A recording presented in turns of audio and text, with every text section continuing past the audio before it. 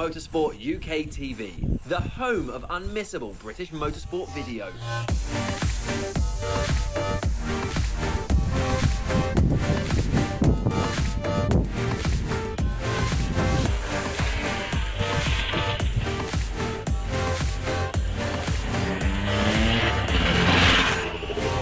Bringing you all the action from the British Championships. Taking you behind the scenes. Giving you top tips to succeed in every discipline. Showcasing the best equipment. And much, much more. Visit motorsportuk.tv today and make sure you never miss a moment.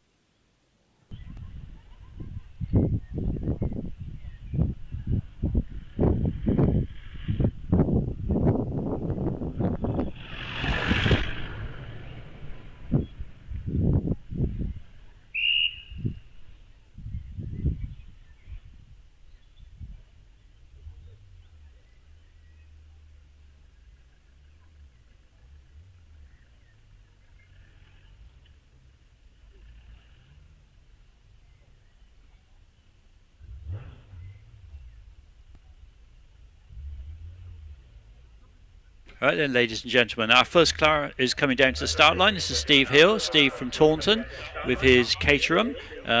It's not as listed in your programme today. That's Jim Faulkner. Jim unfortunately had a spill a couple of weeks back with his wide body Caterham, so he's unable to compete at present. But Steve is now just going down, lining up for the start line. And like I say, Steve's a very seasoned competitor here. Sometimes he's in this, and sometimes he uses an Austin A35, which is quite entertaining to see. So waiting for the green light. He's got the green light and he leaves the start. And the first elapsed time is 2.76 seconds. There's a couple of elapsed times as we go up over the hill. And Steve's now powering across the front of the house here, up over Bunny's Leap, and into the gate, braking hard for the gate, through the gate, as down to the line. Following him is Chris Bryant in his MGZR. And Chris This is a 1396cc car, so Wiscombe. And immediately behind him is Julian Rinaldi in his Ford Fiesta. This Ford Fiesta and Julian's very, very good combination. Julian is leading the Wiscombe Hillclimb Championship and doing very well in the Association of South Western Motor Clubs Hillclimb Championship at present. So only a small car, and Julian's done quite a bit of modification to it, but it is still a basic engine of 1 litre, and he's just put a larger turbocharger on it and concentrated a lot on the brakes and the suspension to make the car handle as it does. As around the corner at the top, we have car 1, Steve Hill having recorded a time of 43.31, and car 2 a time of 48.86. So Chris Bryant stops the clock on 48.86. Julian Rinaldi now obviously on the hill, as behind him comes up number 6, which is Shane Currell in an Audi A5 according to my list. So we will just check that. As the Daihatsu Copen goes across the front here. This is Simon Dodwell. Simon bought this car for £350. It had been left lying around for 3 years, and he had to do a little bit of welding on it. He said he spent so much more on it in the way of wheels and tyres, suspension, brake upgrades, it's no longer a cheap car. But £350 as the noisy Lotus Elise of Gary Dawkins goes across the front here. This is the 3.5 litre V6 engine one, the 410 horsepower. I believe he has a button in there which turns the exhaust from quiet to loud. It does tend to be loud down here, but a gorgeous car, lovely sound. Across at the top of the hill, Shane Currell gets to the top in the Audi in a time of 51.2, and Simon Dodwell now reaches the top with a time of 52.84. So there at the top, we're just waiting to see the time from Gary Dawkins as he gets to the very top of the hill. We see the Ford Anglia on the hill of John Reed. This is a 2.9 V6 engine Ford Anglia. And car number 8, Gary Dawkins, gets to the top of the hill with a time of 44.4. As down on the line now, we have Trevor Parsons. As he's lining up down now. I'm just looking for him in my entry list. Can't actually see him, but he is running car number 11. So should in your program it would say Alan Goodair VW Golf, but obviously there's been a change of car and driver there. So looking back, number 9, John Reed. John got to the top of the hill in a time of 51.99 seconds. And presently on the hill now we have the Volvo lining up. This is the very, very rare now Volvo PV544. Very popular rally car back in the 1960s. This is a 1964 car. So this is the car of David Jameson, just leaving the start. And looking back through our times now, so going back to car number 8, Gary Dawkins, a time of 44.40. Car number 9, John Reed, 51.99. John Hill in the BMW Mini Cooper S, a time of 48.76. And car number 11, Trevor Parsons, a 46.42.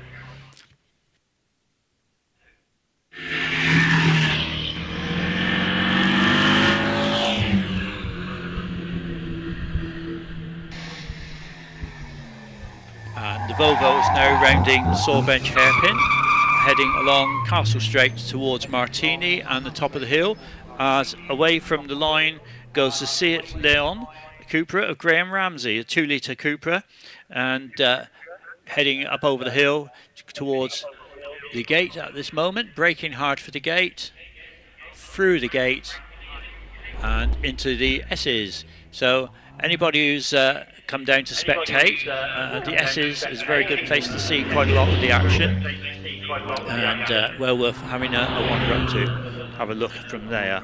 There's a crossing point partway down the hill whereby you can cross between the batches. The marshals will usher you across, as through the gate now goes the Mazda MX-5 of Barry Carter.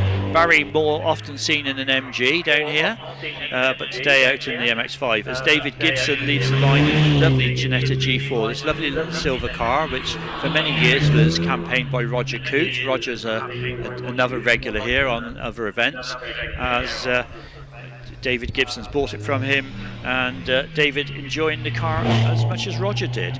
So just looking back on a few more times there, David Jameson got to the top in the Volvo at a time of 57.87, and car 14, Graham Ramsey, got to the top in a time of 56.02. Nick Davis on the hill now in the BMW 330D, and he will be going through the gate now and heading up into the S's.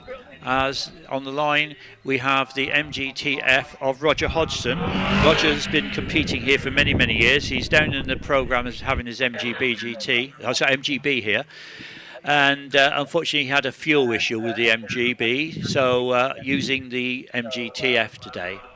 And Roger's competed in Lotus Elans and Delos and all sorts of cars here, so knows the hill very well.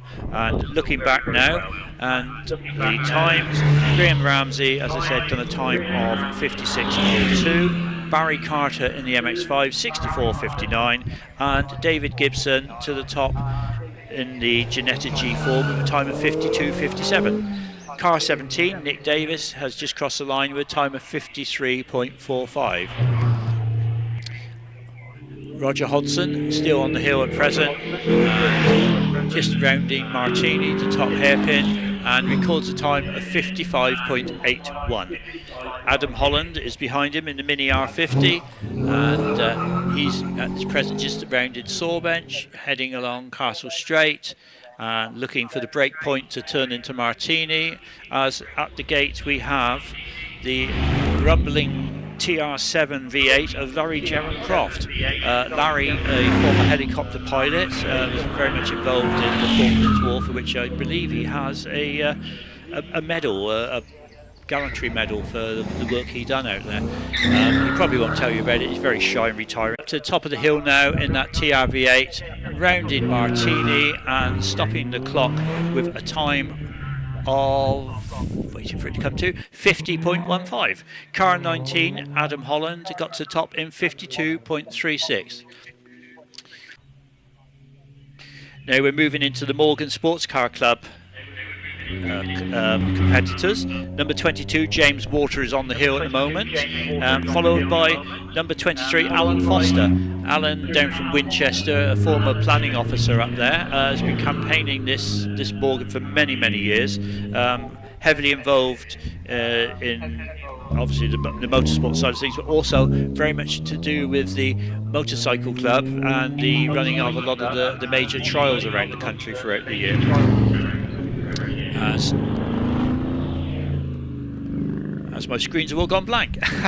Let's have a look. Number 24 has just left the line, James Andrews, and we have a time for car 22, James Walter, of 60.63.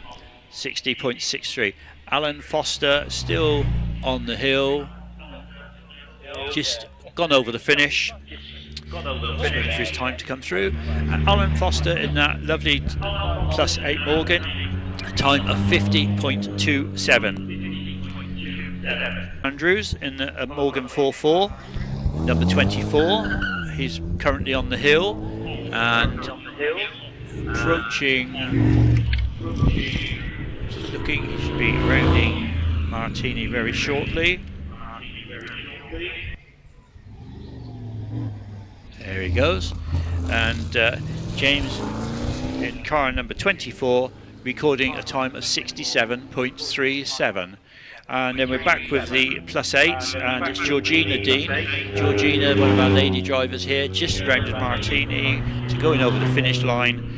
Car number 25, and let's see what her time is. 54.35. Car 26 on the hill, Howard Burton. Howard at this moment in the S's, and we look down and we start to get some of the vintage cars coming through now. These are the VSCC registered Rileys. And on the hill at present we have number 27 Phil Copeland in the Morgan Plus 8, and car 26, which was Howard Burton, recorded a time of 55.84. And car 27 Philip Copeland, a time of 51.78. As I say, we're now into the Vintage Sports Car Club Rileys, and Barbara Lirijo, I hope I've said that right, number 28 is up there on the hill. Oh no, it looks like it's Greg, it's car number 128, that'll be the other driver, and just up near the top of the hill now. Let's have a look, see where we are with it. Just waiting for him to around Martini as the black Riley just going across the front there. Number 148 is, well, it's actually Lagonda, sorry, Hans van Wortel. Hans over from, I believe, Germany. So, well, it could be Holland, one or the other. I know that, I think it's Holland, because Inga, his daughter, is in the Austin 7 P Green Special shortly. So, just recapping on a few times there. Going back into the VSCC registered Riley class, we have car number 128, which actually had a fail, so that meant he didn't actually record a time. And car number 129, because these are the double driven cars, which is David Morley in the Riley 9 special, recorded a time of 59.06. Car number 148, Hans van Wortel, a time of 61.63 in the Lagonda Rapier. So the course car has just gone up the hill now to retrieve that batch back, and when they come back down we will then move into the actual classes, class 2 and class 3, which is the VSCC registered Rileys and other VSCC registered cars.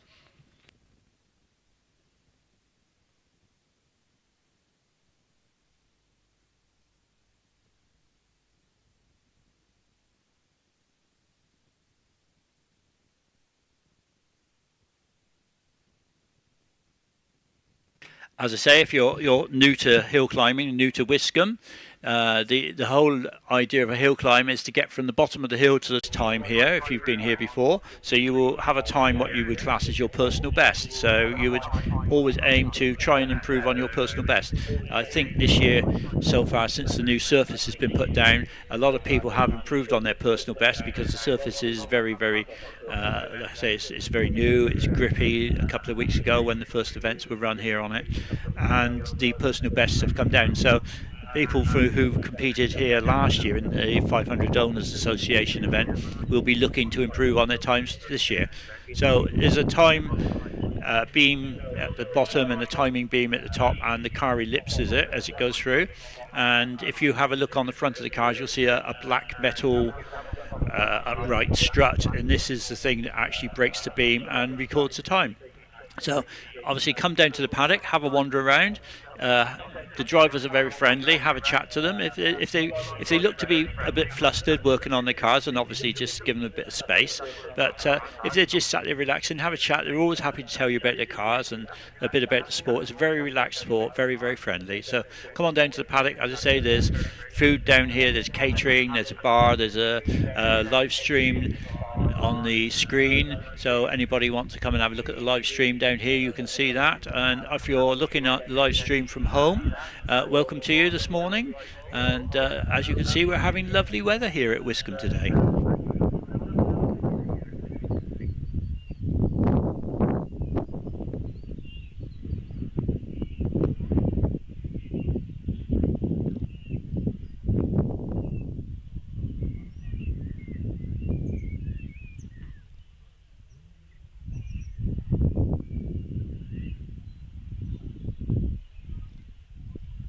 Just a reminder to anybody in the paddock, the tarmac road up through the middle of the paddock, the cars will be returning up that in a few minutes, so if I could ask you just to keep that clear.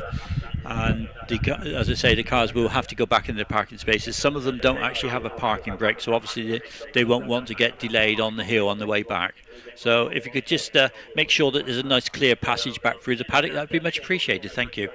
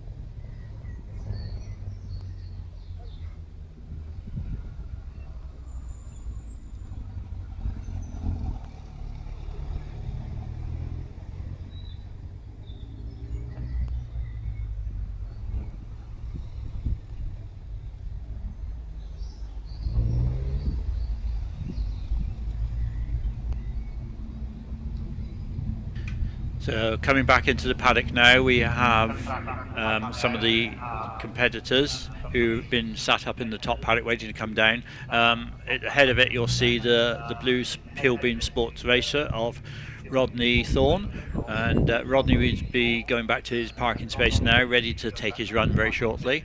And as I say, a lot of these cars don't have any form of parking brake, so if I could ask you to make sure they have a clear run back to the parking area, that would be wonderful. Thank you.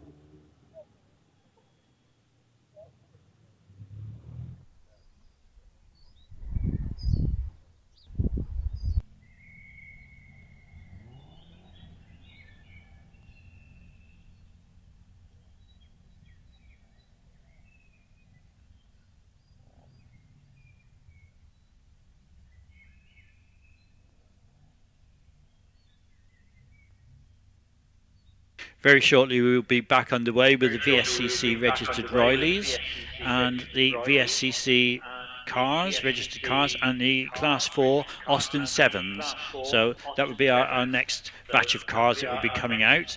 So that's classes 2, 3 and 4 in your programs. We have one car which is just having to be recovered back to the paddock, so the white pickup of Wiscombe Limited will be reversing back and towing him back up through the paddock in a few moments, and once he's clear we'll be able to send the next batch of cars down to the start line ready to restart. And there's one of our motorcyclists out here now, Mr. Peter Isaacs.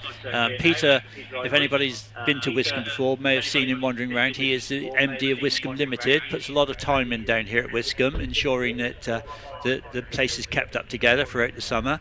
And today he's having a bit of a change. He's out on his very, very elderly Velocette. He's not listening to me, or he would have told me I got it wrong. His Velocette, and enjoying a bit of motorcycling for a change. So it'd be nice to get Peter in at some point. He got some form of mechanical issue for Barbara to go out and take her run in it. So a small delay while that's happening, but once that's been done, we will be all back and up and running.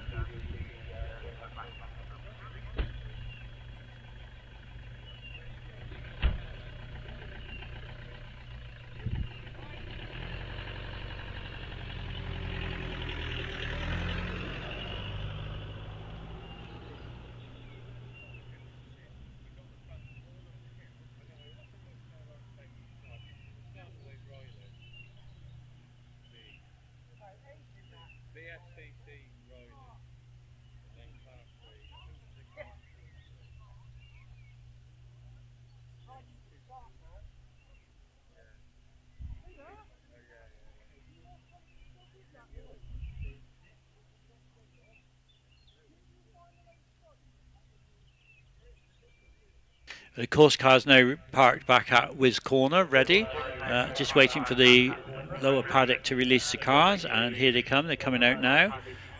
Leading them out is car number 30. This is Simon Kellaway in his Riley Sprite 12.4. Simon, he always insists that he's a pole dancer when I ask him what he does for a living, and I have no reason to doubt it. Having seen Simon, I think he's probably not a very good pole dancer, but don't tell him.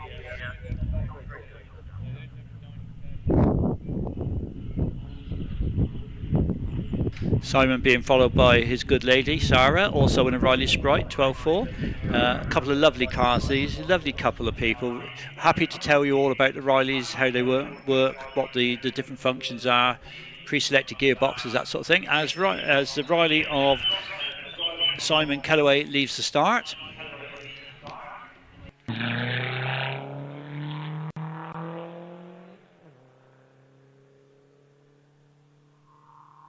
So just going across the front of the house here, over Bunny's Leap, heading into the gate, through the gate area, into the lower S's. And Simon obviously enjoying that as Sarah leaves the start now. And Simon's launch time, which is the time from where he leaves the start line to the very first timing beam, was 2.3 seconds. And Sarah's just slightly slower on 2.9, so that's 6.9 tenths. Which is not a huge amount of time between them. As on the line we have number 32. This is Michael James, Michael with his Riley 12.4 Cosmic Special, 1937 car, recording a time of 2.13 seconds as Simon gets to the top with a time of 54.75. It's 54.75. Sarah, having just rounded Sawbench Hairpin, now going along the top straight towards Martini. She will very shortly be stopping the clocks at Martini. It's easy to see them come round as Michael James rounds Sawbench. We have car number 33, which is Christopher Downham in the Riley Ulster Imp replica, just leaving the start line. Let's have a look for a time for car number 31, Sarah Calloway, 67.6. So I imagine Sarah had a little bit of a hold up somewhere in amongst that run.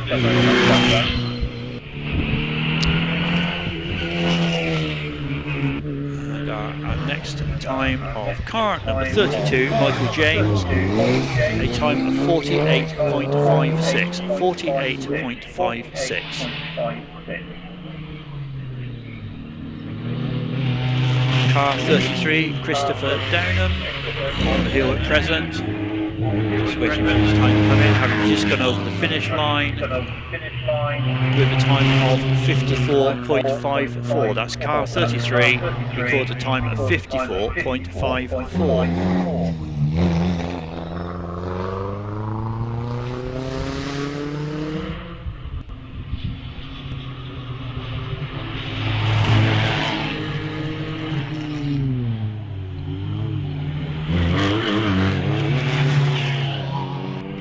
We look towards Martini to the finish, and car number 34, which is not in my list. Let me just check my programme.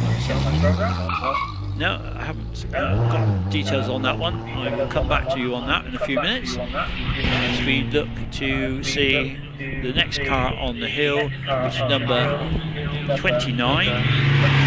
That is Andrew Oliver in the Riley 9 Special.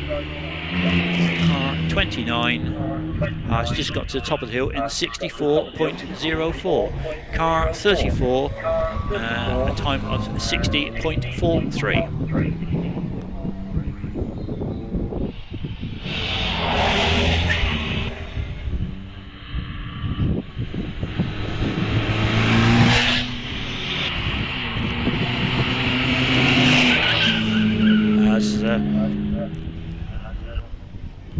across the front here goes car number 37, which is Rod Briggs with the AC 1680 Sports Special. Rod, having campaigned this car for a number of years, comes from, I take it still comes from Somerset. I used to often see him driving around the town in it when I lived there. And car number 42, David McRobert in the Bentley. This is a Bentley 3.5 litre special, and that's on the hill now, just heading up towards Bunny's Leap as Rod Briggs rounds Sorbet. We have a time for car number 35, which is James Morland with the MG L1 Tourer, and he got to the top in 65.87.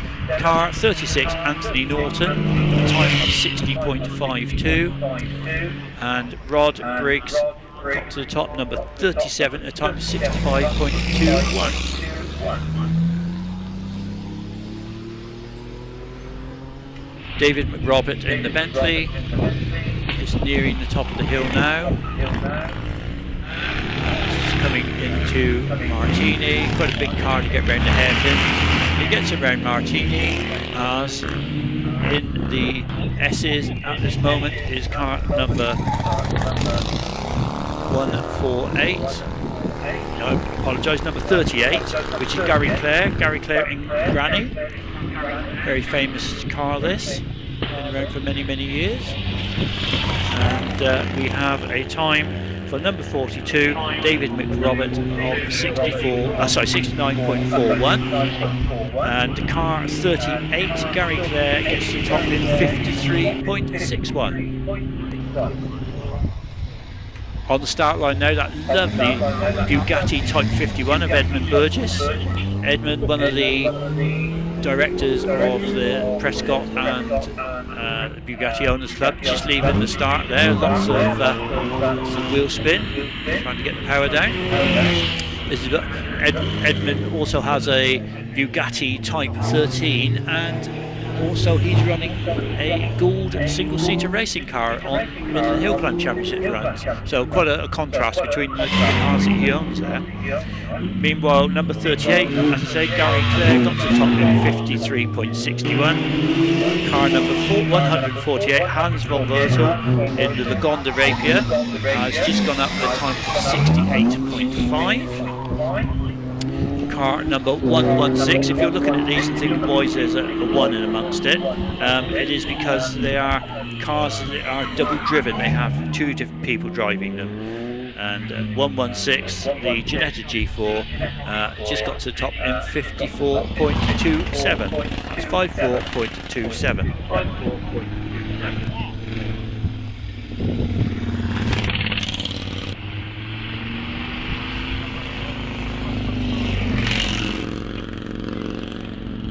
As away from the line goes one of our Morgan entry today.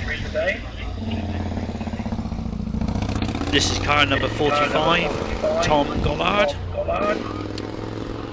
on the hill, and number 45 is on the hill. Number 44, Gary Caroline, is on the hill also. As we have car number 46, which is Andrew Messent in a Morgan three-wheeler, and the three Morgans all on the hill at this moment, all heading for the top. Just waiting for some time to come in. Time for car 45, Tom Golland, is a Morgan three-wheeler, and the time has come through of 66.64. As at the top, Gary Caroline. Gary's got to the top with a time of 55.38. So Edmund Burgess, Edmund got to the top in that lovely Bugatti, number 40, with a time of 48.84. 48.84. As we look back down across the park now, and we see number 50. This is the lovely little Austin 7 pea green special of Inge van Wertel. This is very much a scaled down replica of an ERA. So if you can't afford an ERA, build one, but build a smaller one. So a lovely little car this, if you get a chance to see it in the paddock. Very, very nicely put together. We look.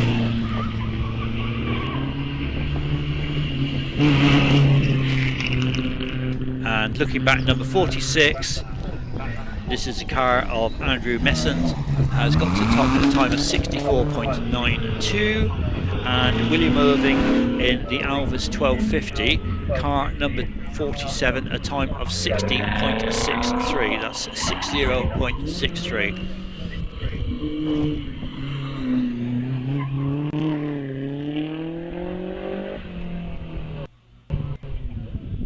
Car number 50, Inge van Wertel, a time of 65.05. So that lovely little Austin 7 Pea Green Special at the top with a time of 65.05.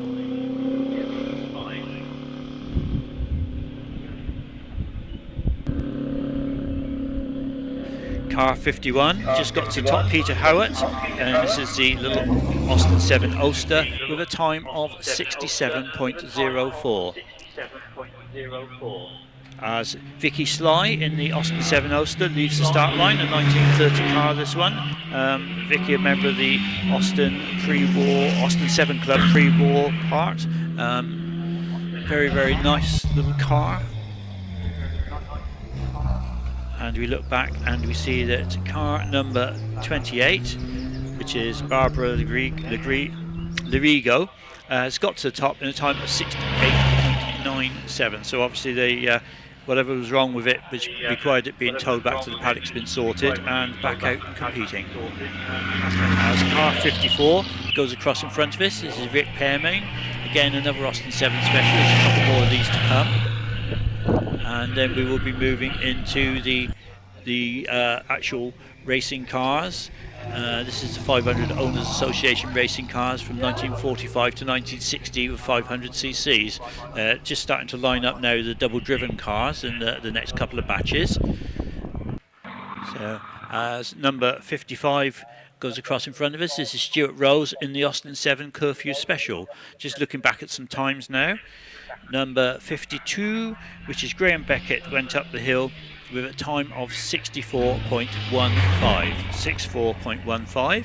Car 53, Vicky Sly in that lovely little red Austin 7 Ulster, a time of 79.38. 79.38. Rick Pearman, car number 54, at the top in 62.60. 62.60. As we have one of the double driven cars lining up here. I believe that's number 79. May not be a double driven one actually, looking at it. Oh, yes it is. This is Mark Haynes in the Elva 200. This is the over 500 Formula Junior class, class 7, the double driven car from that. If it has a number 1 digit in front of the number, that's because 2 drivers are sharing the car. So one driver will do their run, bring it down, and it'll swap over to the other driver to take their run. As David Morris in that beautiful ERA goes across the front here. This is the ERA B type, a very, very rare and, so dare I say, expensive car. Lovely car. So lots of history to this car, which I will endeavour to fill you in on a bit later in the day.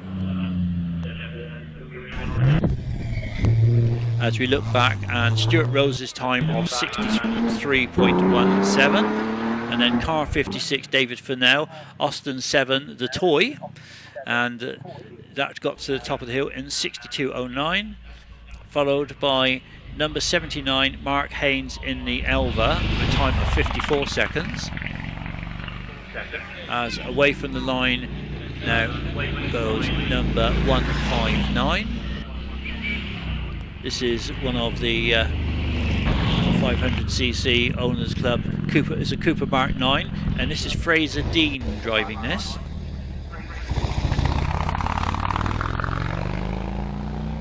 As we look back in car 41, this is David Morris with the ERA B type, has got to top with a time of 52 seconds exactly, 52.00.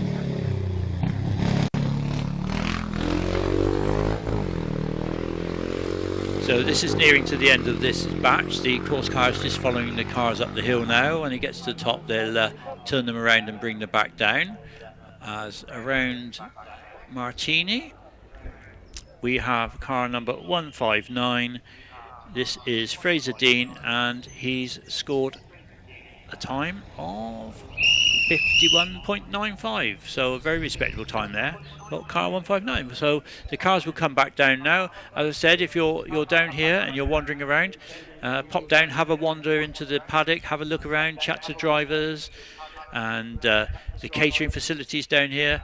There's, as I say, there's teas, coffees, there's savoury snacks, there's field rolls, there's a couple of different types of coffees. You can get your filter coffees.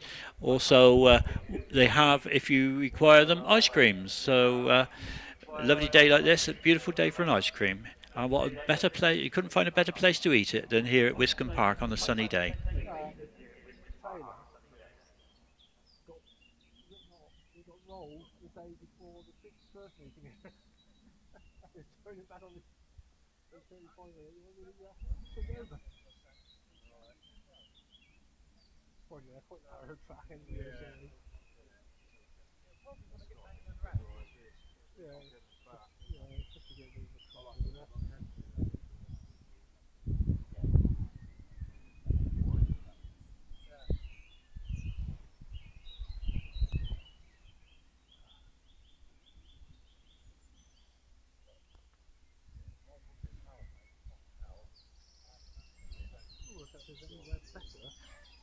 Just clip the microphone. Because we'll put the front slightly your pocket's gone over it, and the coat's gone over it. So just a bit of a recap over some of the times. Going back to these are practice times, obviously, and practice is, as it says, practice, where the drivers get out to get a feel of what the track's doing. And in the first class, which is the road-going saloons and sports cars, at the moment Steve Hill has set the fastest time by the looks of it, with a time of 48.09 in his practice.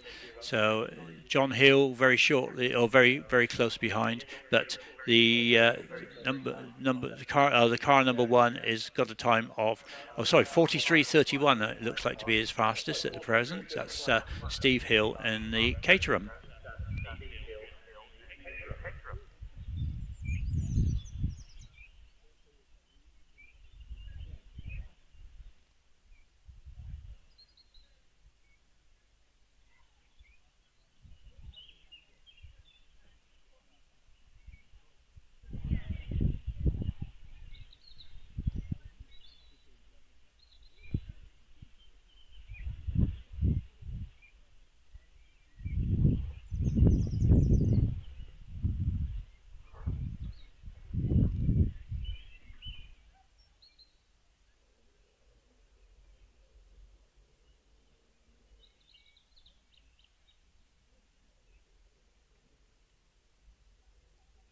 So as those cars are starting to descend back down the hill, could I just remind everybody who's in the paddock that the cars will be coming up through the central paddock road. So if you could just make sure you're off the tarmac and onto the grass area, just so that you're safe, as a lot of these cars will not have any form of substantial parking brake, especially the 500 racing cars. They will need to have a clear run straight back into their paddock space. Thank you.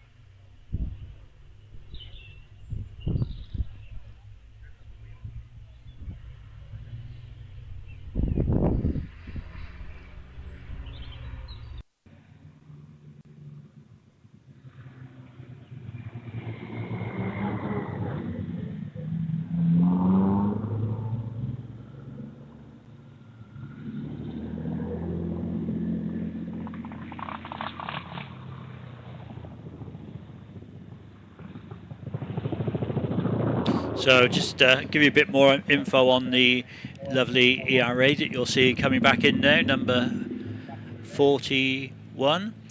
This is David Morris. This is the winner of the 1936 Irish Grand Prix at Cork. The 1938 South African Grand Prix, it came second. And it's a post-war winner of the British Hillclimb Championship in 1951, 52 and 53. The European Championship in 1951 also, all being driven by Ken Wharton.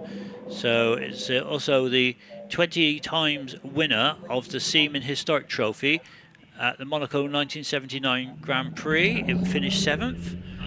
So a lot of history. David said he's very, very privileged in his role to be able to hill climb this car, which is known as Humphrey, by the way. So if you have a look at any information on ERAs, look for Humphrey, and that would be the car that you're looking at there.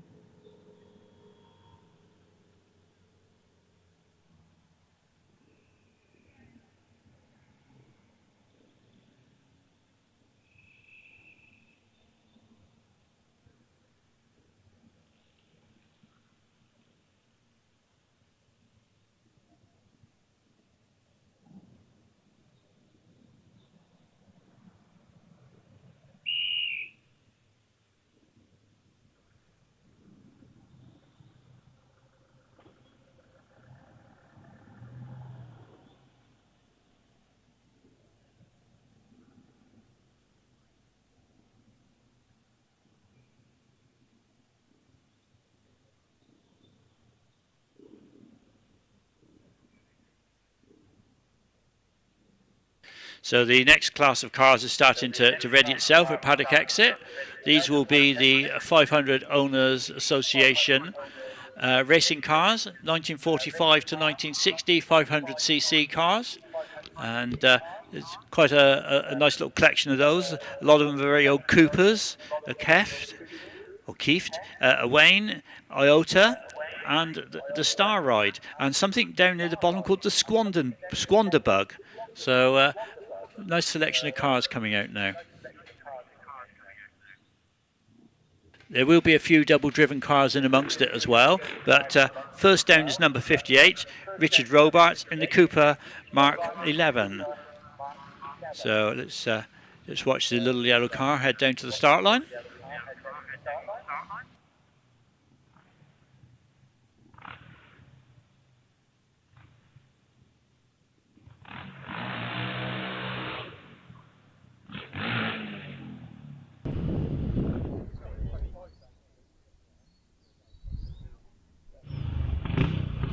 So Richard being lined up down there on the start line now.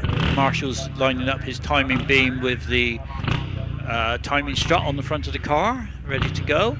We'll wait for a green light. He's got a green light, so now he's got a green light. He is able to leave the start.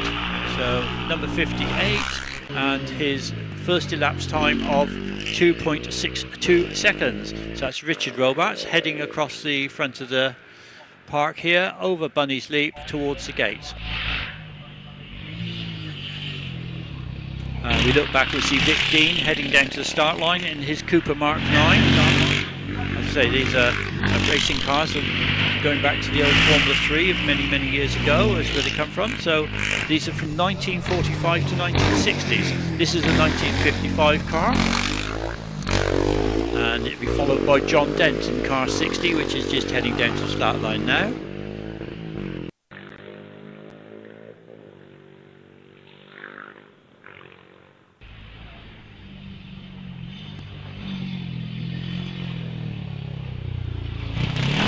Just waiting for the times to start coming in.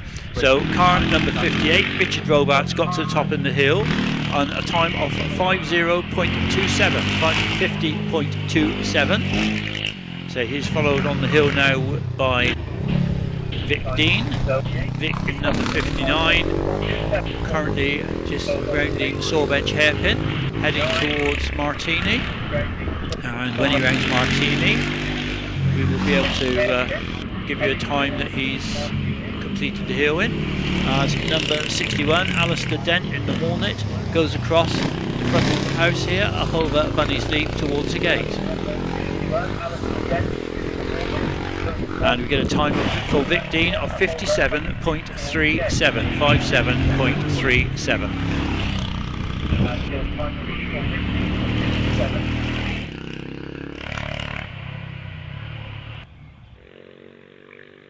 And now car 60, John Dent. John's just got to the top of the hill with a time of 51.49.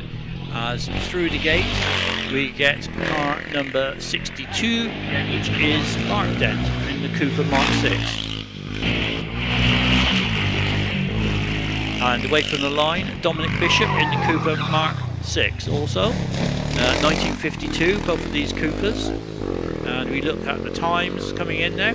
Car 61, Alistair Dent in the Hornet, has got to the top in a time of 49.70, so quite a good practice time there of 49.70. Whilst Mark Dent in the Cooper Mark 6 has just done a time of 51.58, just a little bit slower, 51.58. As we look down now, and we can see that car 63 is on the hill at present, Dominic Bishop. Dominic actually nearing the top of the hill, and just waiting to see what he gets to the top in. I've just rounded Martini, crossed the finish line. Car number 63, Dominic Bishop, at a time of 59.98.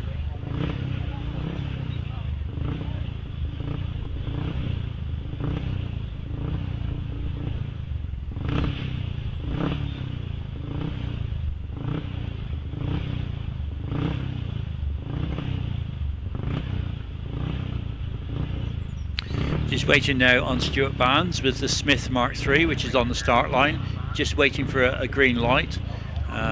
Small delay here waiting, so we'll soon have him underway.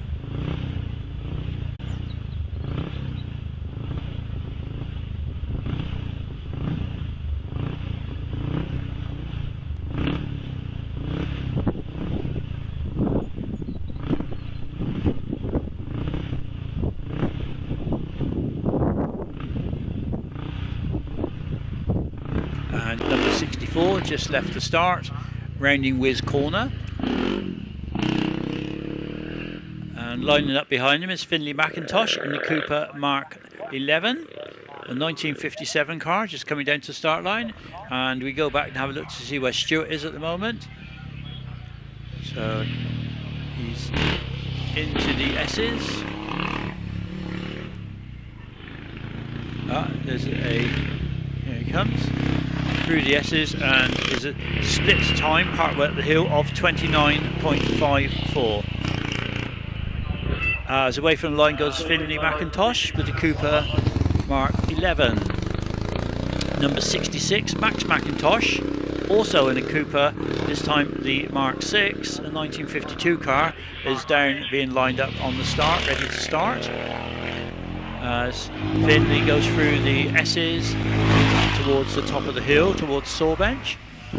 If you've not been here before, you'll find there's a map in your programme which will show you the different corners that I'm talking about, where they are. And the time's just come in for Stuart Barnes of 65.56, 65.56.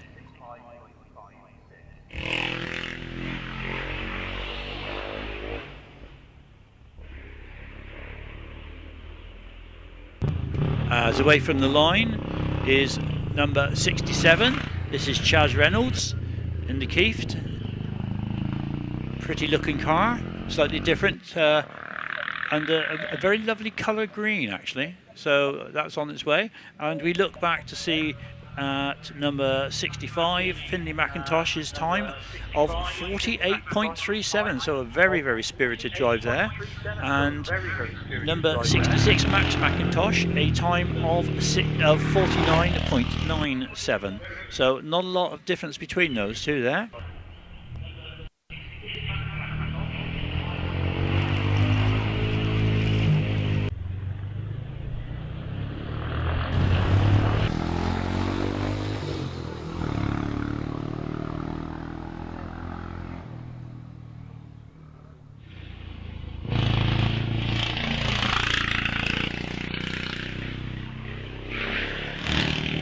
As away from the line goes number 69. This is Andy Rayner in the Cooper Mark V. And we have a look up towards the top of the hill now. And number 68, this is the Jonathan Morris Wayne 500 Formula 3 car, just round Sawbench hairpin, heading along Castle Straight. As away from the line down here, we have number 70, which is Mike Wood in the Iota.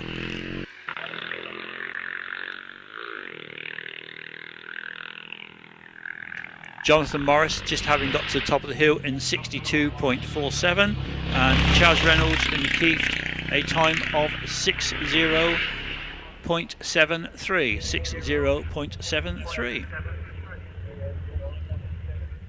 Car 64 just having a bit of a pushback to restart.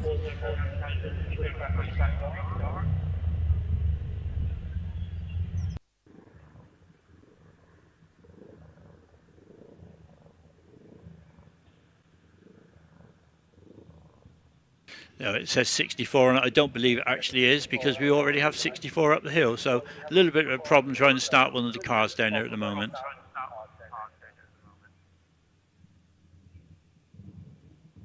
And we look back, and Jonathan Morris has got to the top of the hill in 62.47. So a small delay at the moment whilst they just try to get a car starting down there on the start line. Just pushing it back on the grass to give it a chance to just relax a moment. As number 72, that is Tom Waterfield in the Cooper Mark 9. Again, a 1955 car, just goes down to the start line. And waiting for the green light signal, which he's now got, and away from the line he goes, getting a elapsed time of 2.31 seconds, as we see that number 69 Andy Rayner got to the top in a time of 58.97.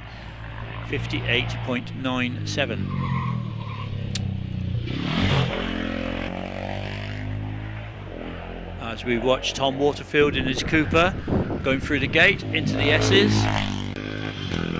we see the car number 74 of Simon Deadman, the Star Ride. This is now just left the start, and his first eclipse time is 3.36.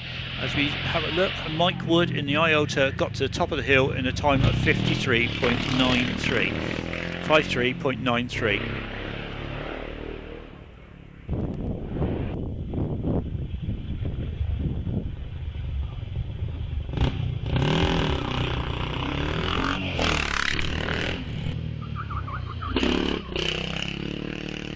Car 72, Tom Waterfield, reaches the top of the hill in a very respectable time of 48.98. So Tom Waterfield at top in 48.98.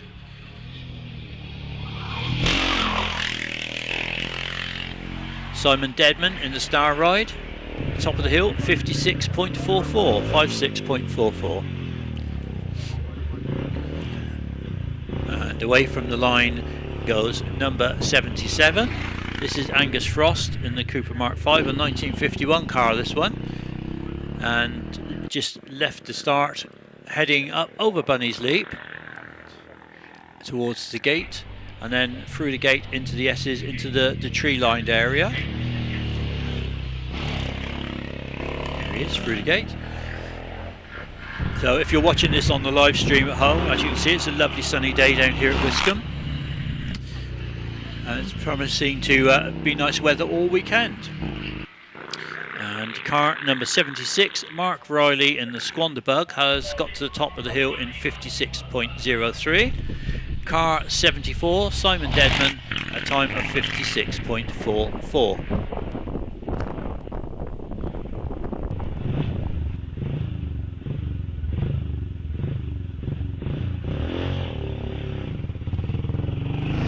Car 78 has just left the line. That is Simon Frost in the CFS. We've now moved into the over 500cc and Formula Junior cars now.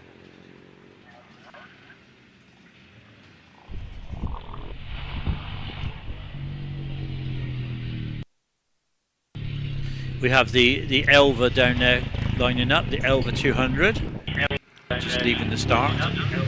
More of a racing car of the format we normally see. And Charles Reynolds, Charles now just coming down to the line in his Cooper Mark 7. Charles, an interesting man, lots of motorsport history, been involved in all sorts of things, mostly rallying over the last few decades, and a very, very interesting man to get talking to. As we look back for some more times, so Mark Riley, a time of 56.03. Angus Frost in number 7, a time of 58.92. Simon Frost in the CFS, a time of 50.12. And car 71, which is Richard Kelly, a time of 61.64. Meanwhile, the Ginetta leaves the line. Motorcycle engine Ginetta, I believe. Only a 1100cc sort of area. Let's see where we are time-wise again. So number 179, Russell Haynes in the Elva 200, a time of 49.71.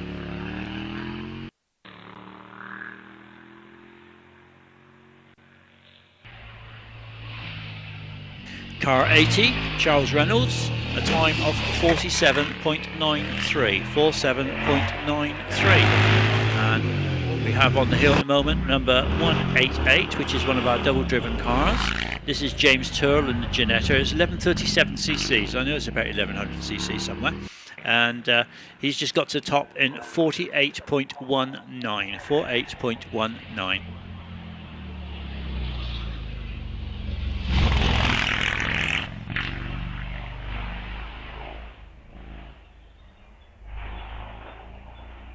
As car 82 goes over the line with a time of 48.57. That's 48.57 for car number 82, which is Dave Andrews in the Cooper Mark 7.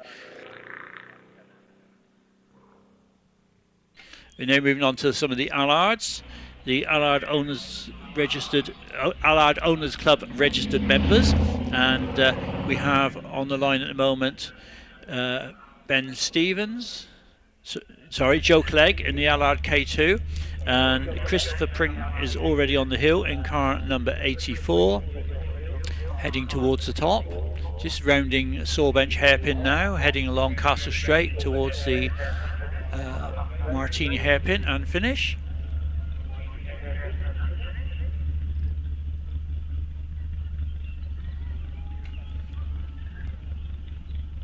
And Richard Ashford's time with the Cooper Mark IV is 49.37, 49.37. Car 84, Christopher Pring in the Allard J2, which is up at the top of the hill now in 54.87, 54.87.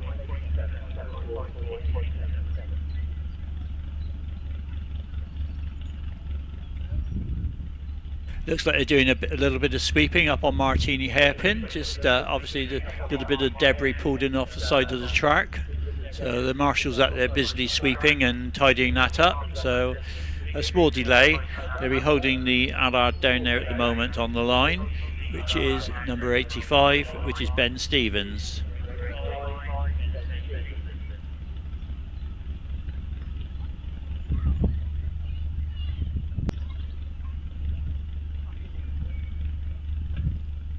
This is an Allard P1. It was actually set on fire in 1996 by some hooligans, he says, destroying all the rear bodywork and ash frame, and his father-in-law converted it into fastback and chopped the roof off, but after 35 years still hasn't actually completed it. So that's the Allard that you're seeing on the hill at the moment. Ben Stevens, car 85.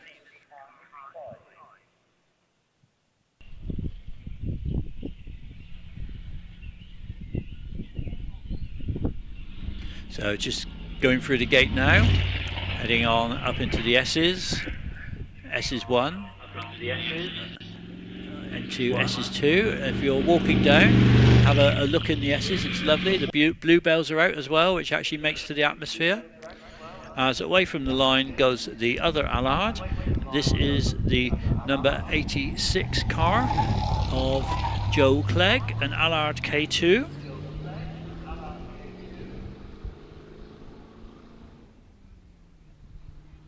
And the course car following it up to bring the batch down. So as I say, there's a batch coming down now which don't have any parking brakes, so if you are in the paddock, if I could ask you to stay clear of the tarmac road, because they will need to have a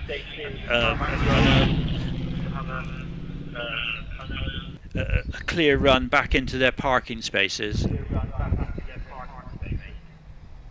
So Ben Stevens got to the top with a time of 71.32 in the Allard P1 Fastback. And we're just waiting for a time to come in for Joe Clegg, which is number 86. As he rounds Martini and goes over the finish line and records a time of 66.21. 66.21.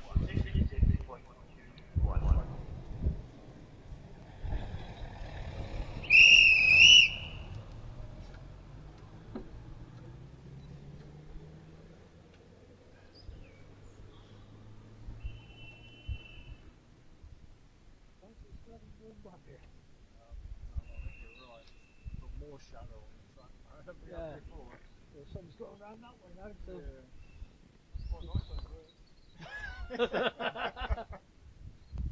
Yeah, on the right, Chef, isn't it? Yeah. What if you all hang around the toilets?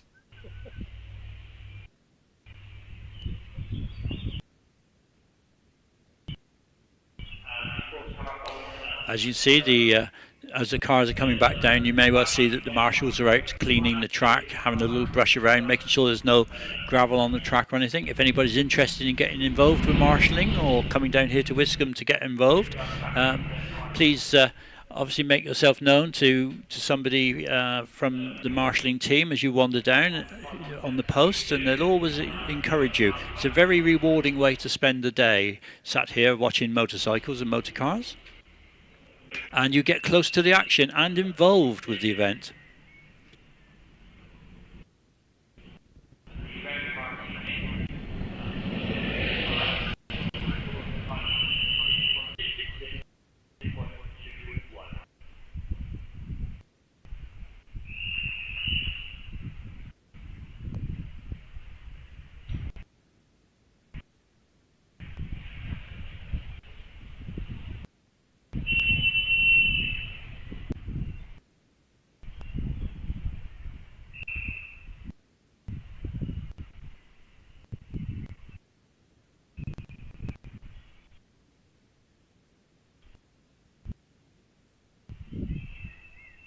The cars are now returning, so if I could just remind you to keep the paddock road clear so there's no obstructions on it so that they can get straight through, it'd be much appreciated. Thank you.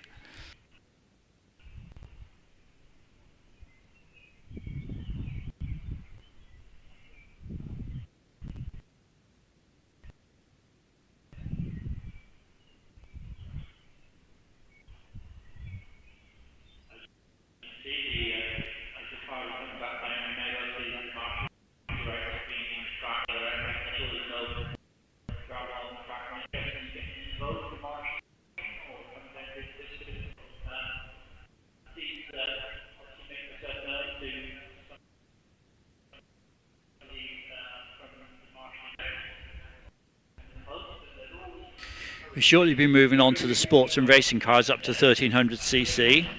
These are generally the slightly more modern cars, and we will have in class 9 the Radical Club Sport, which is like a sports bodied car with the 1098 engine in it.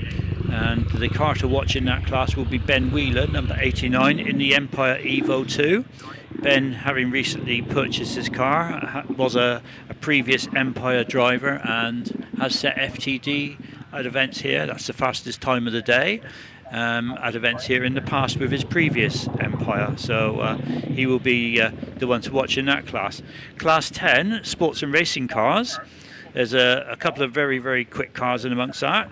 And the gentleman who set the fastest time of day at both events here last weekend, Andrew Forsyth in the OMS at number 91. Andrew would be in that class, which is class 10, sports and racing cars over 1300 cc's. And at the end of that batch we have a Morgan three-wheeler, and we will then be moving into the motorcycle entry. So something to look forward to there. A couple of very, very quick racing cars coming out up the hill in a minute, and then the motorcycles.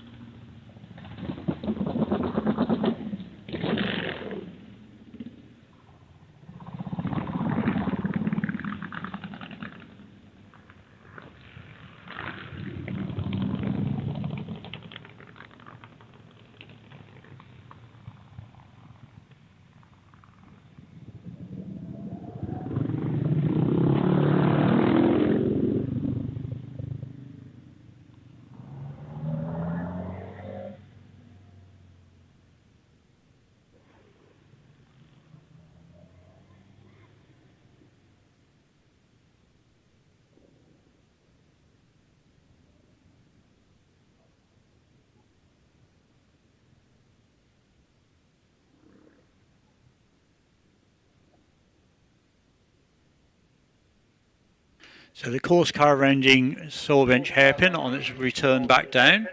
Anybody's out there, you see that the marshals hold a red flag out. This is to indicate that the competition is stopped basically whilst that vehicle is coming down. And once the vehicle's past them, the flag gets brought in and the whistle blown, which indicates to the next marshal's post down.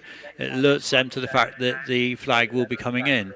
A very simple system, been in operation for many, many years, and I don't think anybody's found a better system.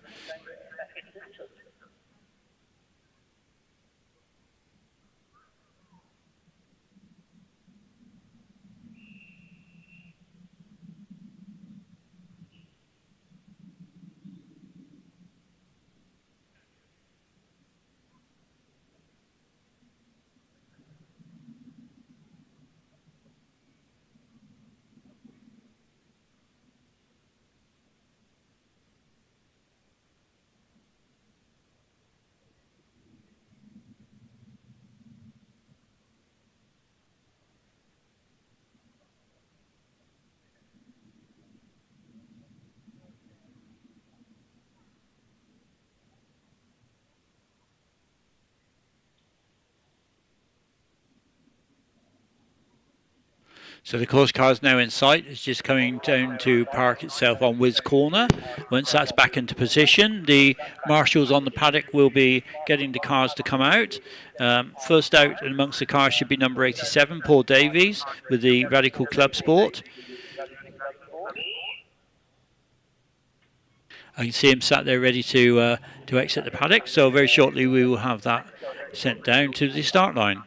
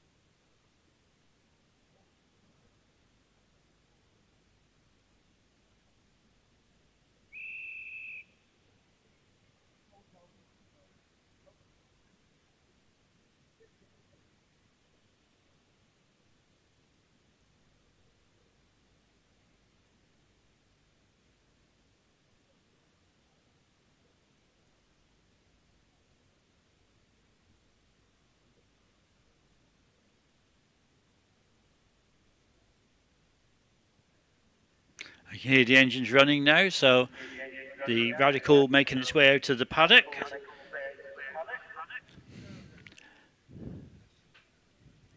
Following out from the Ginetta.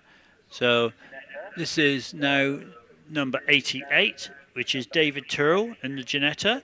He's being followed by Paul Davis and then Ben Wheeler.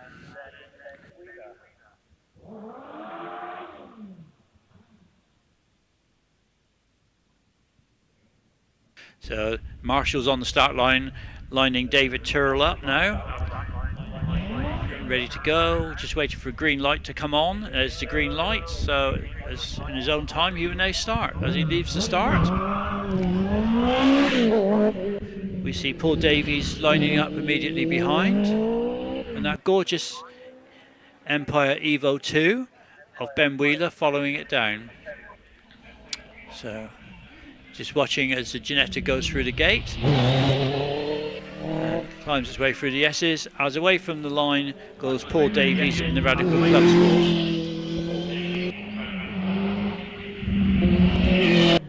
Lovely high revving sounding engine as he goes across the paddock there. And looking down now to the Empire Evo 2 of Ben Wheeler. Ben from over at Kilmington, not far from here, a great supporter of events here. And relatively new to this car, as I say. He had a while in the previous Empire Evo, and then he went back to driving a Caterham for a couple of seasons and is now back into a single-seater. As we look down, you see Andrew McDonald in the Beck MG. This is a car that Andrew constructed a lot of this himself. He had a birthday this week, but he was a bit remiss of him. He didn't bring us any cake this weekend, so we'll have a look at that. As he gets away from the start, we see Andrew Forsyth. Andrew in the OMS CFO4. Andrew having set the FTD here last weekend on 2 events. I see his mum Judy wandering down the paddock, just keeping an eye on him. And we look at the times now, and car number 88, David Turrell, done at a time of 50.29. Paul Davies in the Radical Club Sports, done at a time of 44.35. And Ben Wheeler has just done a 38.65. This is a man whose time we'd be interested in. Andrew Forsyth, currently on the hill, going through the gate. Andrew spends a lot of time down here helping with the maintenance of the venue throughout the year when he couldn't get a chance to get away from work.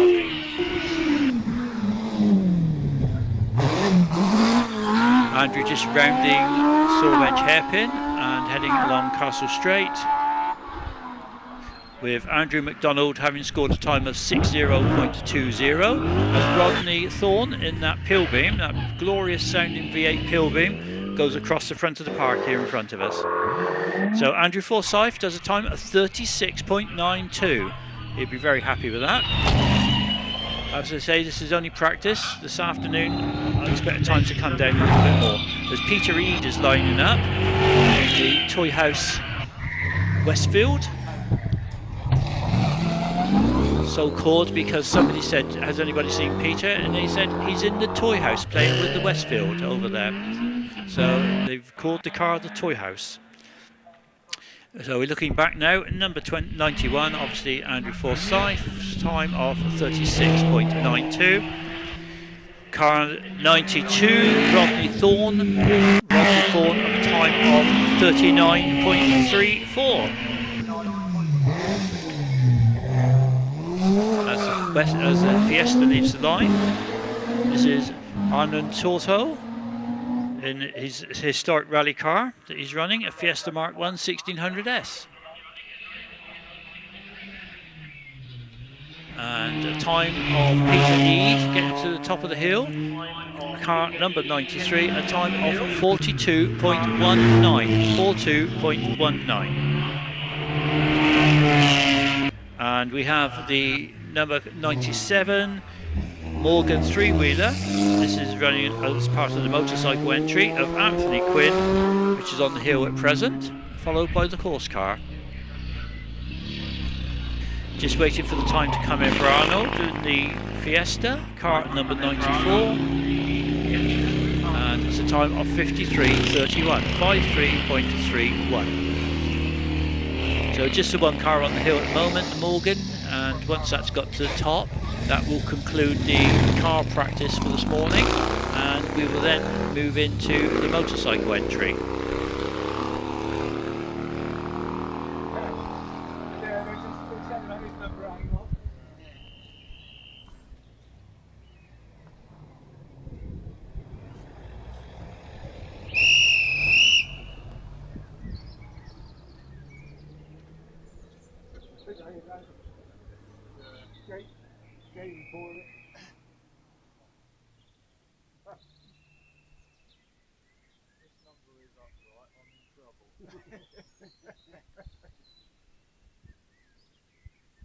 So the car number 97, which was the Morgan, the time of Anthony Quinn, the time of that is 57.92, 57.92.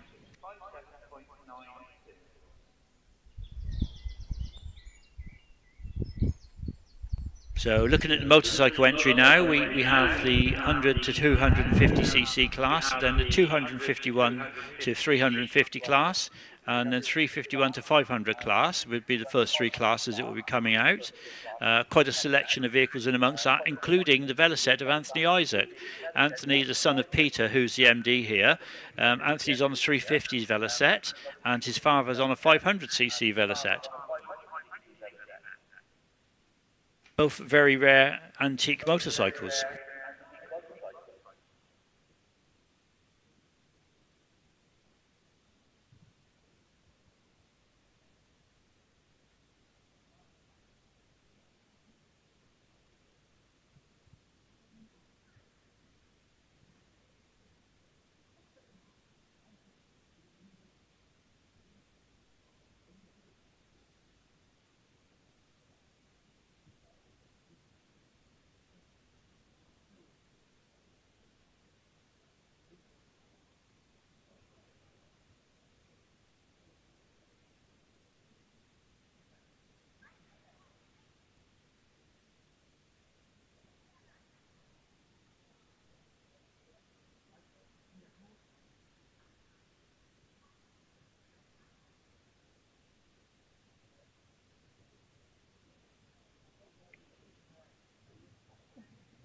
The cars are now returning back down the hill. It's only a small batch of cars, but if I could ask you just again to keep the paddock exit clear, that would be excellent, and the tarmac road up through the middle. The motorcycles are starting to assemble down here now, ready to take their run at the hill.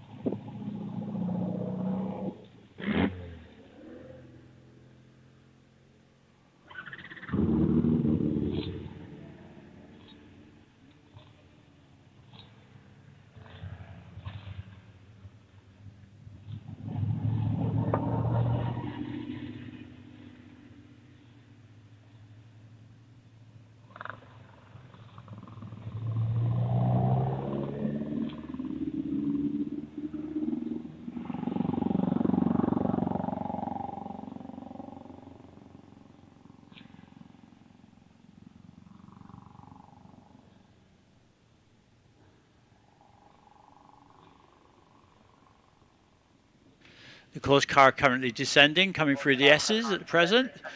It goes up to ensure that all the vehicles have left the top paddock to make their return, and to also ensure that the crossing point, people have got across safely. So they're coming down. They will park up on Wiz Corner. That's the first corner. And whilst they're doing that, the motorcycles are starting to make their way down to the line. So the first motorcycle is number 244, which is Patrick Evans. Patrick went up with a time of 48.84 last time. He'll be looking to improve on that this time.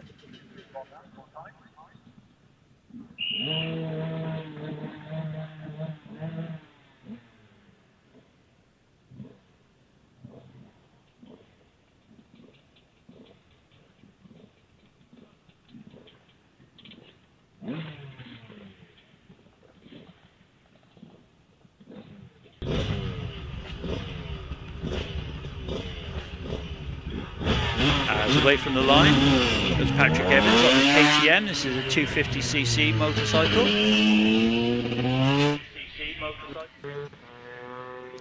We watch him go across the park, over Bunny's Leap, into the gate, hard on the brakes, into the gate, front lean on in there, through the S's. Bikes are very quick through this area. As away from the line now goes number 316, which is Andy Rayner on the Yamaha 262cc. And we look up to Sawbench and we see that Patrick Evans is round Sawbench and heading around Martini now to go over the finish line and record a time of 46.28.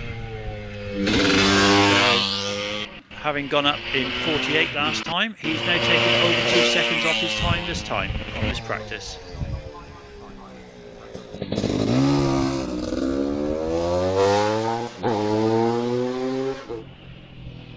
Currently on the hill we have number 316, which is Andy Rayner, followed by number 365, Anthony Isaacs. Anthony with a Velocet 350, and he comes from Taunton. Very, very old bike, this, from the 1930s. Anthony did tell me a lot of details about it yesterday, which I will hopefully update you on as the afternoon goes along. Then the numbers actually dropped to number 2, which indicates that he was the second fastest in last year's Hillclimb Championship, and that's Jamie Mitchell. Jamie just going around Martini now.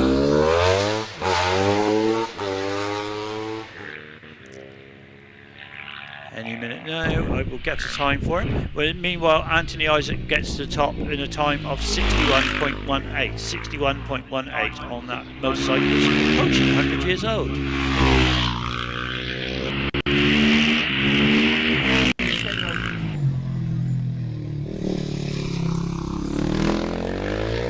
As Jamie Mitchell is getting towards the top of the hill now.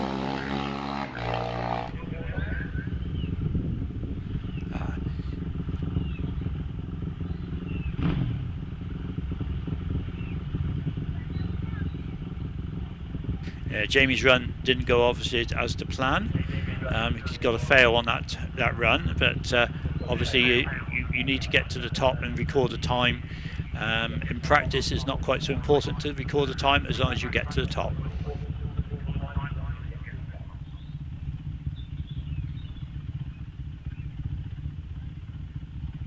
And Callum Short, down from Bideford, has just got to top in 46.58.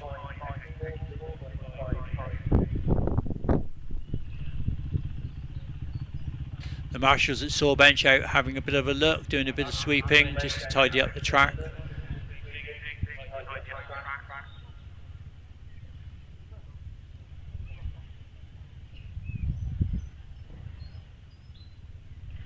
And next on the line we have Richard Bowker. Richard on his Honda 450, Richard from Taunton. Just waiting for the marshals to finish a bit of tidying up on the track at Sawbench, and he get a green light when they finished.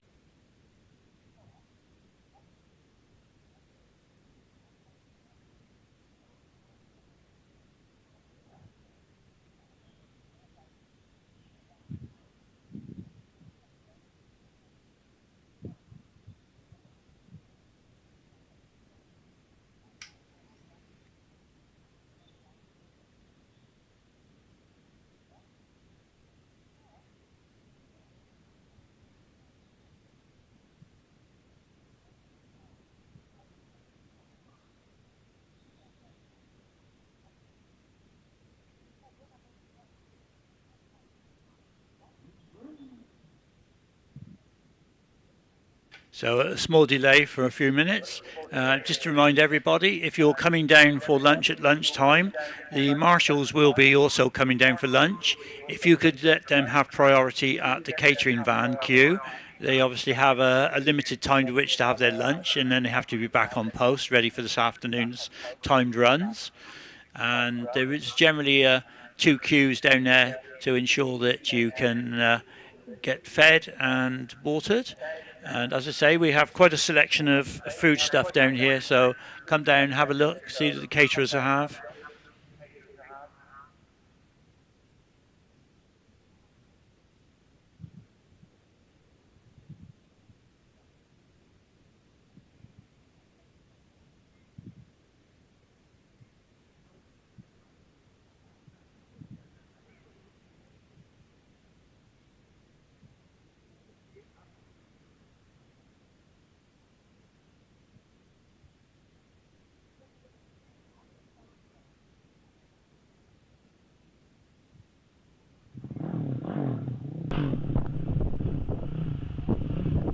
So Richard's fired the engine up again, so obviously we're preparing to get going again.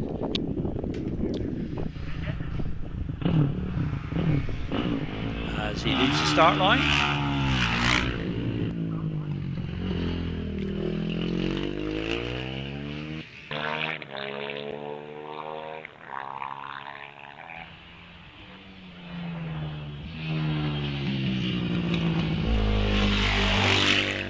We have number 547, Richard Thorne. Richard from Dorchester, 17 years old, on his 450 Suzuki. His father, Rodney, driving the Pilbeam sports racing car, the blue one that we saw a few minutes ago with the big V8 engine in it. And we look towards the top of the hill now to find out what Richard Bowker has done time-wise.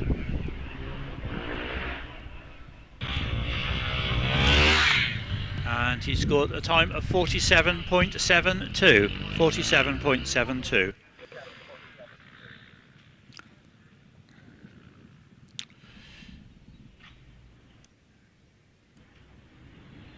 Reg Davis, Reg another regular down here at the working parties throughout the year, from Bristol, on his KTM on the hill at the moment, number 551. Richard Thorne having just got to the top of the hill in 52.25.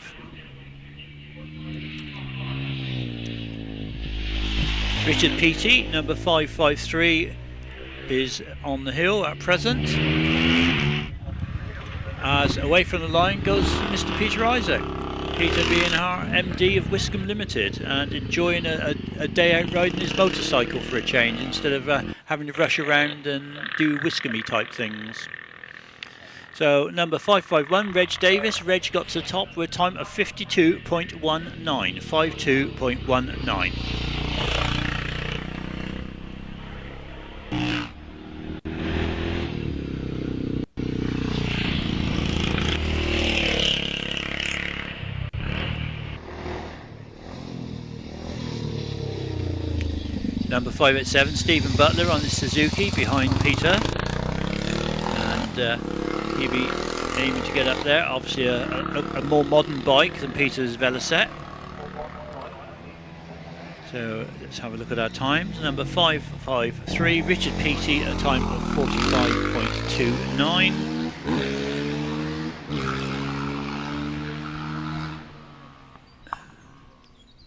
Just waiting to see Peter Isaac's time come in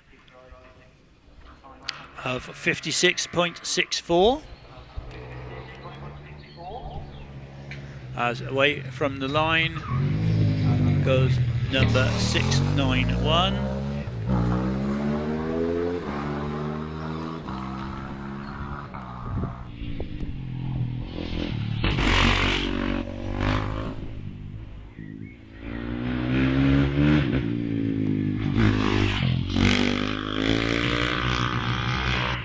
Which unfortunately doesn't appear on my list.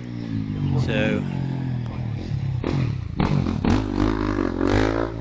598, Mike Tilley, he's now on the hill. Mike from down the other side of Newton Abbot there.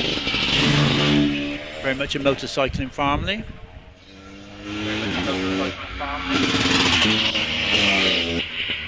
As we have number 1, Paul Jeffrey on the hill on the KTM. Number 1, obviously signifying that last year he done very well in their championship.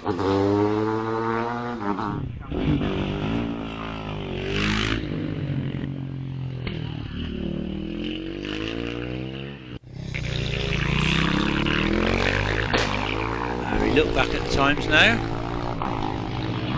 and we have for Stephen Butler a time of 46.49. Then number 590, Keith Haynes on the Aprilia, a time of 44.35. Number 691, which doesn't appear in my list, but is a time of 49.97.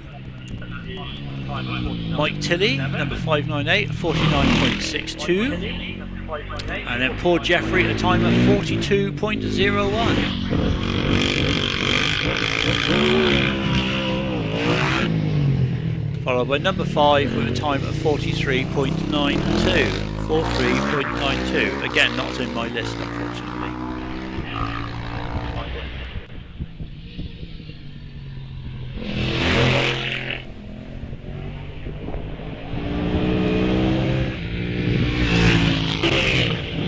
As we look back and we see Mark Short, the Aprilia, is leaving the line. Oh, sorry, he's on the hill. Mark Short, number 700. Just leaving the line now, number 744, which is Chris Keats, Chris from Wellington. His father, Paddy, telling me this morning that he's given up using his motorbike sidecar, or outfit as he prefers to call it. And just concentrating now on looking after Chris with his bike.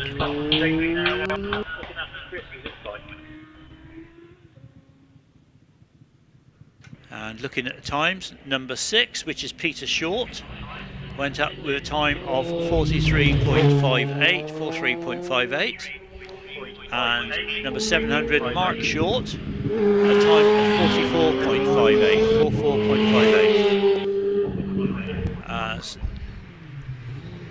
Number 777, Tommy Hodges on his GV KTM. Tommy on the hill at the moment. And we look back for the time.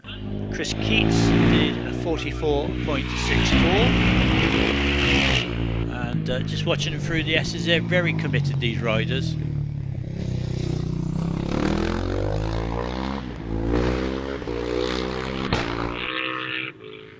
We now have Stu Mills, Stu from Ivybridge. I'm not sure what his hobbies are, but I know he does a lot of wood turning these days. So Stu on the hill, postman from down there at Ivybridge, number 9. As the time comes in for number 777, Tommy Hodges, and Tommy done a 41.69, so a very good time there from Tommy.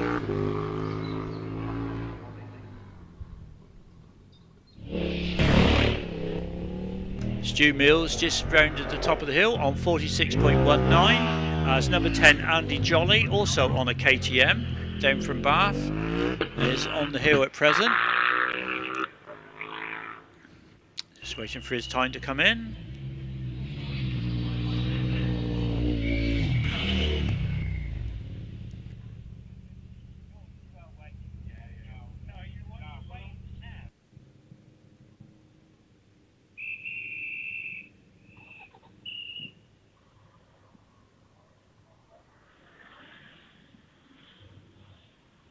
Looks like there'll be a small delay a minute, and the marshals are out doing a bit of sweeping and just going up to check on one of the riders.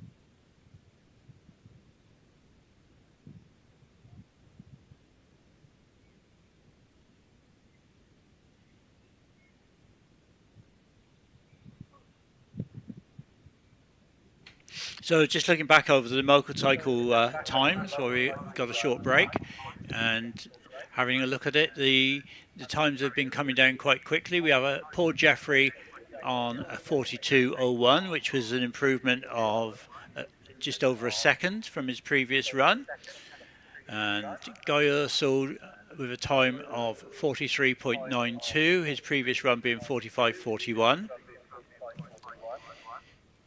Peter Short doing a 43.58, with his previous time being a 44.02. Mark Short doing a 44.58 on his second practice, his first practice time being 45.95.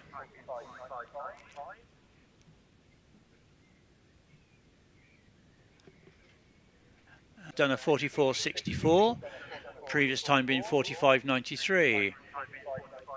And Josh Williams doing a 53.97, which is an improvement of 2 seconds over his previous time of 55.94. And Tommy Hodges doing a 41.69, with his previous practice being 43.78.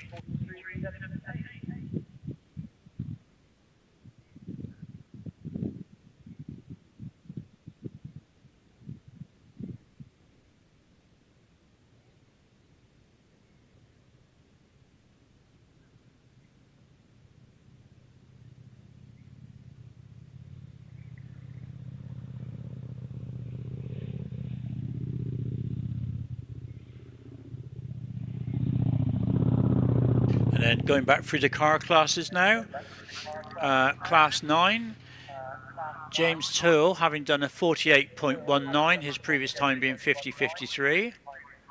Paul Davies a 44.35, his previous time being 45.46. David Turl in the Ginetta number 88, shared with James, and his time was 50.29, his previous time being 51.43. And Ben Wheeler out there with a time of 38.65. Ben improving over his previous time of 39.74.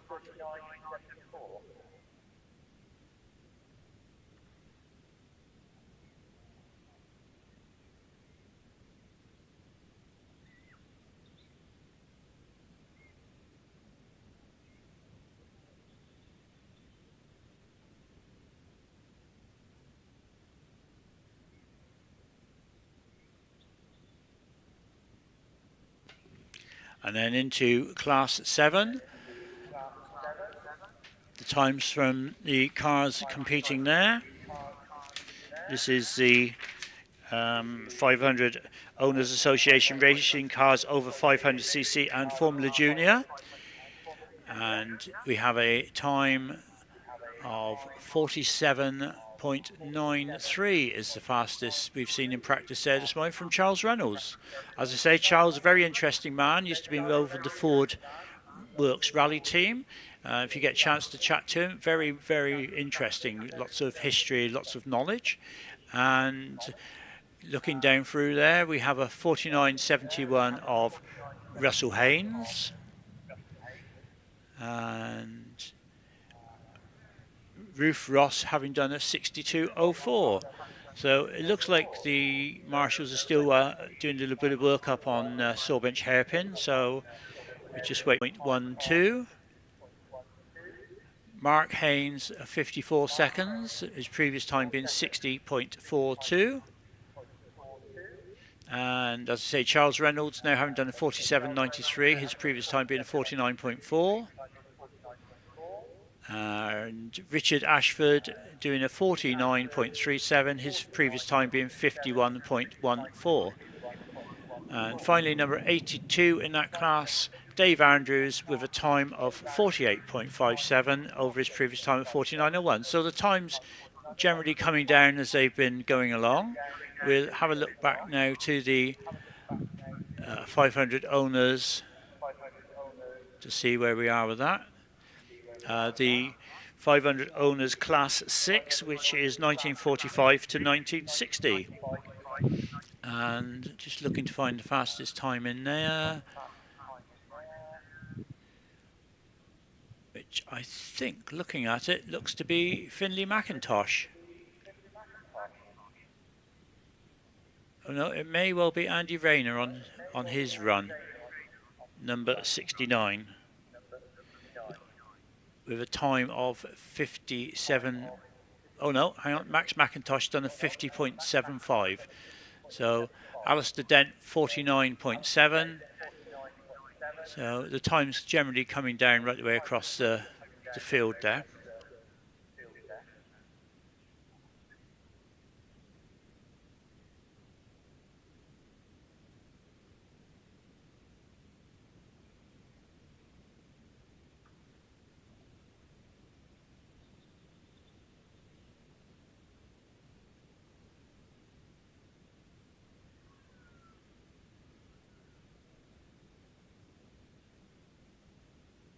As I say, it's nice and sunny here at Wiscombe today. Come on down to the paddock.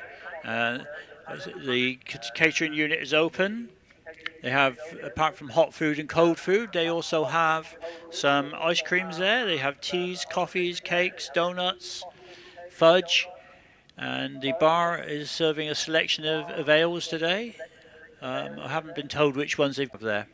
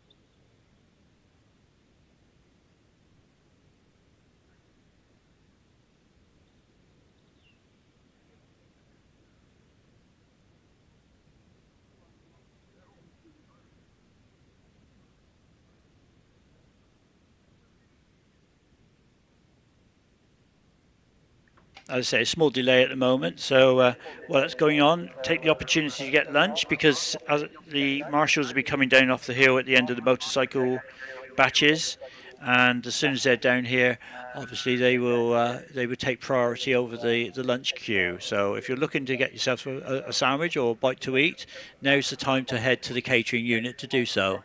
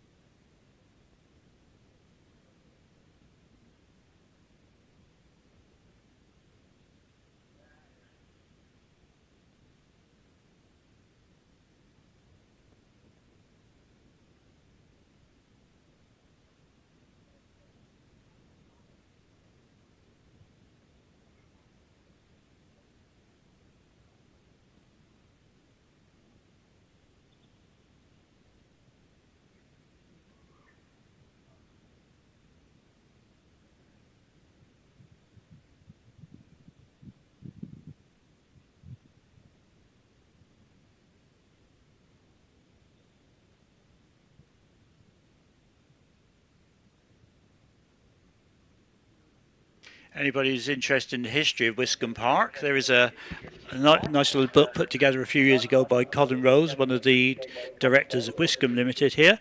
It first started hill climbing in the late 50s, I believe 1958. And in those days you could actually stand here and you could see the whole course right the way from top to bottom, because the trees were obviously just saplings.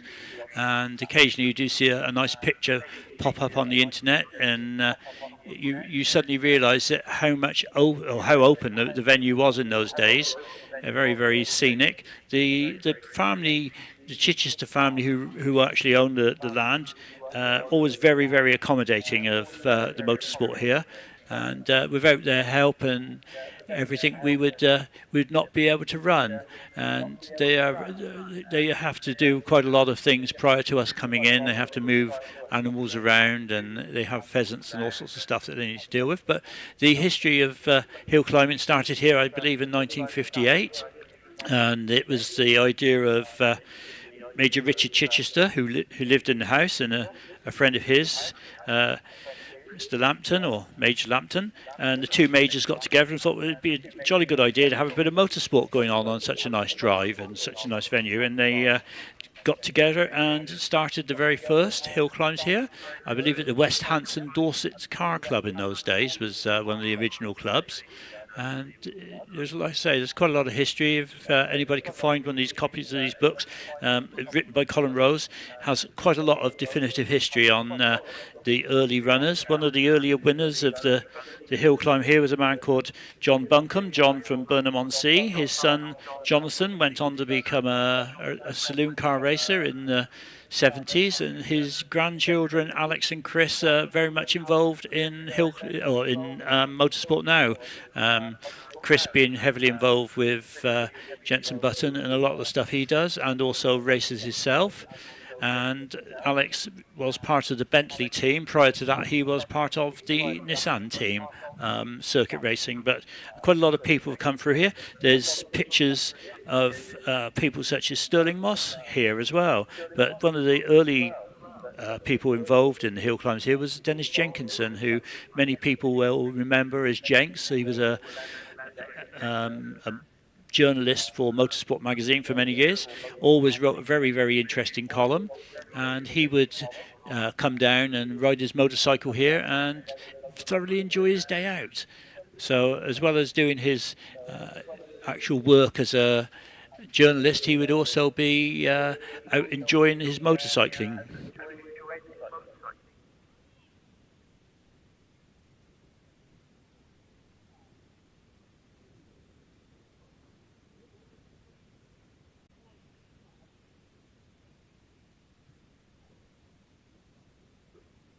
Hopefully at some point today we get somebody from the 500 Owners Club to come in and tell you a bit about the history of the 500 Owners. Sorry, Owners Association. I keep getting that wrong. It's the Owners Association. Do apologise. And they will come in and hopefully tell us a bit.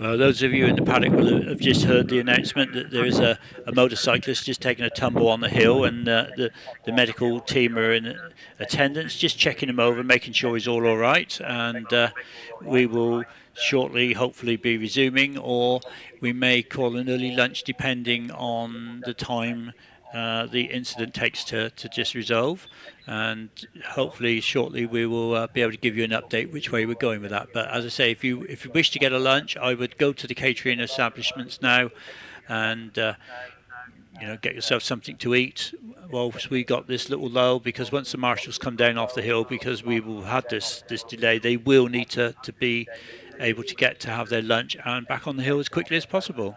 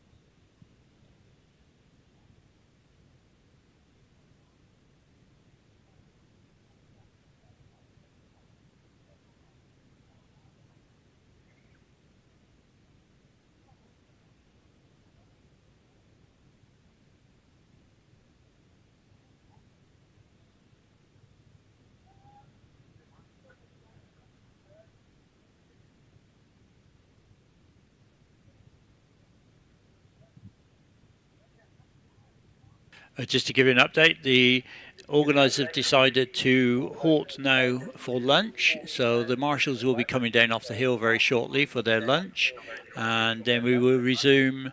And after lunch, as soon as I have a time that we'll be resuming, I'll be able to let you know. But at the moment, we're just getting ready now to bring the marshals down off the hill for their lunch.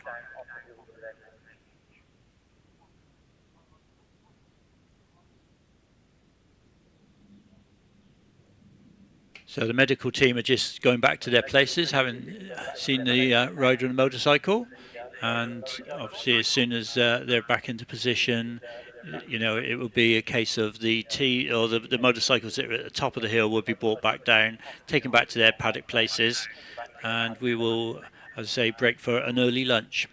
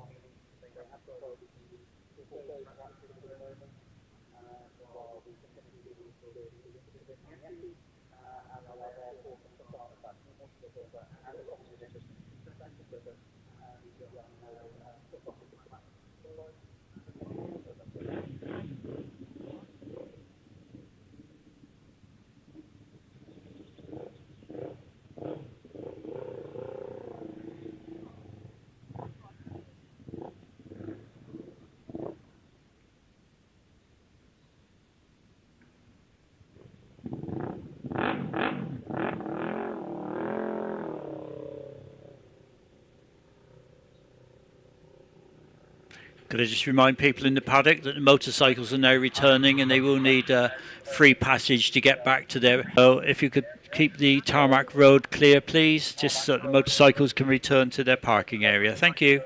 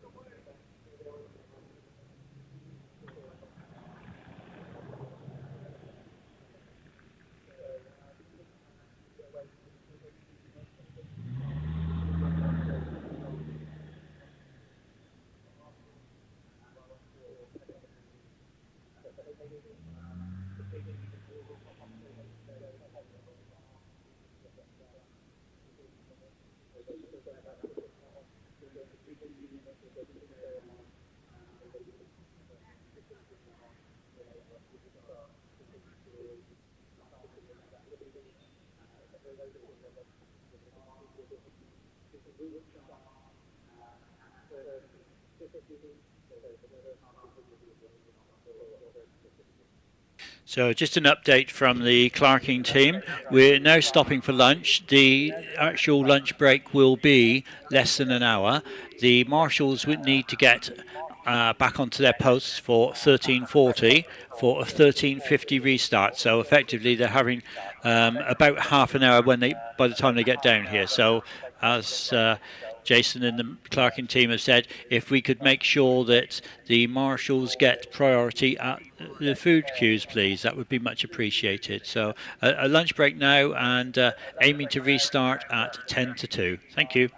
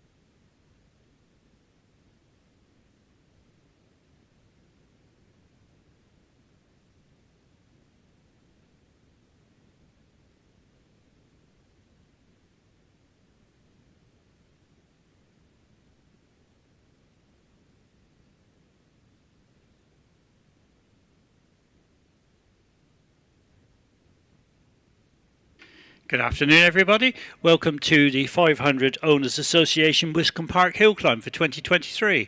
Very shortly we'll be recommencing after the lunch break.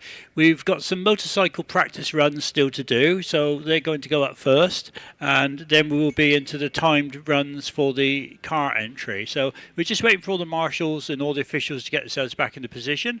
When they're in position, we will then restart with the remainder of the motorcycle practice entry.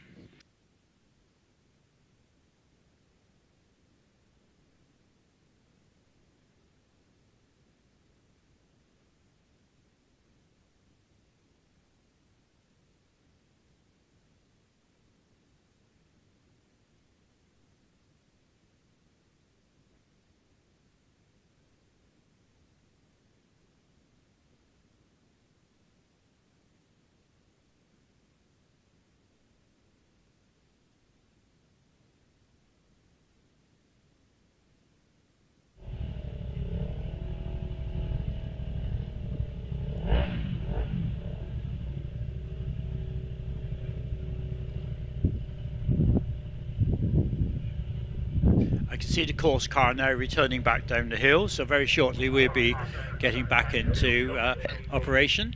So just a few more minutes and we will hopefully should have the first motorcycle on the hill for you to all see.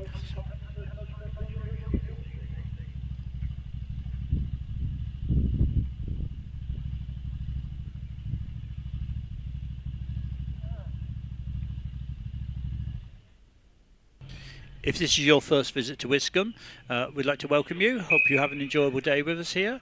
It's wonderful surroundings. We have all the catering down here with us in the bottom paddock, so if you fancy a wander down, they have teas, coffees, ice creams, as well as the savoury lunch stuff. So come down and have a wander around, have a chat to the drivers, admire the machinery, go up and talk to the motorcyclists. And the course vehicle's just now getting itself back into position. Once that's into position and we've had the thumbs up, we will be dispatching the first of the motorcycles for their remainder of their practice runs, which we had to curtail just before lunch, for the practice for this afternoon, which would be then into the car entry with the cars having their timed runs.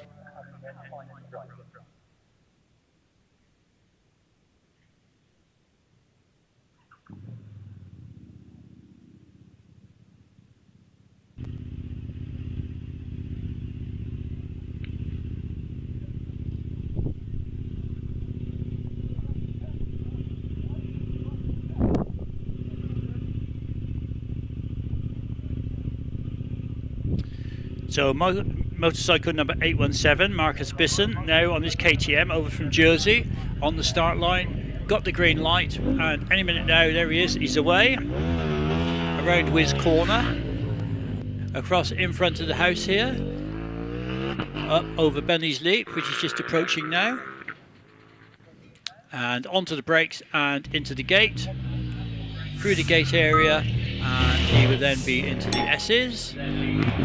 S's 1, 2 and 3 before he approaches Sawbench Hairpin. He's just heading towards now. Braking for Sawbench. Nice line around Sawbench and get the power on.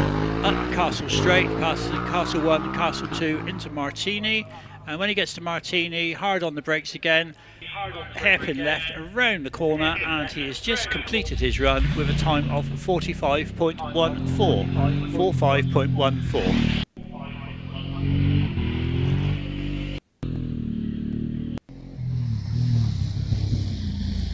Also on the hill is Matthew Mogridge, commonly known as Mog, comes down from Taunton. He's out there on his big Suzuki, 1000cc, 1080cc in actual fact. Mog heading towards the top of the hill at the moment, and he should be around Martini any second now, and we will get a time for Mog of 44.31. David Norris from Exeter's on the hill at present, just nearing the top of the hill, just round the Martini now to get a finish time of 45.35.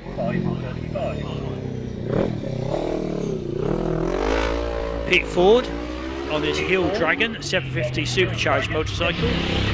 Pete from Shepton Beecham in Somerset here on the hill, and that's his bike number 864, and he has just got to the top of the hill in 47.02 seconds. Mark Williams on his Honda, 1 litre Honda, on the hill at present, and just rounding the top corner. Let's have a look at his time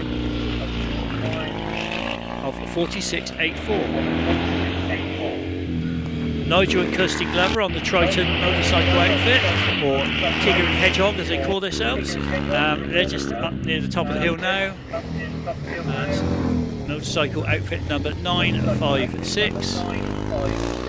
Just rounded Sawbench, heading up Castle Straight.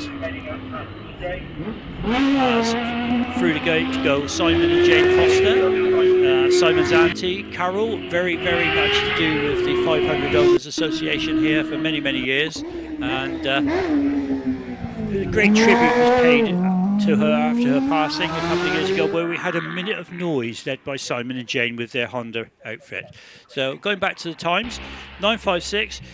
Nigel and Kirsty Glover, a time of 61.13, and Simon and Jane Foster on the hill, closely followed by Kevin and Sarah Jewell. Kevin and Sarah having a little bit of a problem at the gate this morning, which created a small issue. They've overcome that now.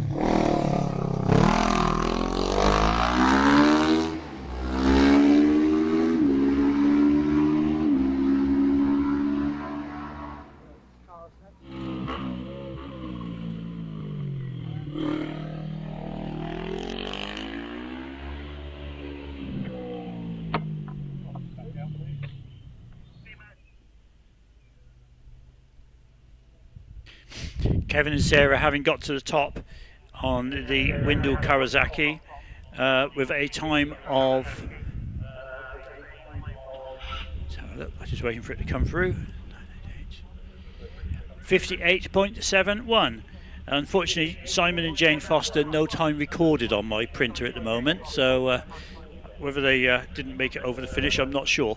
So sometimes people have to go up the escape road at the top of the hill rather than turn left around the hairpin, so I'm not sure if that's what's happened.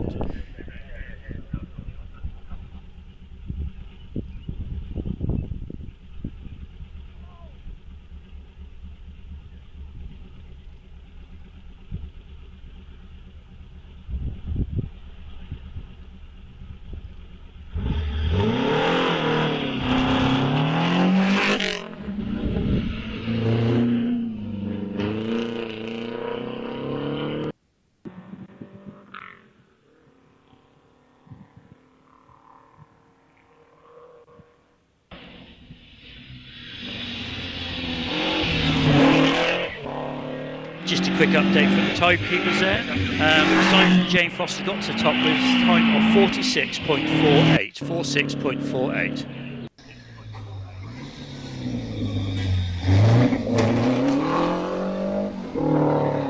We're now into the timed runs for this afternoon.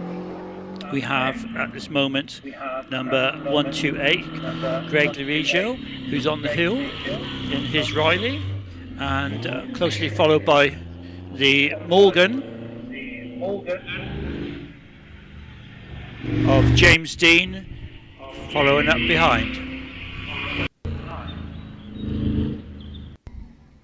Car 128's time 53.18, 53.18.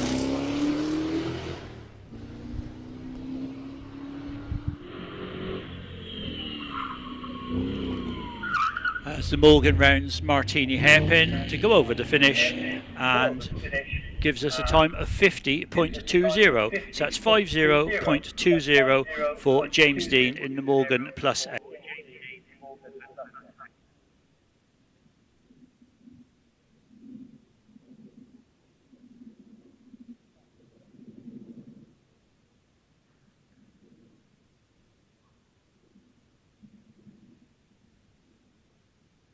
So the course vehicles up the hill now, bringing the cars back down.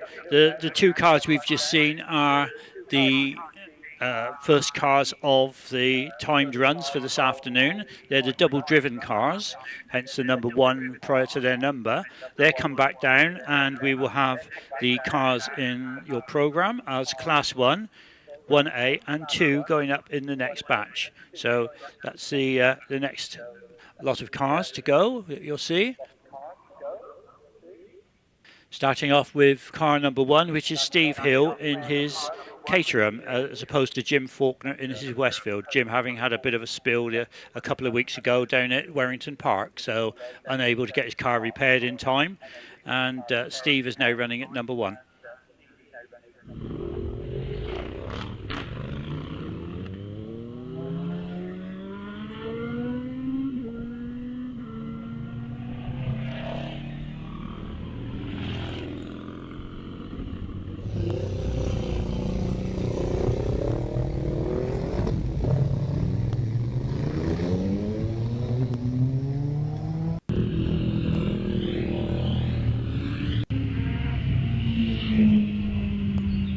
So within this next batch, we got quite a selection of cars. Unfortunately, no Keith Soom with his Porsche 914, but quite a few other interesting cars in amongst it, including the Lotus Elise of Gary Dawkins. His friends tell me that it's not Gary actually driving it, it's probably Alexa. I think he just calls to it because it does everything for him. So quite a nice car, that, very, very modern. As the motorcycles and combinations return, if I could ask everybody in the paddock just to make sure that the paddock return road is clear for them.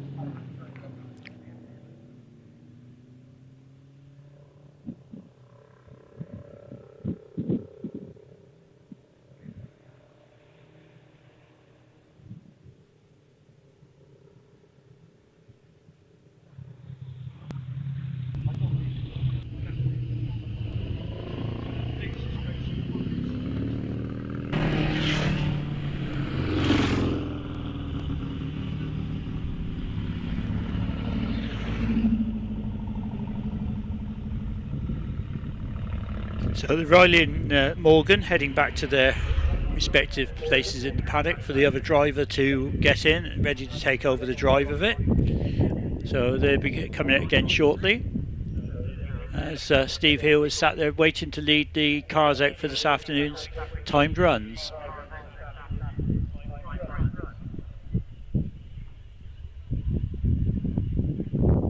Just waiting for the course vehicle to return to its place on Wiz Corner.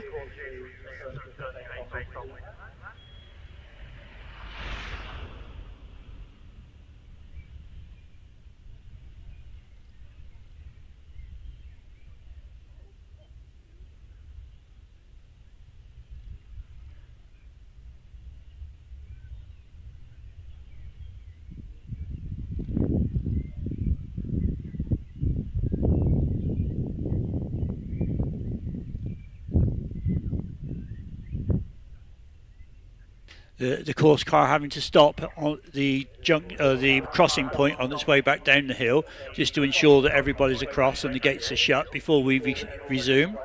So just to keep it nice and secure up there, make sure everybody gets a chance to get across the road. So very shortly that'll be with us, and once that's back into position on Wiz Corner, here it is now, just coming down over Bunny's Leap, and it will park up, and we will be then ready to restart.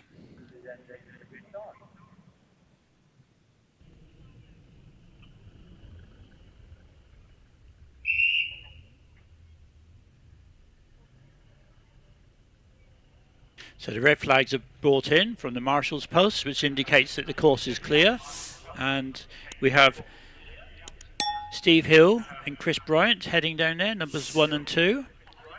Chris with his MG ZR.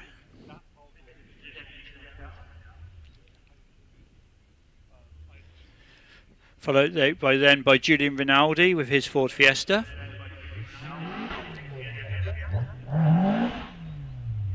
At number 4.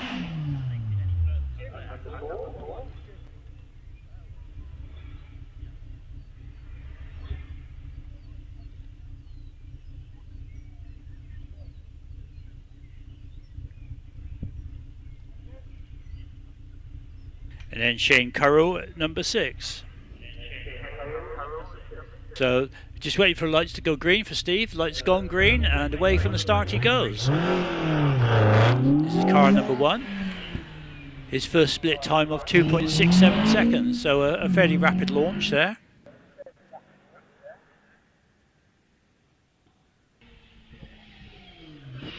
Quite a wide selection of vehicles in this batch. Old cars, modern cars, all sorts of stuff.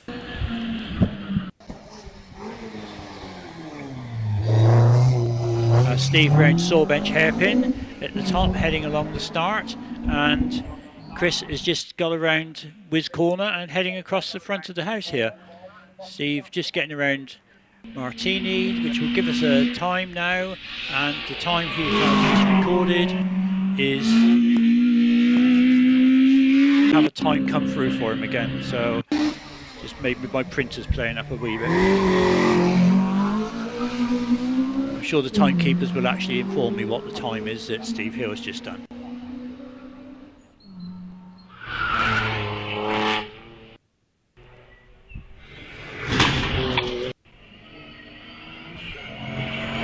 As the Mini of Shane Currow leads the start line. It does say in the entry list it's a Audi A5, but obviously it's not. Simon Dodwell next in this £350 Daihatsu Copan, which he says cost not a lot of money to buy, but quite a lot of money has been invested in it since. But quite a nice little car, very, very compact. To be followed by the Lotus Exige of Gary Dawkins, and which, as I say, his friends tell me he gets shouts to Alexa to drive for him because it's all he needs to do because it's such a modern car.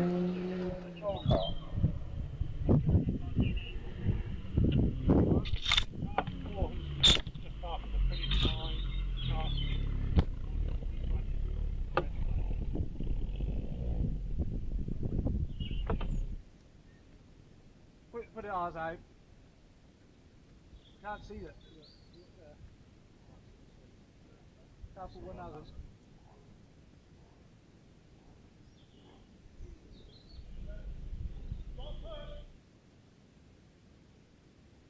So the small amount of activity by the marshals up on Martini. I'm not sure if they're sweeping or what, but there'll be a small delay now just while they're resolving their little issues up there.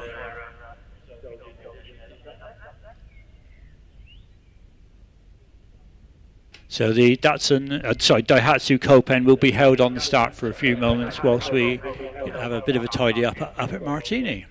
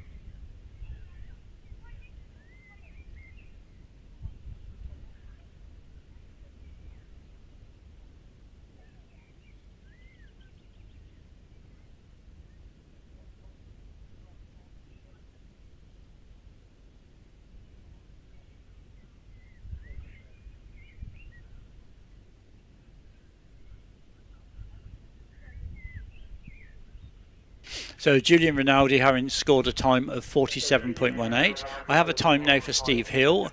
Steve went up in 42.72. Chris Bryant in 49.18. And Julian Rinaldi in 47.18. But the marshals have had to go and have a bit of a tidy up just after the finish line, which meant that Shane Currell received a fail, so he will be entitled to a rerun because he was red flagged on his way up.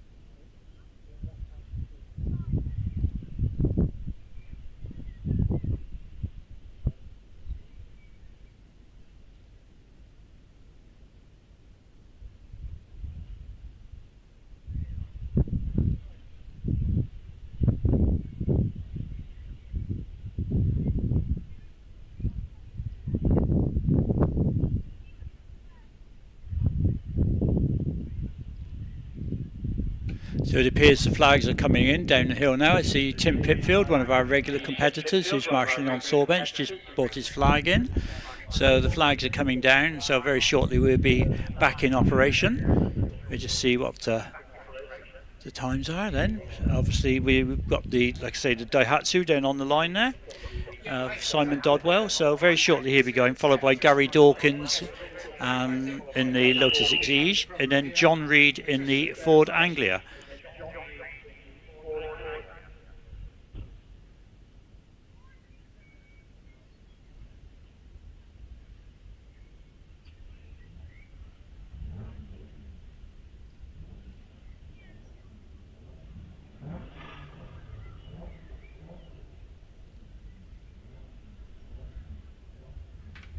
The little Daihatsu down there, revving up, ready to go. Got his green light, and away he goes. Very nimble little car, this, obviously. And then the other end of the spectrum, the rather wide Lotus Exige of Gary Dawkins. This is the 410 brake horsepower model, V6. Gary runs a fostering company here in the southwest. And we can hear the car come. As it comes up the hill, we can hear it coming. Very, very noisy, very loud, but very lovely to listen to.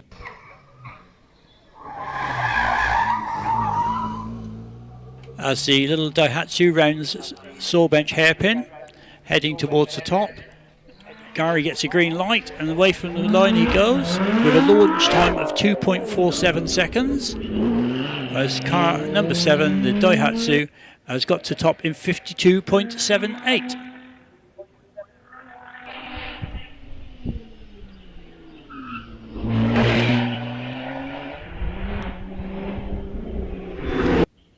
As that V6 engine Ford Anglia of John Reed, 2.9 litre Cologne engine in this, leaves the start line. John's campaigned this car for a number of years. He's got several Ford Anglias, and this is the one he chooses to hill climb.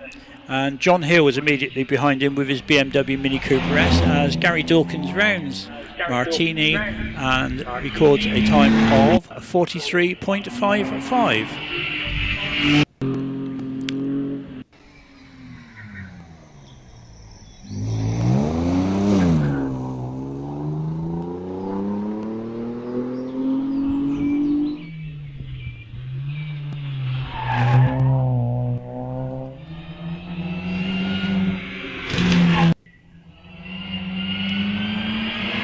Looking towards the top of the hill again now, and car number 9, that is the John Reed Ford Anglia, has scored a time of 50.32. John Hill soon to reach the top, just coming up to Martini now, hard on the brakes, round he comes, and as he goes over the finish line he gets a time of 48.23. Trevor Parsons out there on the hill at present in his Caterham.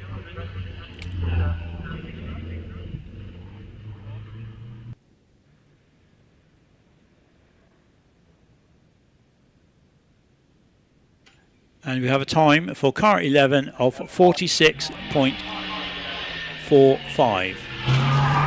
Car 10, that is John Hill, 48.23. As the big Volvo is going through the S's now, heading towards Sawbench hairpin. We have the Seat Leon Cupra leaving the start line of Graham Ramsey.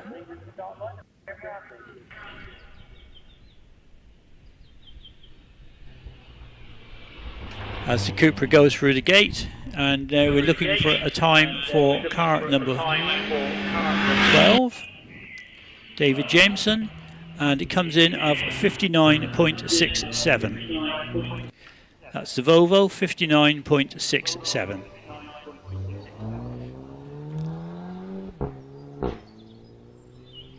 Car 14, Graham Ramsey, the Seat Leon Cupra, just going into Martini now and over the finish line, and he has a time of 55.29, 55.29. Meanwhile, Barry Carter with his Mazda MX-5 almost at the top, just going around Sawbench hairpin and putting the power down to go up Castle Straight.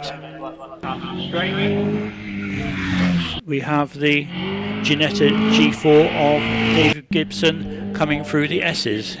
And now, as Barry goes over the line, he records a time of 64.27, 64.27.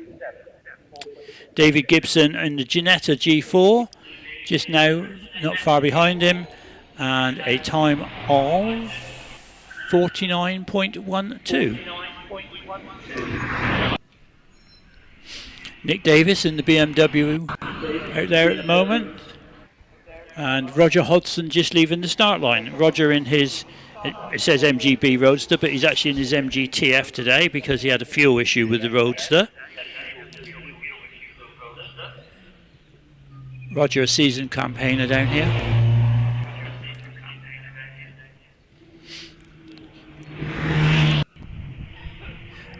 David Gibson got to top in 49.12. car 17, Nick Davies, in the BMW 330D of 53.55.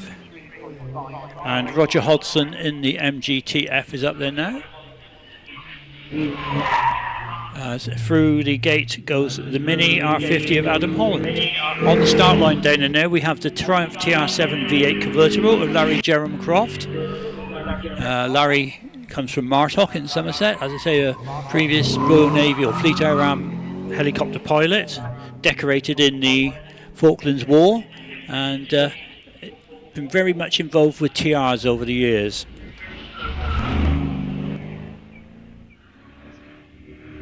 So we have a time for Roger Hodgson of 55 seconds exactly, and number 19, Adam Holland in the Mini R50, 51.59. As on the start line, we have Alan Foster. Alan with his well-campaigned Morgan Plus 8.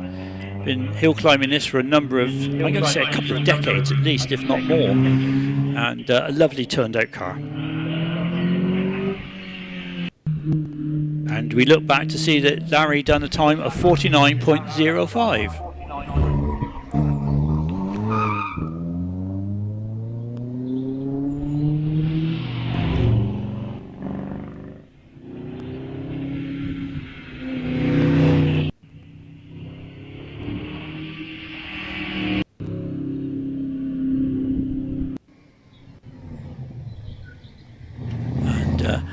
The next Morgan leaving the line, number 24. This is James Andrews in the Morgan 4.4, the lower powered engine as opposed to the Plus 8s. And behind it we have a number 25, which is Georgina Dean in the other Plus 8.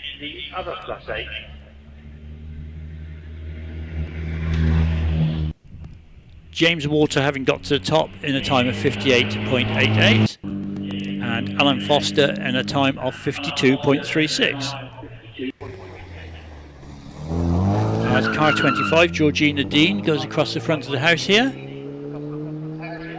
heading up over Bunny's Leap towards the gate and the S's.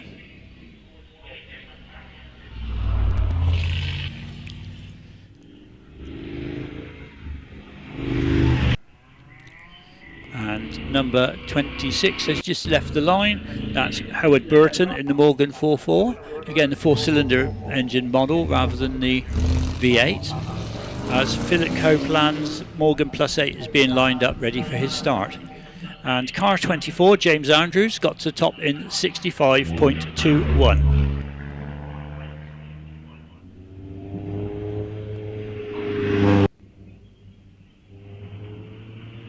Georgina Dean having done a time of 53.49.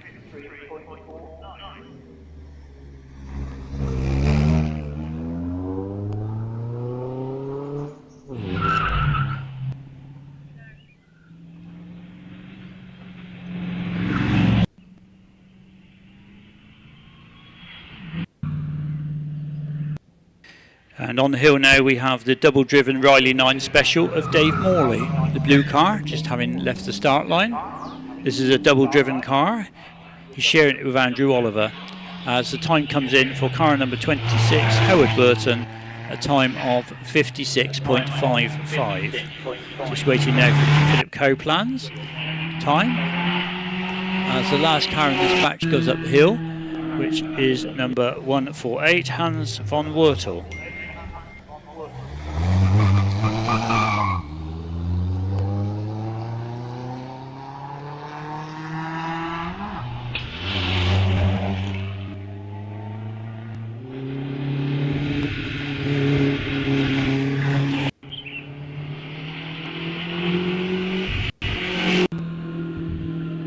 So time for car number 27, and that is Philip Copeland, a time of 50.83. Car number 129, Dave Morley with the Riley Special, 59.13.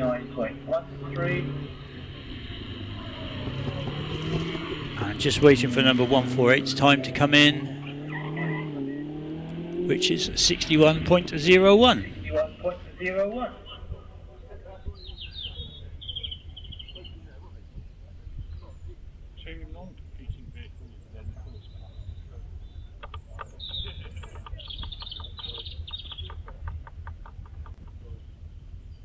So looking back at Class 1 and the times, we have leading the class is car number 1, Steve Hill, with a time of 42.72. Second in class at present is Gary Dawkins with a time of 43.55. And third in class, Trevor Parsons with a time of 46.44. And in fourth place is Julian Rinaldi with a time of 47.18, so not very far behind. Some very competitive cars there.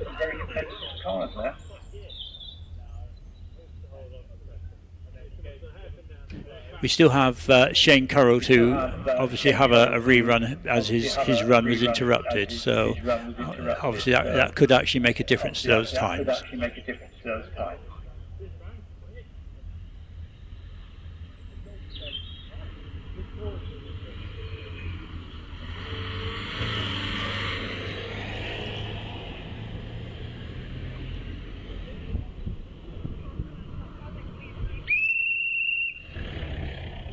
So the course car has now just arrived at the top paddock. They will be releasing the vehicles back down, and obviously they go back to their parking spaces. And as I've said previous, if you could all ensure that the return road is kept clear, just to make sure that they have free passage back to their parking spaces.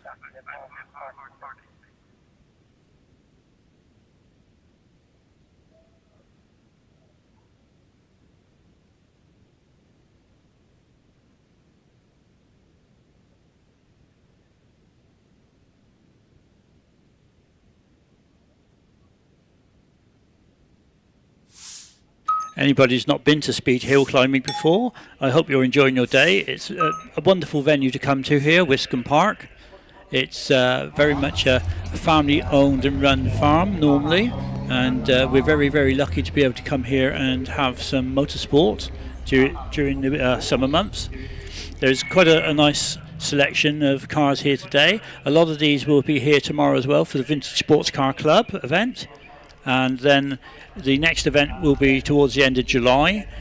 Details are in your programs, and that will be the actual National Hillclimb Championship round, which attracts people from all over the country to that.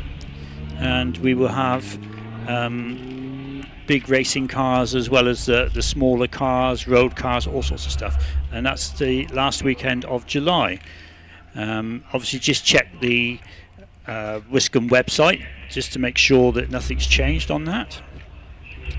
And the actual date is the 29th and 30th of July.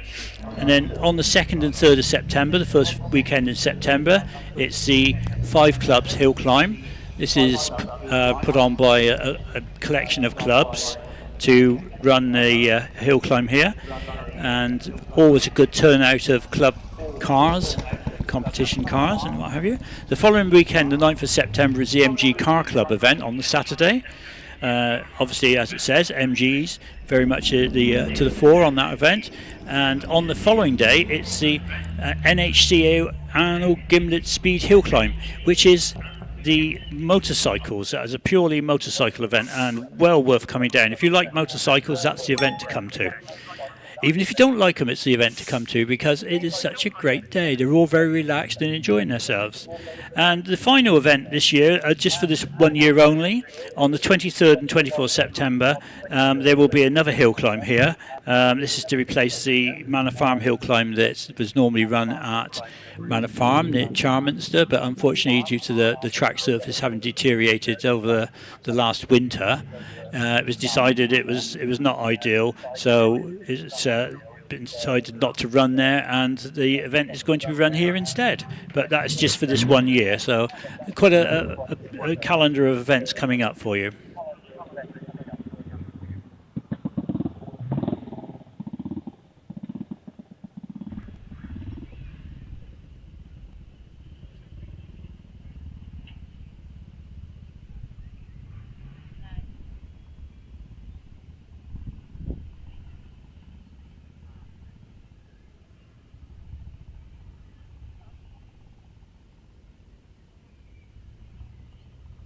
So the next class that we'll be seeing is Class 2, which is the VSCC registered Rileys. A couple of double-driven cars in amongst this. Most of them from around the mid to early 1930s. So 90-year-old racing cars, fantastic.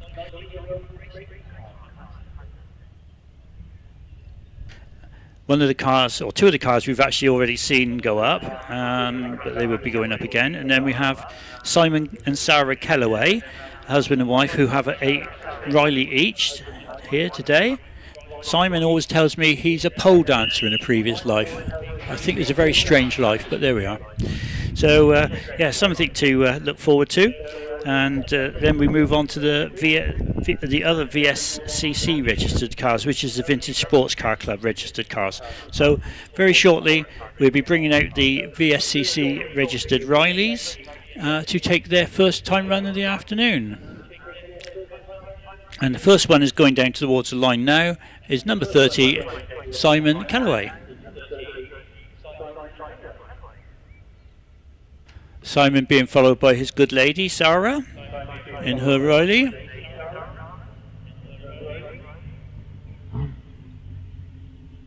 And then Greg Liraggio, sorry. Or it could actually, it's probably Barbara actually. There's number 28, isn't it? Not 128.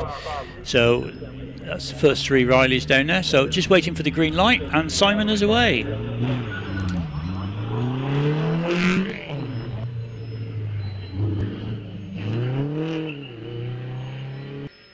Lovely sounding old car this. I was talking to him a few weeks ago at Wiscombe Park, and Sarah's car blown its engine up at the beginning of, or at the previous weekend at a race meeting, and they had to put Simon's old race engine in it very quickly so that she could actually get out and compete. I don't know if she still has that engine in, but obviously a family who like their cars.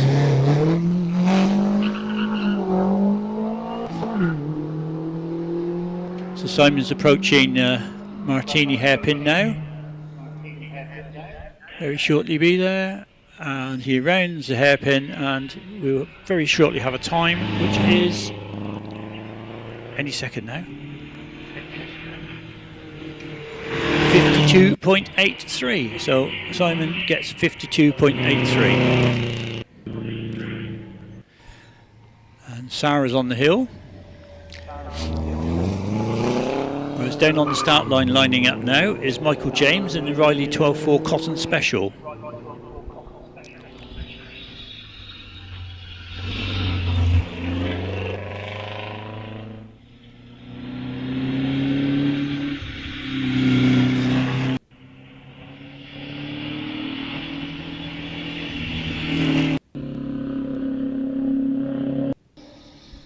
And away goes that Cotton Special. And we look back at the times, and car 31, Sarah Kellaway, a time of 60.45, 60.45.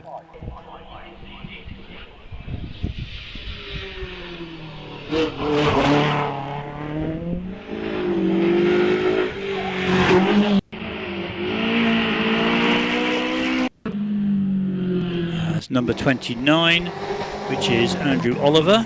Goes across in front of the house here. He would be followed by number 33, which is Christopher Downham in the Riley Ulster Imp replica. Just looking at some times again. Barbara Liraggio has done a time of 66.01. Michael James 48.15.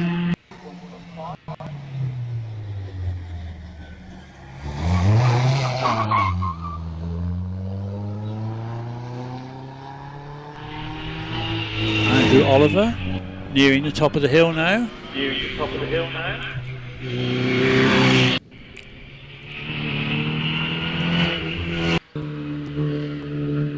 And a time of 61.53 for Andrew Oliver.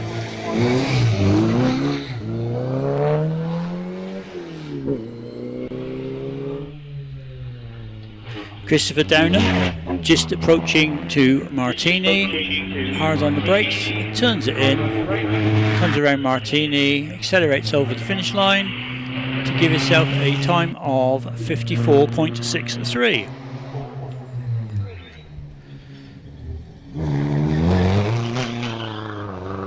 Now quite a selection of cars coming down now. We have on the hill number 34, which I don't actually have in my list, and Shane Currow taking the rerun in his Mini is up there now, number 6. So number 34 is 59.84.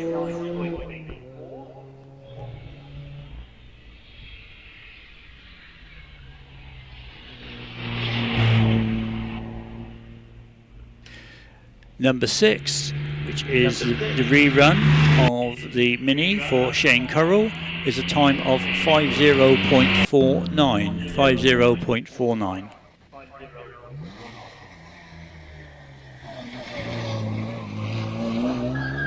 James Morland in the MGL1 Touring on the hill. That's car number 35. Very near to the top now. Just rounding the corner. A puff of smoke comes out the back of it by the looks of it. And recording a time of 62.84. Number 36, Anthony Norton, the Alvis 1250. It's nearing the top.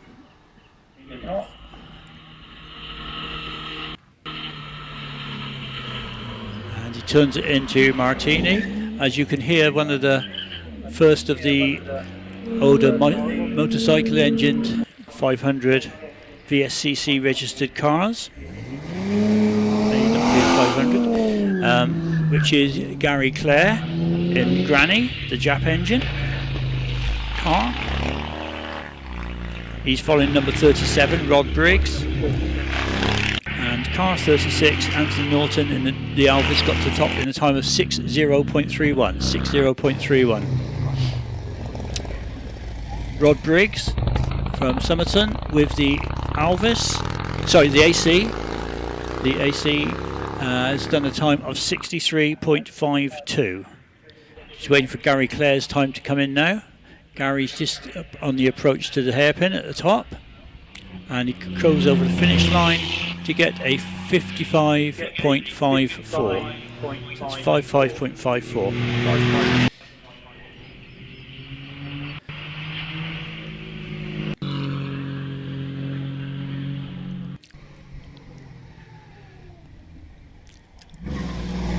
David McRobert on the hill at present in the Bentley. This is a 3.5 litre special, number 42, and near the top now. As the Ginetta goes through the S's, the Bentley rounds the corner at the top and gives us a time of 68.09. Meanwhile, looking back at the start line, we have some Morgans now. So we have car number 116 up there as well.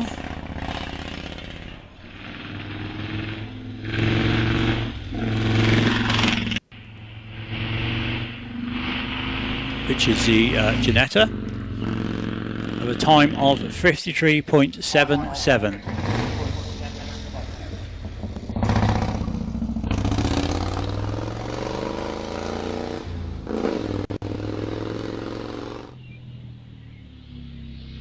Car 45, Tom Golland on the hill at present.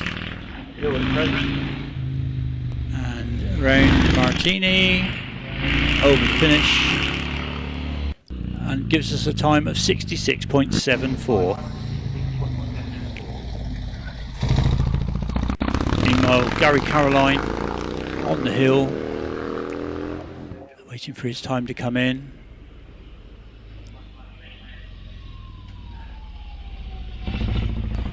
As Andrew Messant goes through the gate, on his way up to the top.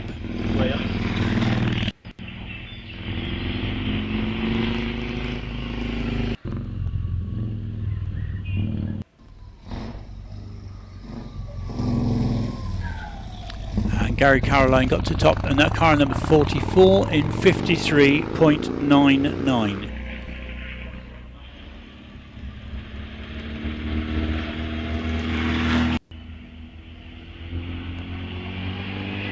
As away from the line goes number 48. This is Annette Van Vertel in the Lagonda Rapier, and coming down to the line now is that beautiful ERA B-type Humphrey. So this is Humphrey, the car, driven by David Morris. David says he feels very privileged to be able to drive it. We look back to the top of the hill for number 46, Andrew Massant in the other Morgan three-wheeler of 6306. But listen to that supercharger and that car just leaving the line now. What a gorgeous sound.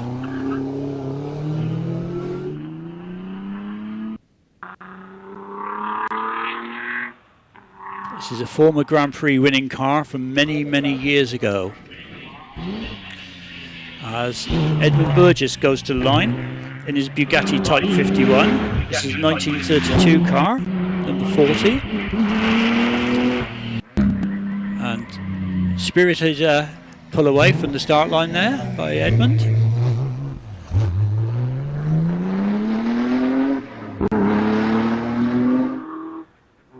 And the time comes in for William Irving and the Elvis 1250, a time of 62.38. Closely followed by car 48 with a time of 65.43.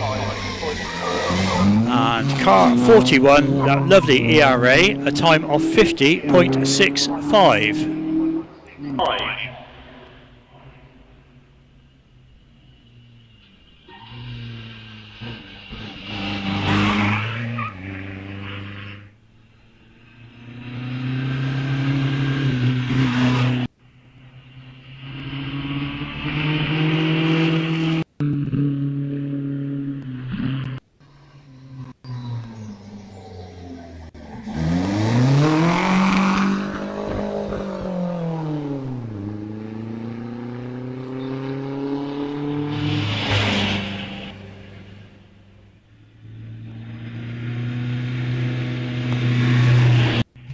Sorry, short delay there. I just got a small technical issue in here, but the PA engineer is on his way.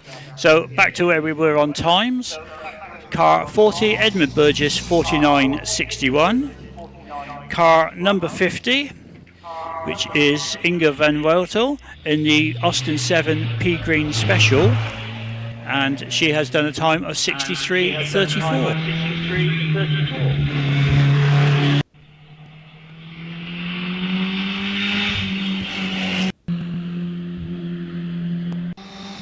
Car 51, Peter Howitt in the Austin 7 Ulster, a time of 65.31. Sorry, 65.51. He would have preferred 31, but unfortunately it was 51. As on the line down there now, we have car number 54 being lined up. That's Rick Pearman in the Austin 7 Special, as he just leaves the line now. Very narrow wheels on this car. We look at the time for Graham Beckett in the Austin 7 Simplicity, car 52, and we have a time of 63.71.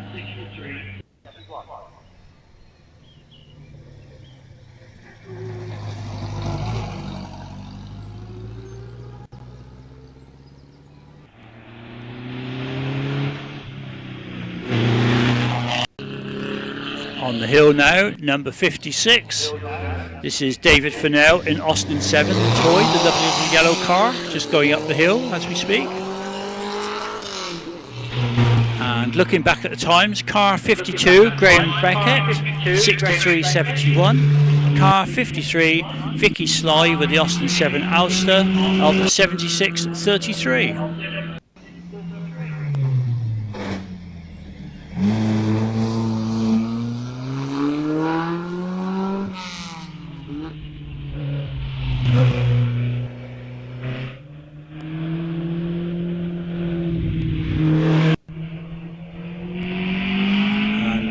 Number 181 now on the hill. This is the shared car. This at the moment would be Ruth Ross. It's a Cooper Mark 4, 1948 vintage. Heading up the hill. As the time comes in for the Austin 7 for David Furnell, car 56 of 60.03.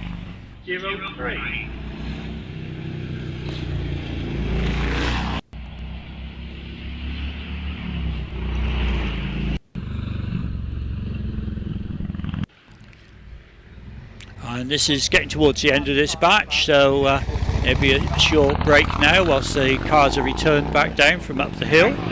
And car 79 has just gone up the hill in 53.1. That's car 79 Mark Haynes, the Elva 200.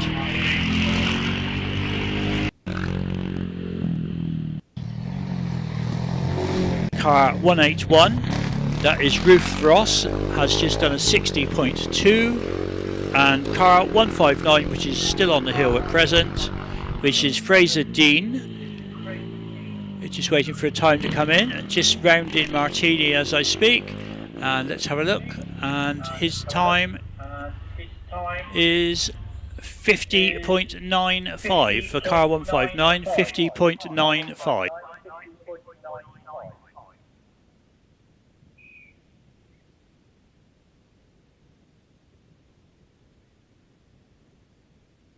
So we'll just wait for them to bring those cars back down the hill from the top.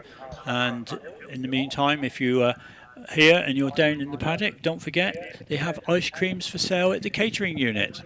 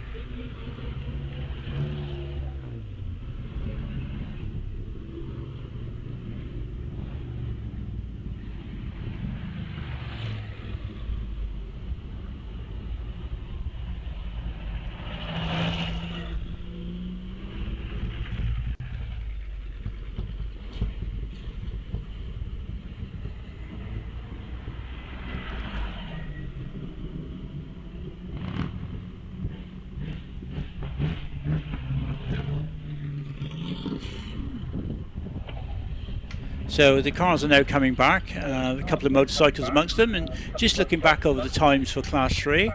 At the top of the leaderboard at the moment is Edmund Burgess with a Bugatti at a time of 49.61, followed by David Morris in the ERA with a time of 50.65, Gary Caroline with a time of 53.99, and Gary Clare with a time of 55.54. So that's the top few within that class. So Edmund Burgess leading the way in that lovely black Bugatti.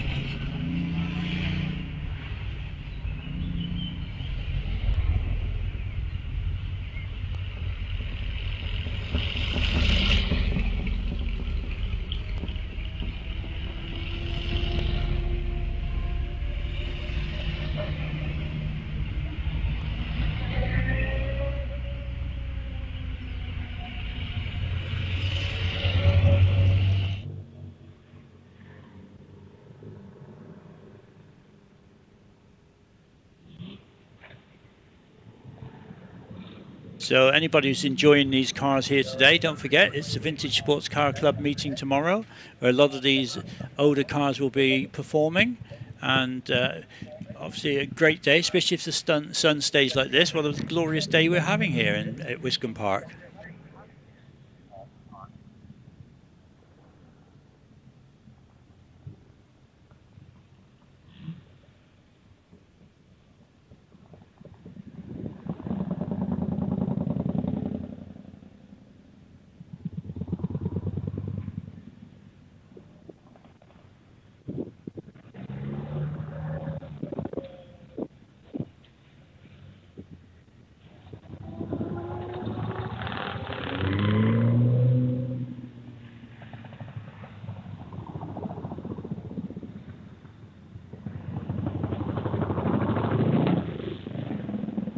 So here are the cars coming back down now. The Bentley coming over the line here, back towards the start.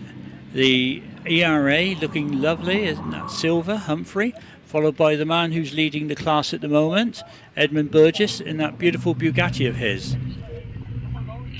Edmund actually has a couple of Bugattis, which are very, very nice. He has a Type 13 Brescia as well.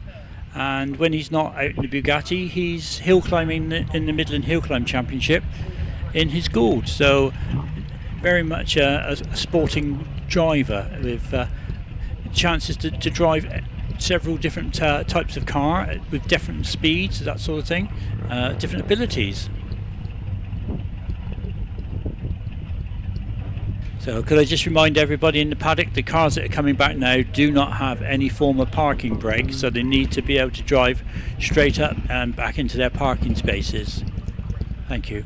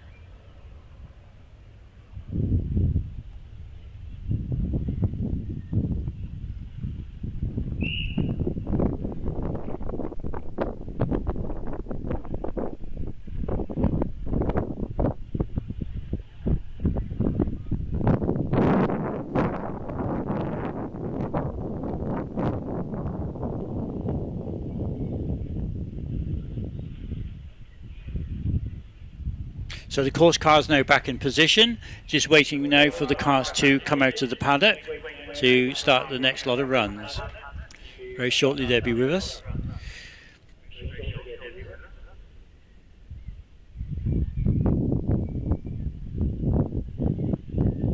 This will be Class 6, the 500 Owners Association Racing Cars, 1945 to 1960.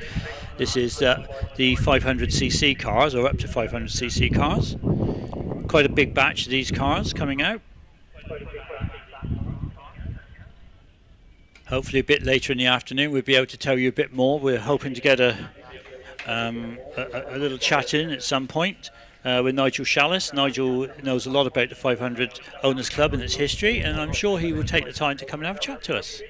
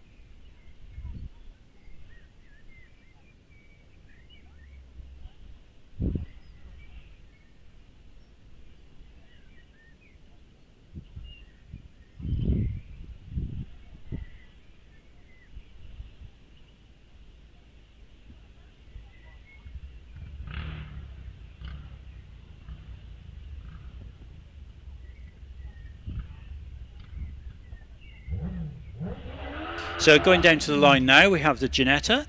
This is a double driven car. This is now the car number 188, which is this will be James Turl, the Ginetta G12, heading for the start line, and away he goes into his corner. This is one of the more modern cars within this patch, but we will be having a very nice selection of Coopers coming out now.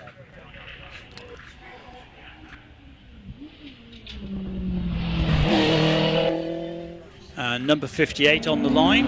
This is Richard Robarts. This is a Cooper Mark 11. And here revving up, and away it goes into Wiz corner. And Wiz heading up over towards Bunny's Leap and the gate. Meanwhile, further up the hill, we see the Ginetta just rounding Martini and getting a time. So very nice to see that get up there, and it recorded a time of 46.69. 46.69. As away from the line goes car number 59. That is Vic Dean in the Cooper Mark 9. Soon to be followed by car 60 John Dent in his Cooper also. As we look up the hill to see where we are with it, and the number 58 car scores a time of 51.25. That's car 58, which is Richard Robarts, a time of 51.25.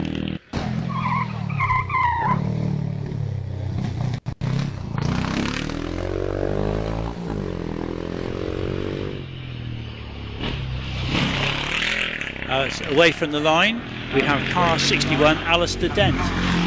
Alistair in the Hornet F3, the old Formula 3 racing car. If you look back through the history of the 500s, it'll tell you all about the Formula 3s. Very, very interesting.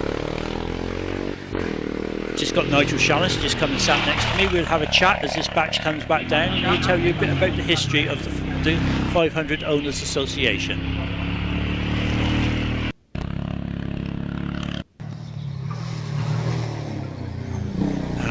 Going back on the times, Vic Dean has just got to the top of the hill in a time of 52.87, and car 60 John Dent in a time of 51.41.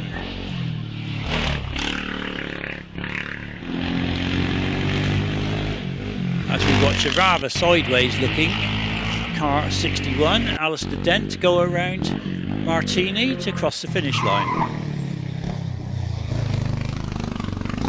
And now rounding Sawbench at this minute is car 62, which is Mark Dent and his Cooper Mark 6. So he will very shortly be approaching Martini.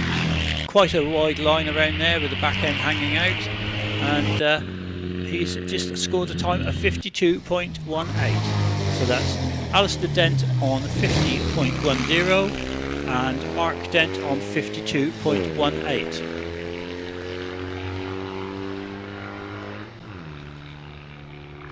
Car 63 is on the hill. This is Dominic Bishop in the Cooper Mark 6, 1952 car, so 70 years old, 71 years old I believe. Very, very old cars these, but very, very much loved and maintained.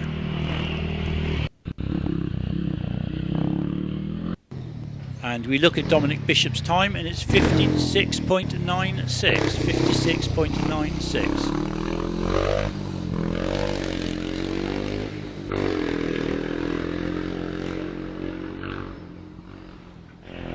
Finley McIntosh, he was doing very well in class earlier, and now almost at the top of the hill. A little bit, looks like he may have lost power on the way around Martini, so unless they can get it going, I think the following cars will actually be flagged. Yes, they are. Looks like he has a mechanical issue, he's just running it backwards at Martini. I think the marshals may have to push it up the escape road just to make room for the next car to come along. So the following cars will have been stopped in their tracks. They will have a rerun probably in the next batch. That's car 65 and 66. So car 64 Stuart Barnes has just failed at Martini. Is it foul? So can you bring it up here? Bring it here.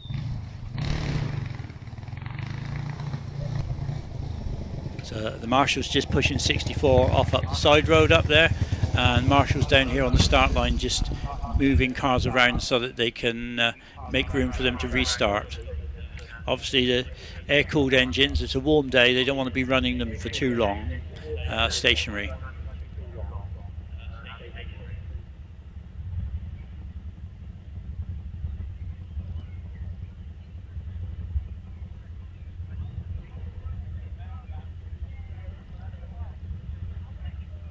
If you're watching this on our live stream from home, welcome to Wiscombe Park and the 500 Owners Association meeting on a glorious sunny day here.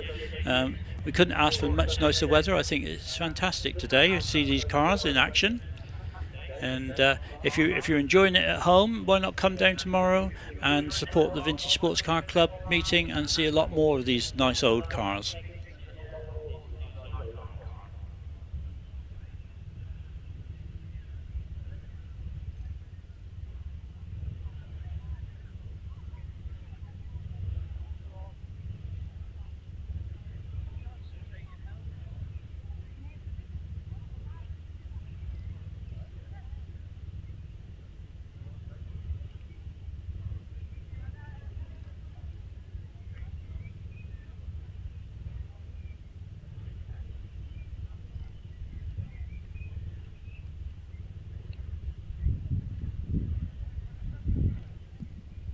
Well, we've got a few minutes while they're sorting that out. I'm pleased to welcome Nigel Shallis here to the commentary box.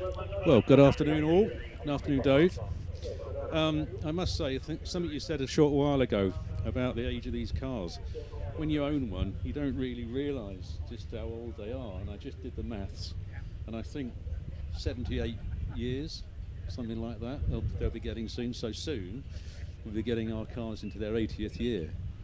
So where did the 500 Owners Association originally come from? Where did the cars generate themselves? Well, it started around Bristol in the main with a group of people who were realising that old, big, heavy Bentleys and things like that were just unaffordable, too big, and not necessary. And so they went down the route of light, homemade cars. Effectively, we would call it a kit car nowadays. And so they started putting together specials of all varieties, mostly using motorcycle components, engines and gearboxes that were chain driven. And they quickly realised that these could be quite quick, quite cheap, and affordable. So that all started in Bristol. Then I believe it all generated into somebody saying, let's have a racing championship, and Formula 3 was born, wasn't it? Formula 3 was born after the war, really, when suddenly you had men who could turn their talents learned in the war to engineering, and the quality of cars improved slightly and the number of cars improved dramatically, and the thing took off. So suddenly we're finding lots of cars with good drivers, lightweight, and at the time were quite innovative. And it started the rear engine concept of cars. So no longer were there the heavyweight, massive front engine cars, lightweight things came into existence, and were very quick. Particularly hill climbing, they made a mark. And do you just want to comment on Chaz taking off now? Well, it's a lovely looking car, isn't it? It's beautiful colour. I love this car. It's quite unusual in its colour. There he goes. Yeah, off the line, car 67. A good start. Well done, Chaz. Chaz Reynolds. Now, is he related to Charles? No, there's no relation between Charles Reynolds and Chaz Reynolds. There's always been that confusion in our club. I suppose if you look at them side by side, you'd recognise which is which. Which car is which? Yeah, Chaz is known for his driving of a Morgan three-wheeler as well, which he's absolutely brilliant. So going back to post-war and 500 cars, they started to be very popular and races started to be held, and hill climbs, and the spectating of these events became enormous. I've got photographs of places like Shelsley, Walsh and Prescott with hundreds, thousands of spectators watching these cars, and they became very, very important and very, very competitive. We are still chasing today, the club, some of the records that were set in those days.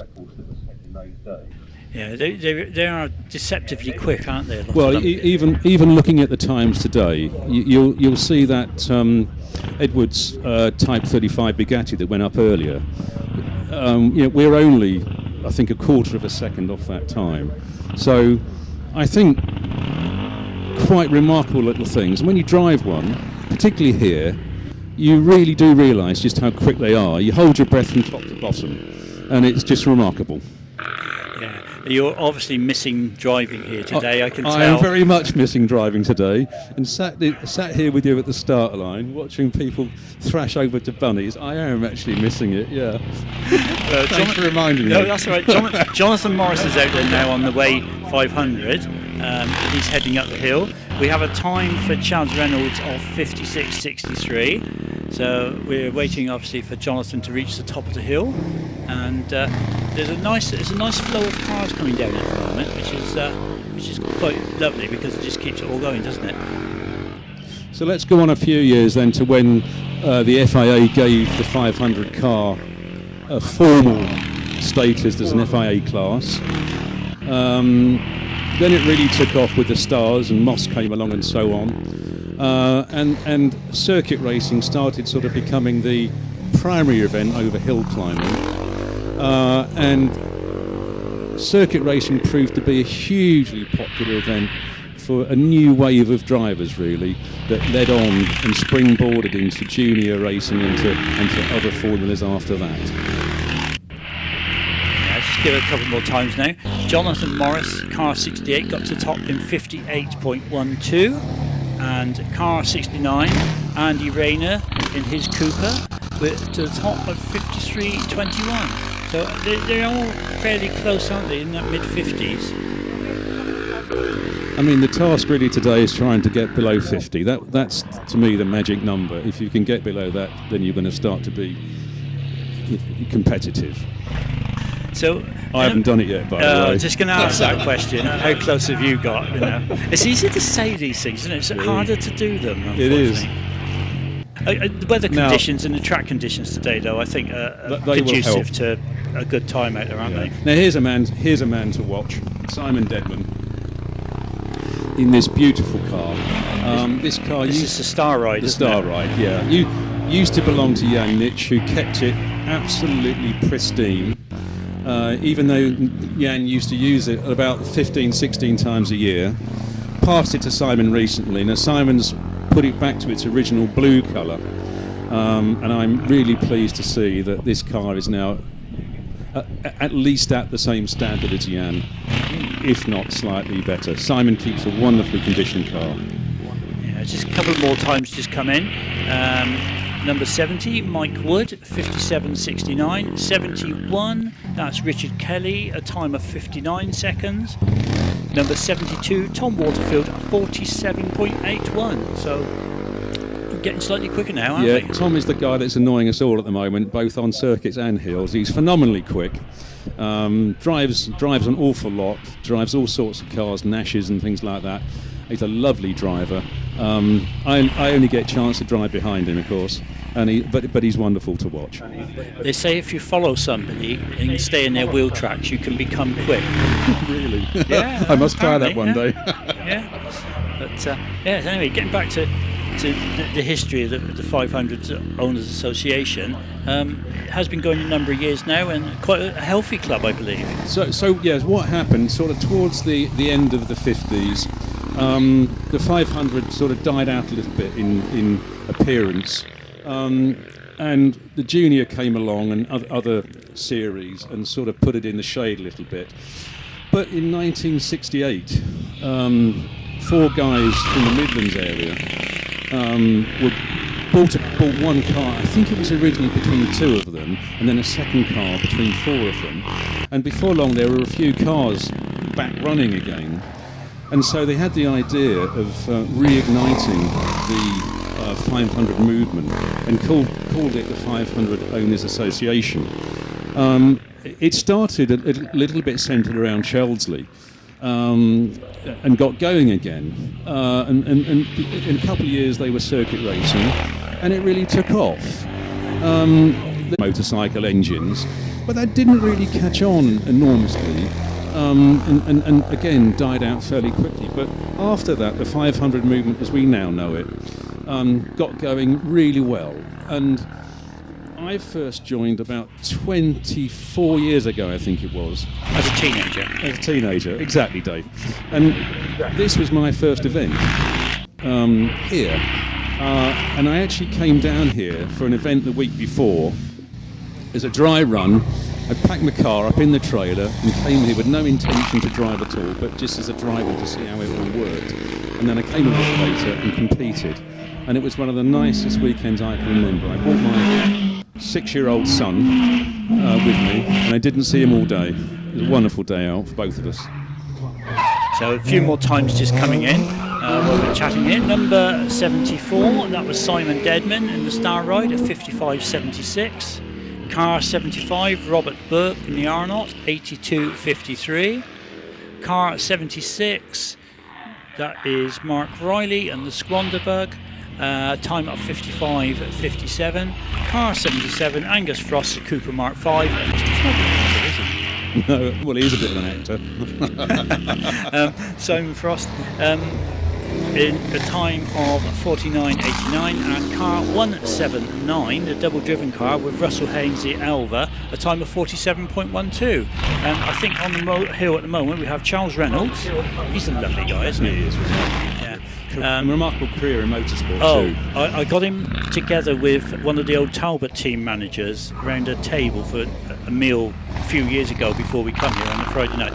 It was one of the most entertaining nights, and thankfully nothing that was libelous that I could work out. The thing with Charles, you can sit down with Charles and never talk about the same aspect of motorsport, and he always has something new to tell you about what he's done. It's quite happy to share it, which is even nicer. And of course, always very courteous and discreet. So yes, a very good author. I think he wrote a book on the Wilkes Ford Escorts, I believe. Oh, I don't know that side. Or of building the Ford Escorts, because then he worked at Boreham years ago for the Ford Motor Company. He's an absolute font of knowledge on rallying, yes. So moving on, car 81, Richard Ashford, a time of 48.76, and Charles Reynolds, who we were just talking about, done a time of 48.04. So now we're into the Allards, so just a few cars to go in this class. We have on the hill at the moment number 84, Christopher Pring in the Allard J2, followed up by Ben Stevens in the Allard P1 Fastback, which he said was vandalised many years ago, and they built a fastback body on it. And that will be followed by Joe Clegg with the Allard K2, and that will be the last in this batch, and then we go back to talking 500 Owners Association and cars. Just to bring you up to date a little bit with the 500 Club, just if you don't know about the club as to what we do, we still have a very, very full calendar of hill climbing and circuit events throughout the year, probably starting normally around mid-April, going through to the end of October. We probably have about 25 to 30 events for a year on the circuit racing side. This year we're going for a bit of a bash in Holland.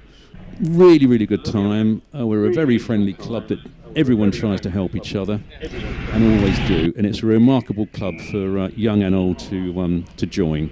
So if you fancy a bit of a start in classic racing with cars that are now approaching their 80th year, you're very welcome, and some people too. I'm sure you've got a very good, healthy following of younger members as well. Cars to the Freud Kaiser wagon. Yes. Yes. Yeah. Now there's a machine. If you can say it, you're doing well. I think I pronounced it wrong anyway. Well, we're very fortunate to have Steve Lister here today, who was very much involved in that recreation, and I'm sure he'd be a very interesting person to talk about that car in particular. Yeah, a superb history, very interwoven of family events and mechanical wonder. But he'd be a good guy to talk to. I won't say any more on that because No need. No, because the fries were the chocolate people from the Bristol area, and there was several of them who got involved in motorsport and speed events many years ago. So thank you, Nigel, for that. Thanks for popping in, having a chat, giving us a bit of background. My pleasure, Dave. My wife's outside trying to distract me and make me giggle, so it's a good time for me to say cheerio, David. Thank you very much indeed for the opportunity. Very much enjoyed it. Anytime. Thank you for that, Nigel. Anybody who missed that, because I think he may have been bled over by the paddock mic, he was just saying his wife was telling him it's time for lunch or something. I'm sure that's what she was gesticulating at him. She's now taking his photo through the window. He's put the microphone down quickly. Thank you for that. Thank you for that. Before you do that, give them a fighting chance, but yeah, no problem at all. No problem.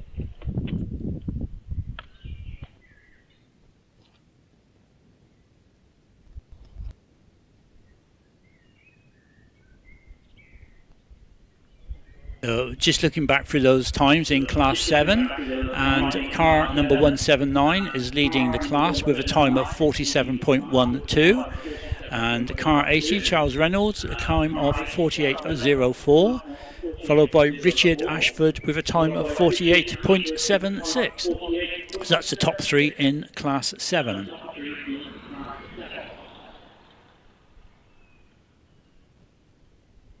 And Class 6, speed-wise, or time-wise I should say, the fastest run at the moment is number 72, Tom Waterfield, followed by, on a time of 47.81, followed by Alistair Dent on 50.1, and Fraser Dean on 50.95, and Richard Robarts 51.25.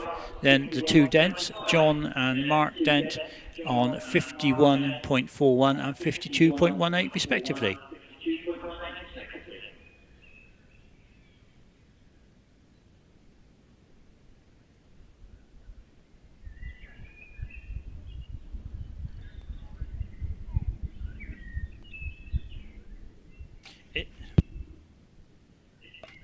In the Austin 7 class, at the top of the leaderboard at the moment is David Furnell with a fastest run of 60.03. Then Rick Pearman on 61.67, and Inge van Vertel with Green P of a time of 63.34. So that's the top three in the Austin 7s.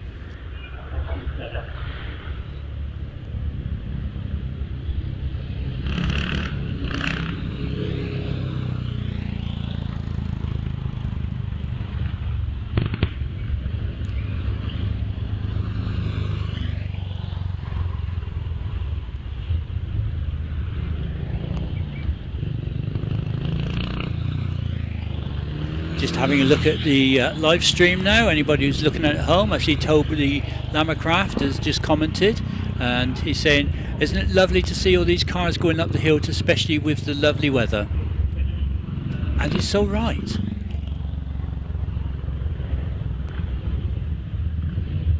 So there's car 64, which failed at Martini, now being towed back in. He'd go back to his parking space. So obviously if everybody could keep the paddock return road clear, that would be wonderful. Thank you.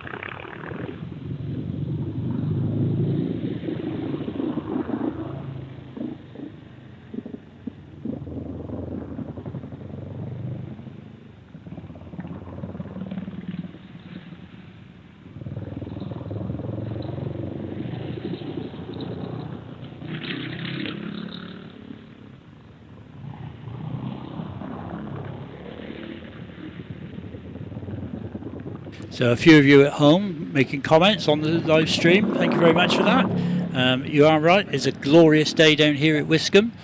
the beautiful old cars and the lovely venue. You walk around here and you realise just what a beautiful place it is to come for motorsport.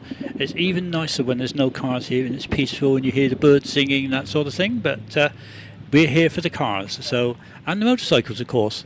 So if you're into the older cars, remember the Vintage Sports Car Club are here tomorrow. The 500 Owners Association are putting on this lovely display of cars for us today, and their competitors. So obviously if you get home or you get up in the morning, it's a nice sunny day and you think, what should we do? Let's go to Wiscombe. That would be the ideal thing to do.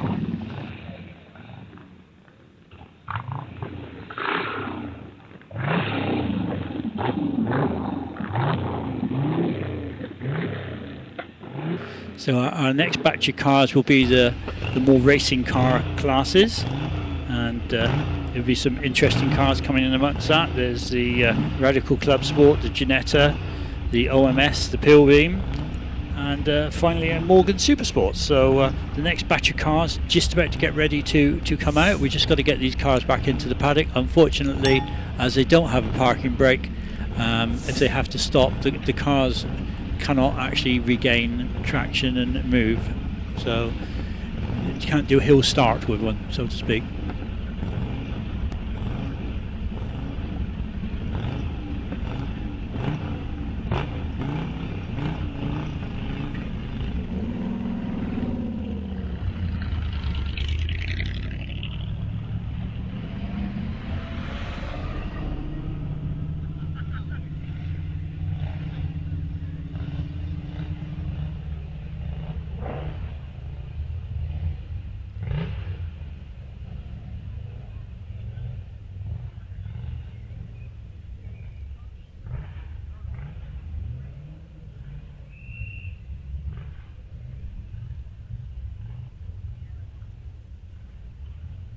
Nice little comment there on the live stream. Anybody who's watching it, you can see it in the bar. There's a live stream television screen up there. Max B saying thank you all for putting this event on for us. And I think we'd all like to echo that to all the organisers and everybody involved with the 500 Owners Association, all the marshals, everybody from Wiscombe Limited who put so much work in to get the venue up together. And to be able to come down here and enjoy a nice warm sunny Wiscombe, it's a wonderful thing to have instead of all those rainy ones.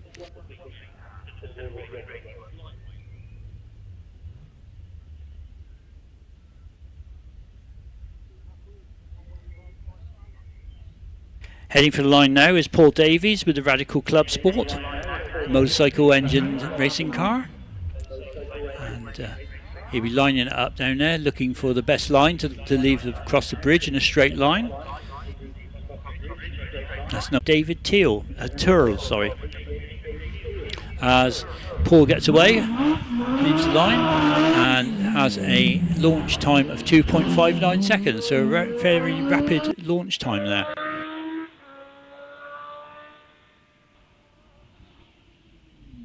I see the Ginetta pulling off to one side down by the start line, so he must have a bit of an issue. And next down after that is Ben Wheeler in that beautiful racing car of his.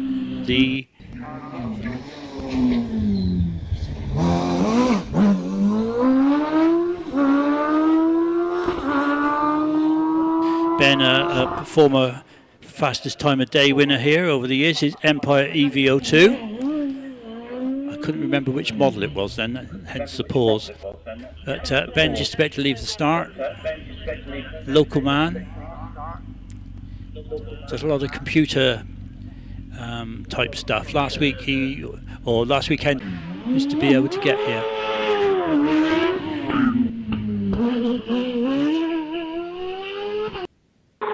Very rapid car, very nice sounding, going out across the front of the house there. He'll be followed by Andrew McDonald in his Beck MG. This is a car that Andrew has got built up over a period of time. It has an MG 1800 MGB engine in it. Built to enjoy motorsport at a more leisurely pace with a nice feel to it. And right behind him is Andrew Forsyth. Andrew being the man to catch today now. So let's have a look at some times they come in. So number 89, Ben Wheeler, 37.47. Car 87, Paul Davies, 44.01. So let's see what Andrew does as he leaves the start line, gets the power down on that OMS. Very rapid gear changes, being a motorcycle gearbox. Braking for the gate. Andrew very much got the measure of Wiscombe over the years, been coming here, part of the Forsyth Hillclimb family. His father, John, is a hill climber here for many years. And Andrew's now at Sawbench, around Sawbench, getting the power down, going up Castle Straight. As he heads towards Martini and the finish line, we will see what time he does. As Rod Thorne leaves the start line. So, car 90, which was Andrew McDonald, has done a 59.59. And Andrew Forsyth in the OMS car 91 has done a 36.44. So he's out there to set the world alight today. Rodney in that lovely Killbeam sports racer, just round in Sawbench, getting the power down, that lovely big V8 engine in it.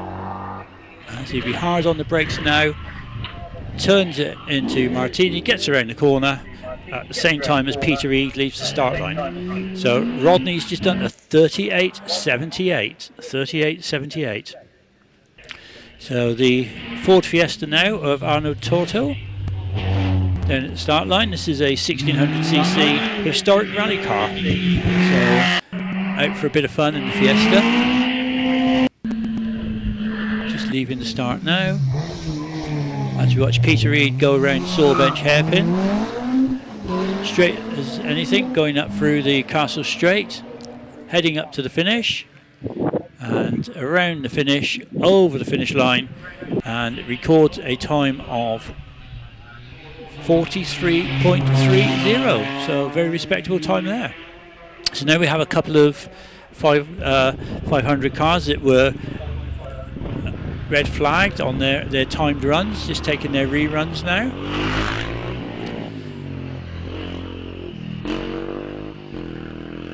Number 94 still on the hill, that is Arnold Torto and the Ford Fiesta.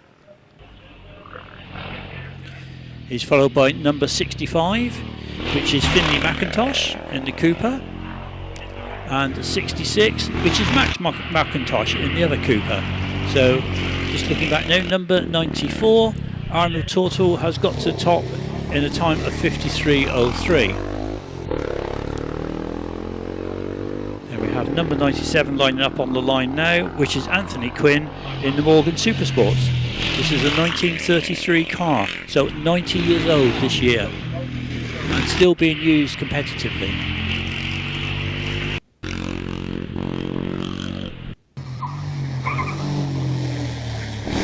Car 65 has just got to the top. That's Finley McIntosh in a time of 47.93.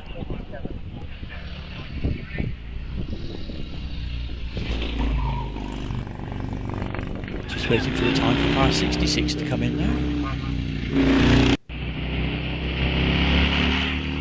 And here it is, 48.67. So that's car 65, 47.63 on their rerun, and 66, 48.67 on their rerun. So the course vehicle is now heading up the hill to bring that batch back.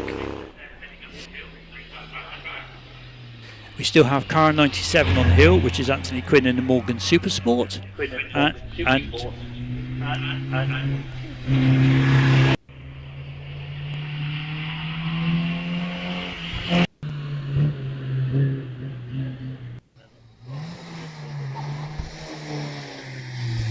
So Anthony Quinn, number 97, scored a time of 56.89, and Stuart Rose is on the hill at the moment, car number 55, just waiting for him to cross the finish.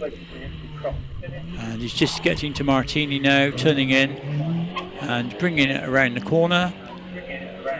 A time of 61.66. So that's all the car entry up for their first timed runs of the afternoon. We now move over to motorcycles in a minute, and we'll have a look to see what we've got amongst them. So we start with the 100 to 250 class, which is Patrick Evans. He's got a KTM, a 250cc KTM. And then we move to the 250 to 350 class, or 251 to 350 class, which the holder of the record is Paul Jeffrey with a time of 42.6. And Andy Rayner is there with his Yamaha YZ. And Anthony Isaacs in the Velocette 350.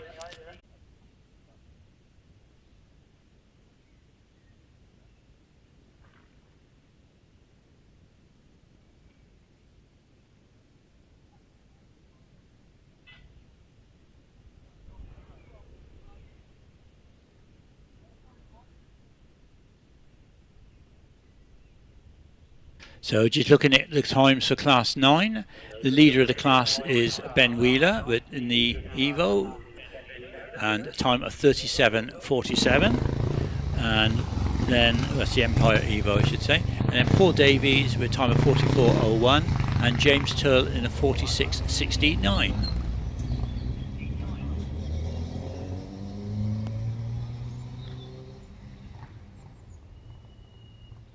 In the Alads, in Class 8, Christopher Pring is leading with a time of 54.36, with Joe Clegg second on 66.62, and Ben Stevens on 72.54.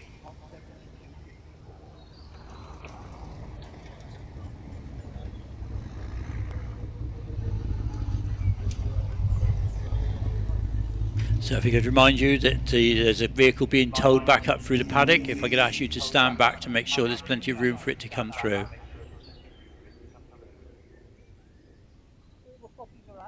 Or in, whichever you want to look at. They're going to start clarifying what it's out or in with their And also the racing cars that are returning obviously haven't got any means of stopping on the hill, so if we could just ensure they have a clear passage back, thank you.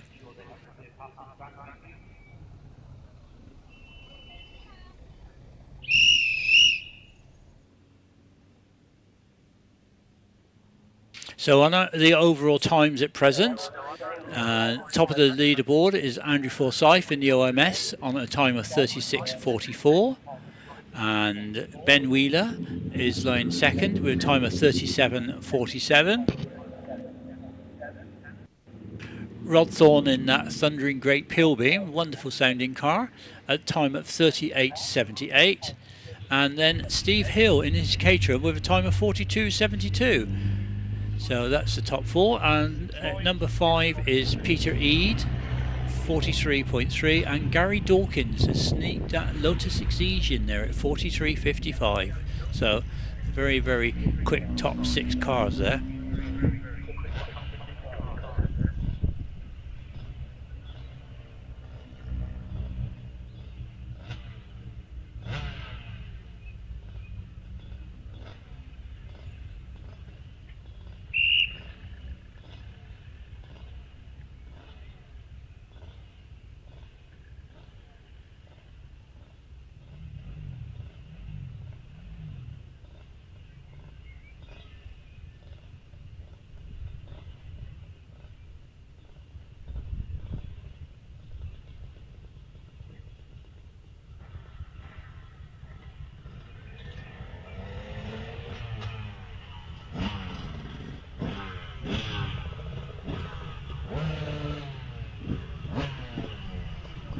Four, Patrick Evans is down there on the start line now as he goes away from the start.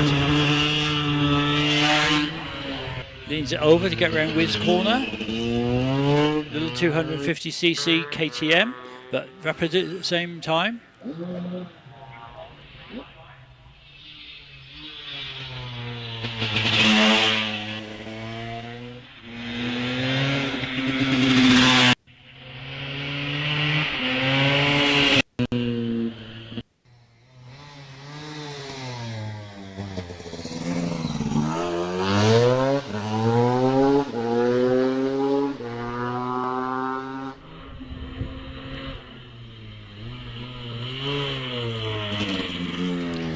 Randy Martini at the top of the hill now as the next one gets away. Next one on the line, number 316, or just left the line, Andy Rayner, will be followed by Ant Isaac. on that beautiful old Velocet of his.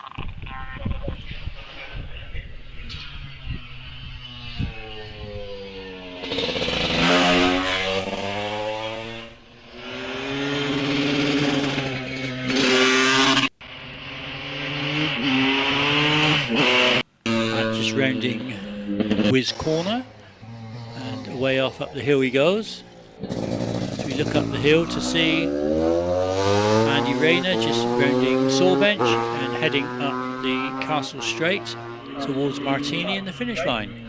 So braking hard to come round Martini, comes round over the finish, and we have a finish time of 53.99. Patrick Evans having done a 45.93. So, and Isaac on the hill, number 365, followed by number 7, Callum Short.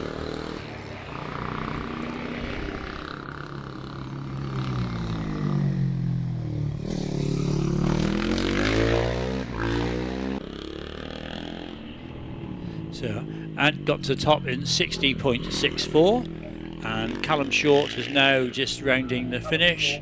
And let's have a look, see what he's doing.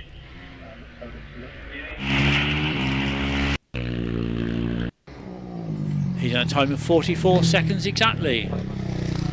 So Callum Short on a time of 44 seconds exactly.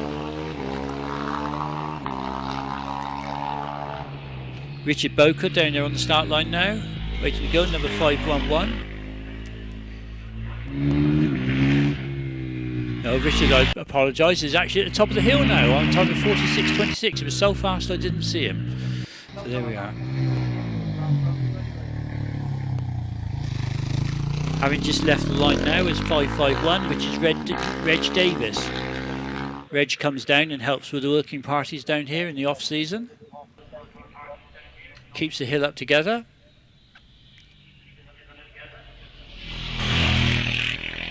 And Richard Thorne, who's just gone up on his Suzuki, his 450 Suzuki, number 547.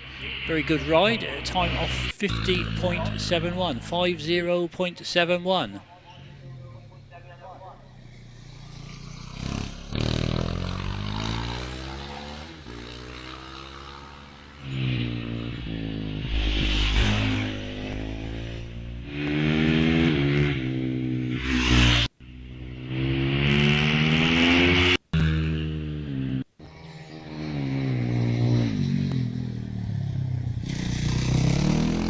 Rich Davis made it to the top on a time of 52.67. That's 52.67. That's motorcycle number 551. And then moving on, number 553 is on the hill, which is Richard Peaty from Froome. Richard's nearing the top of the hill. He's just gone round over the finish at a time of 45.10. Quite a quick time there from Richard.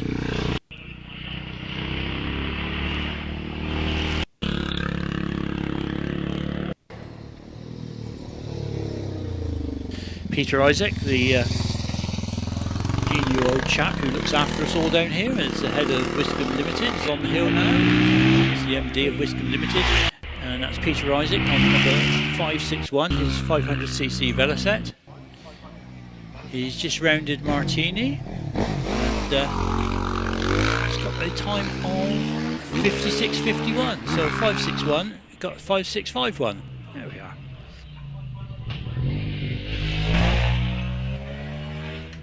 587 on the hill now. That's from Stephen Butler, the Suzuki. Stephen from Paynton, 450 Suzuki, and he's just got up there in 46.51. Keith Haynes on the Aprilia, up from Weymouth. This is a 500 Aprilia, just going over the finish line now, and a time of 46.76.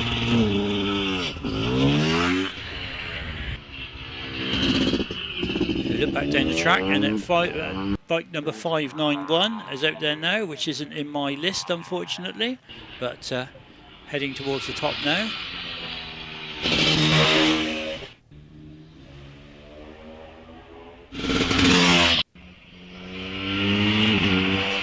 As off the line goes Paul Jeffrey. Paul, the reigning Hillclimb champion for the motorcycles. It's KTM 638cc in West Yelland.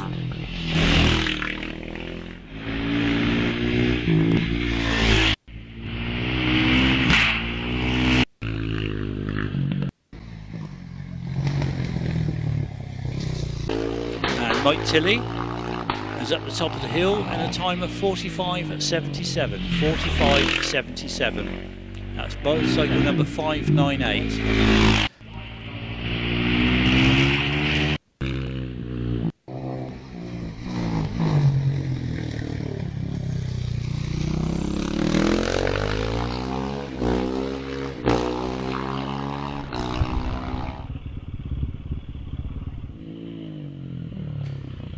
Motorcycle number 5, just getting to the top now.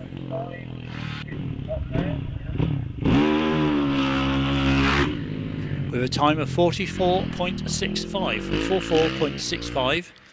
As on the hill we have Peter Short, number 6, from Bideford. Just going through the gate now. Quite committed ride this, I can see him leaning over at quite wide angles. Very entertaining to watch these motorcyclists. Into Sawbench, around the outside Sawbench, and gets the power on and heads up Castle Straight, gets it over to the right hand side, ready for the turn into Martini.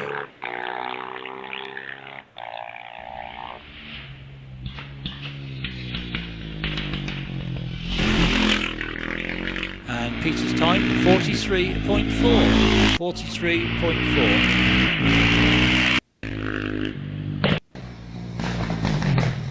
Chris Keats from Wellington out there now on his KTM as well. Had quite a good launch of 2.82 seconds.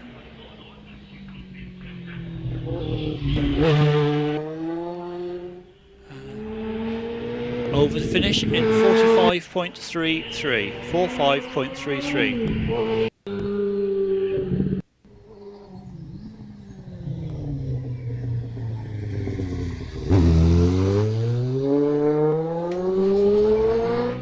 Josh Williams up there on the Suzuki 763, just coming into the top hairpin now. Around over the finish and records a time of 53.02. Tommy Hodges, number 777, again a long-standing member of the motorcycle fraternity down here. Often see Tommy competing, have done for many years. Let's see where he is. Going through the S's now.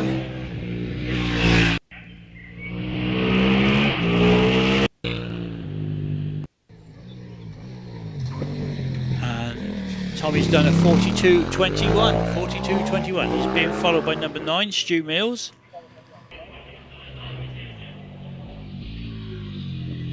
He's obviously used to delivering the first class posts. He's getting a bit of a hurry on here. This is our postman from down there at Ivy Bridge. So let's see what Stu's doing.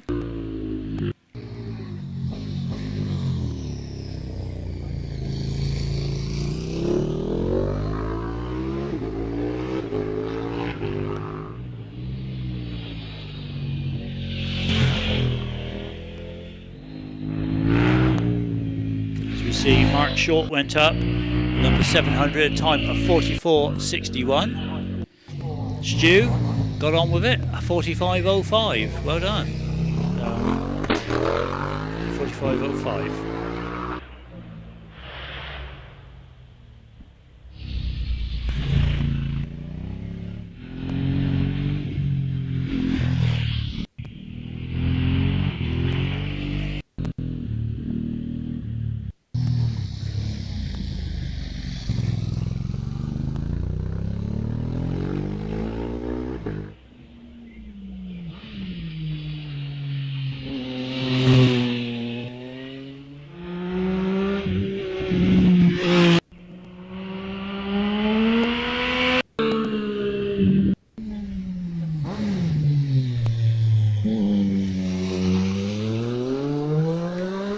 So Peter Ford on the hill at present.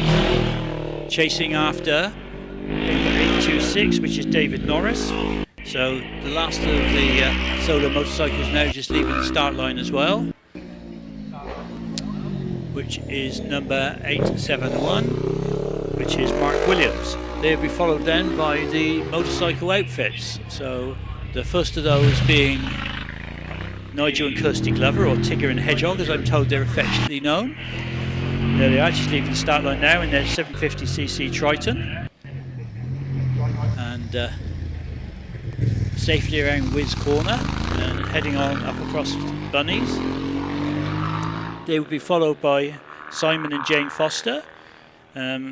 Lovely couple whose, as I said earlier, their auntie was Carol Foster, who is very heavily involved with the 500 Owners Association and put a lot of effort into getting this event up and running and really enjoying what they do.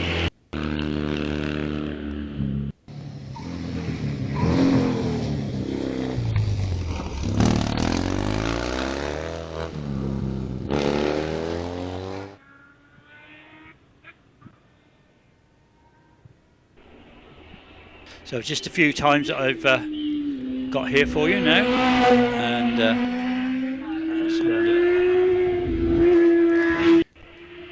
number 817, which is Marcus Bisson, has done a 44.14 over from Jersey. Number 819, Matthew Mogridge, Mog as we all call him, down from Taunton, 43.79. David Norris, 44.56. Peter Ford, 46.91. Mark Williams, 45.75. Then the first of the motorcycle outfits, Nigel and Kirsty Glover, a 16.69, a 60.69, and then Simon and Jane Foster, a time of 48.77. And just waiting for Kevin and Sarah Jules' time to come in. Any moment now, as they just round Sawbench. Heading up the straight then to Martini, turning into Martini. Yeah, on the brakes now, and turning it in, around they go, and over the finish line to record a time of 56.87. Record the time of 56.87.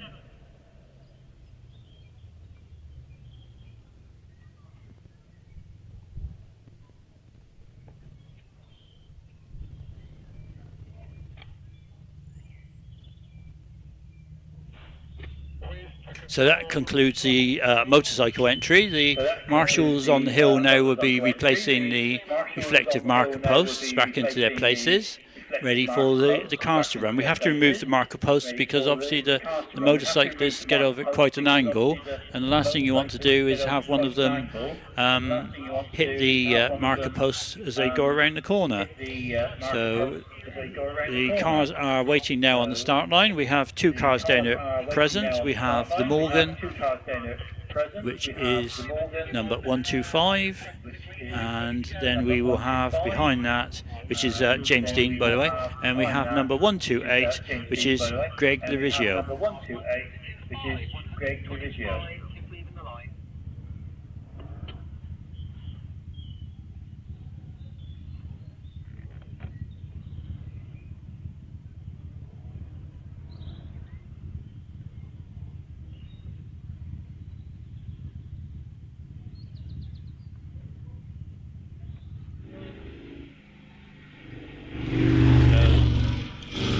Morgan is away up the hill. Morgan is away up the hill now, closely followed by the Riley, and very shortly we will bring those all back down, and we will recommence with the afternoon runs, the second time run for the day.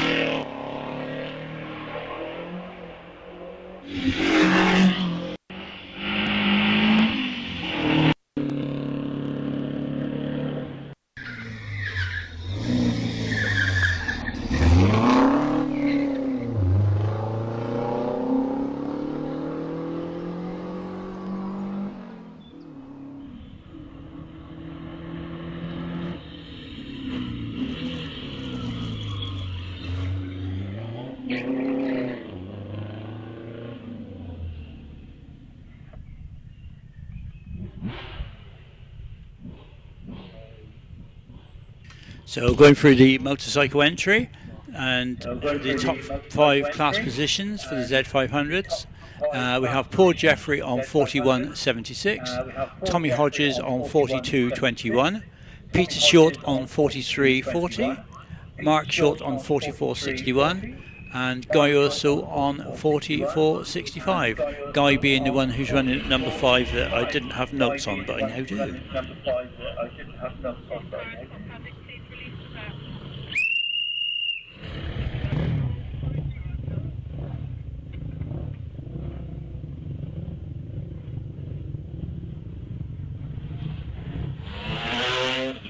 And the positions for the 750 class, leading the class at the moment is Matthew Mogridge on a 43.79, followed by Marcus Bisson on 44.14, Dave Norris on 44.56, Stu Mills on 45.05, and Mark Williams on 45.75.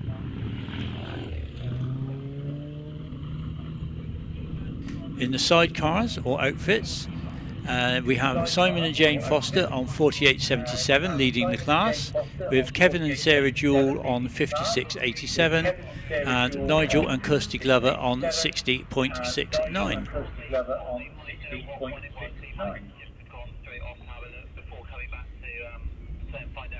So the motorcycles are returning. If I could ask everybody to stay clear of the return road so that they can get back into their area for parking up.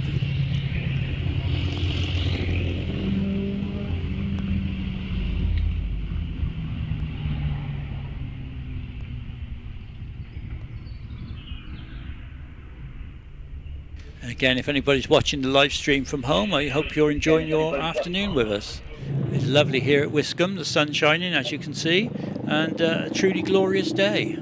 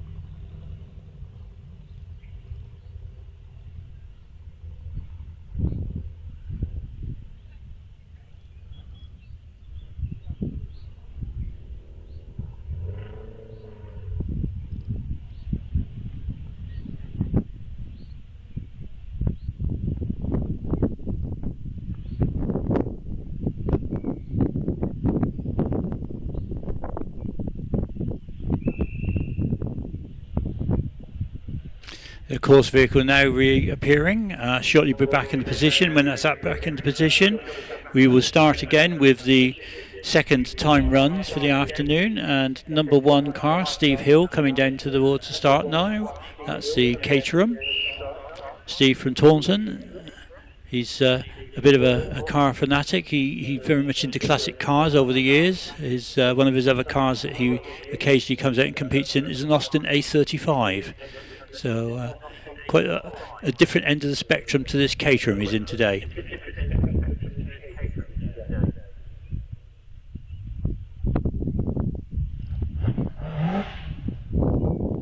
He's warming his tyres down there now so that when he gets to the start line they're nice and clean, and they got a little bit of warmth in them to help them get extra traction off the line. So having done a 42.72 last time up, I know that Steve will be trying hard to beat that.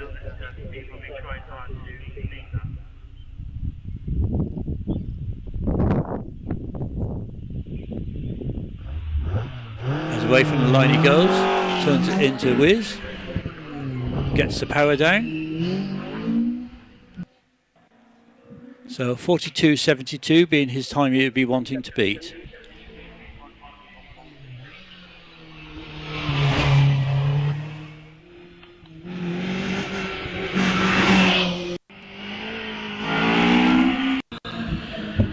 As off the line goes the MGZR of Chris Bryant, 1400cc car this, heading up across the park there. Very, very economic car to buy and prepare and run.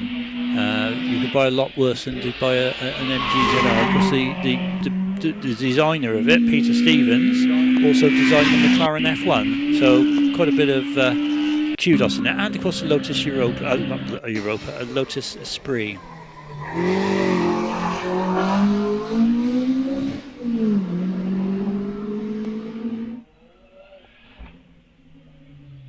So Steve got to the top in 43.48, so slightly slower than his previous run.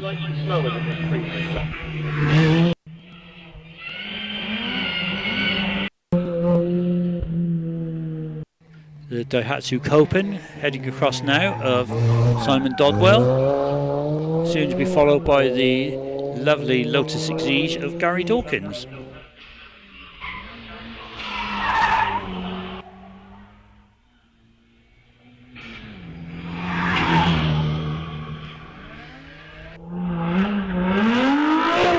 As Chris gets to the top, Chris Bryant in the MG ZR, number 2, gets to the top in a time of 48.79 as we hear Gary blasting across the front of the house here.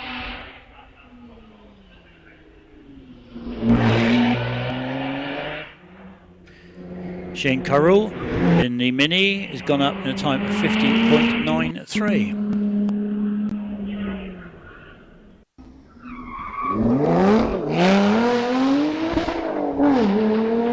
Simon Dodwell having scored a time of 52.88 in the Daihatsu Copen.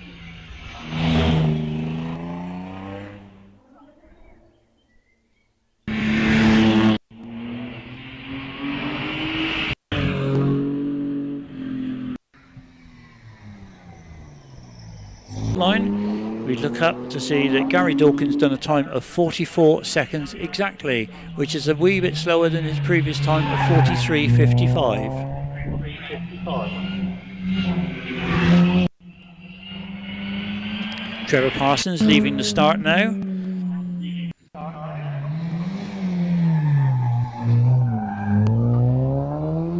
Trevor in his Caterham. Landscape gardener from the Taunton area. He claims to be an influencer, but I'm not sure what he influences or who. I didn't like to ask him too much.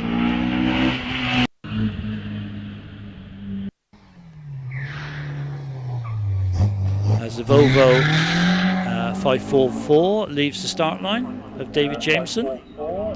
Very rare car these. Used to be rallied a lot in the early 60s, late 50s, early 60s. Volvo was a very strong competitor in rallying. And the Seat Leon Cupra is down there lining up on the start. That's Graham Ramsey getting ready to go now.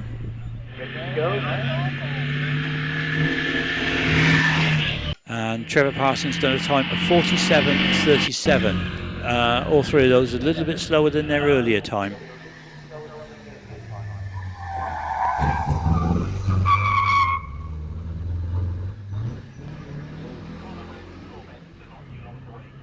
John Hill having done a time of 48.02.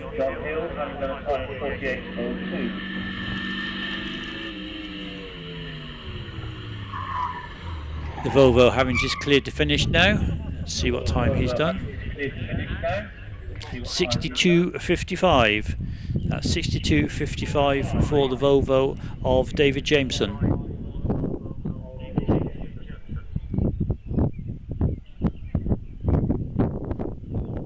The Seat Leon Cupra down there on the start line at the moment, waiting to start, and I see the marshals are doing a bit of sweeping up on Martini, so there'll be a small delay now while they do that. They're out there sweeping up, tidying up, keeping an eye on all the competitors and the cars, and all sorts of things around them up there.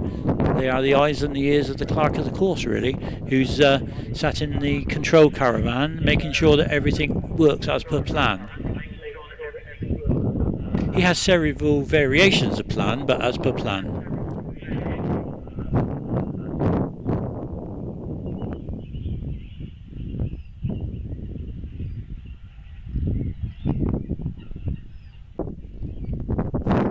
It looks like the marshals are heading back to the post now, so as soon as they're back on post, the red flags will come in if they're out, or if it's just on a hold, which they can do over the radio, which it looks like it is, and the Seat Cupra is away.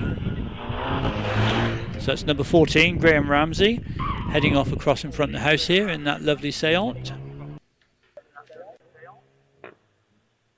Be followed by Barry Carter in his Mazda MX-5. Barry is more often seen in an MG of some sort, an MGA or something similar, but obviously gone Mazda today.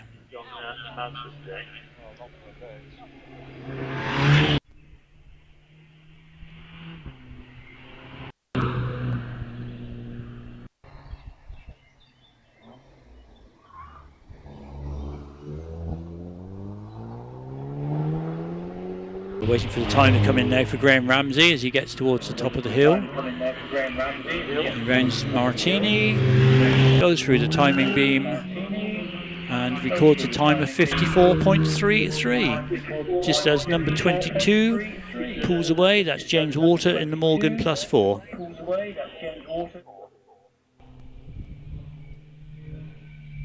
That'll be followed by David Gibson in the Ginetta G4. Just lining up down there, the silver Ginetta, and away he goes. This is got a Ford Z-Tech engine in it.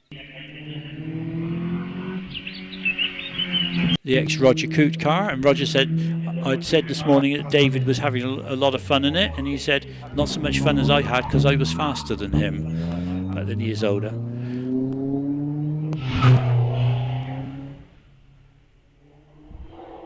Now the BMW of Nick Davies, BMW 330D, so it's diesel estate, out having a bit of fun, massive amounts of torque from these engines. So number 17 heading on up the hill. Meanwhile, looking back, car 22, James Walter, recorded a time of 58.01, and car 15, Barry Carter, done a 61.53.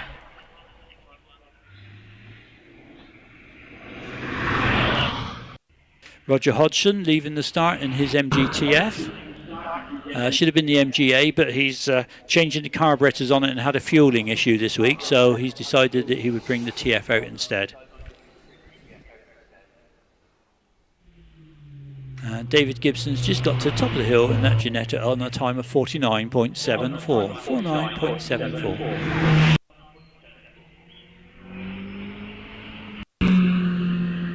Adam Holland in the Mini R50 on the way up the hill now as we look towards the top of the hill, and we look for the time for number 18, which is Roger Hodgson in the MGTF as he's on the approach to Martini now, as the Mini goes through the gate and the rumbling TR-V8 of Larry Jenham-Croft leaves the start line. Larry did start building a TR4 many years ago, which wasn't difficult, but it had a jet engine in it. So a small jet engine Triumph TR4. It never actually, it did run, but it never got to use it.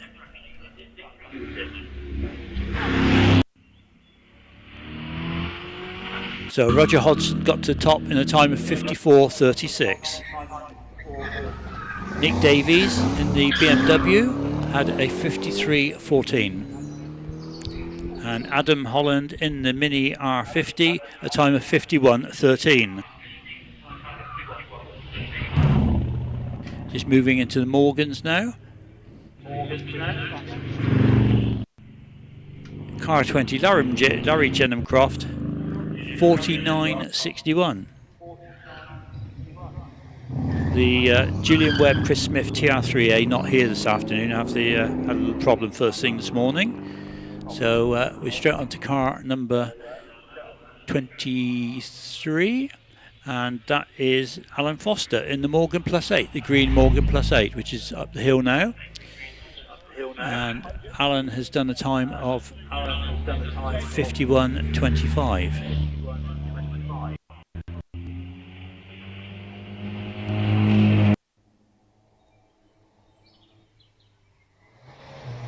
James Andrews on the hill, number 24, also in the Morgan. And he will be bringing a time in a few moments. Just heading up now towards Martini. Hard on the brakes. And then turn it in. Quite a tight line around the corner. Let's see what he's done. So car 24 has done a time of 68.47.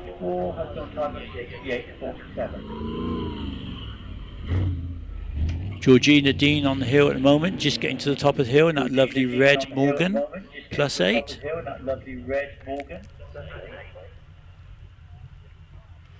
And a time of 50.75, 50.75.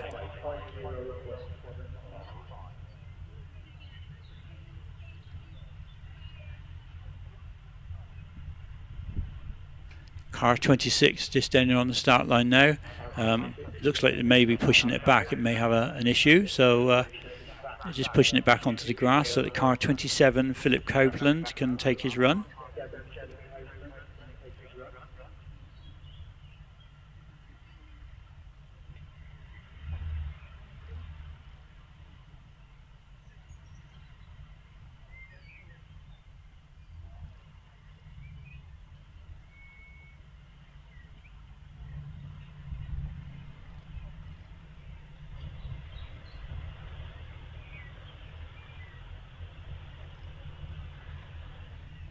So a bit of activity around the car down there, just off the start line. I imagine some form of mechanical issue, so the marshal's just watching on while the driver tries to sort out what's going on. As off the start goes number 27, that's Philip Copeland in the Morgan +8.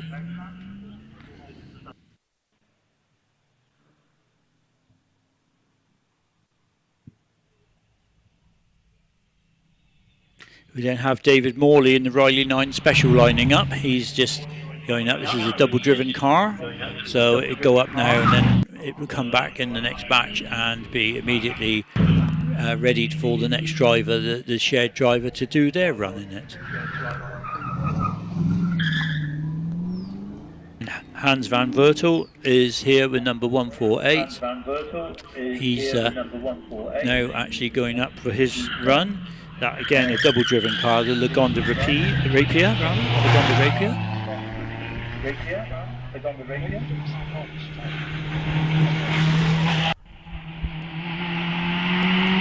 So that car's now on its way up the hill. Let's have a look for some times. So car 25, Georgina Dean, done a 50.75.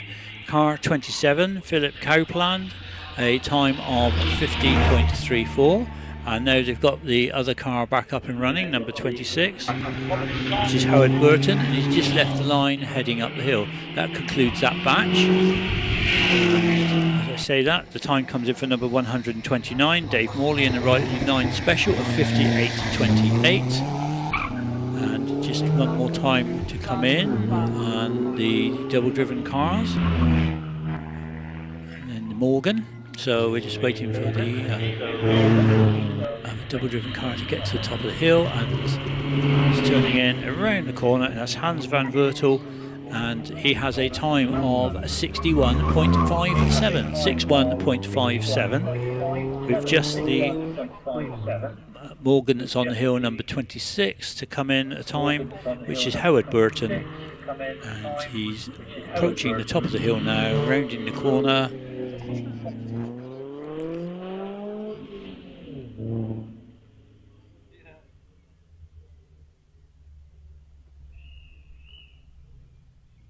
And car 26 recorded a time of 54.04. 54.04. 5404.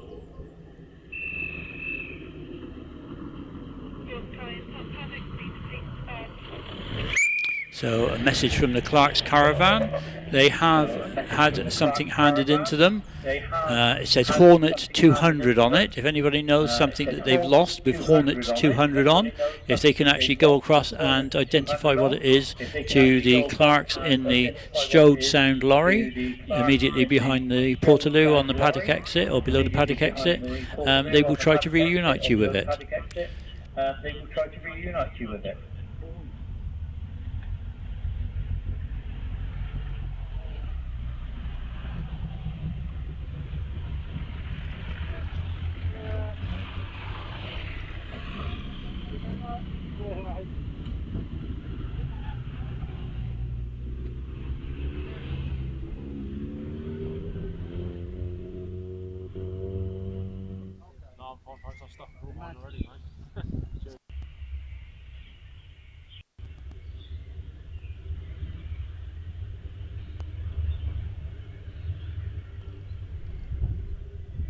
So at the end of that batch of vehicles, the class or positions for class class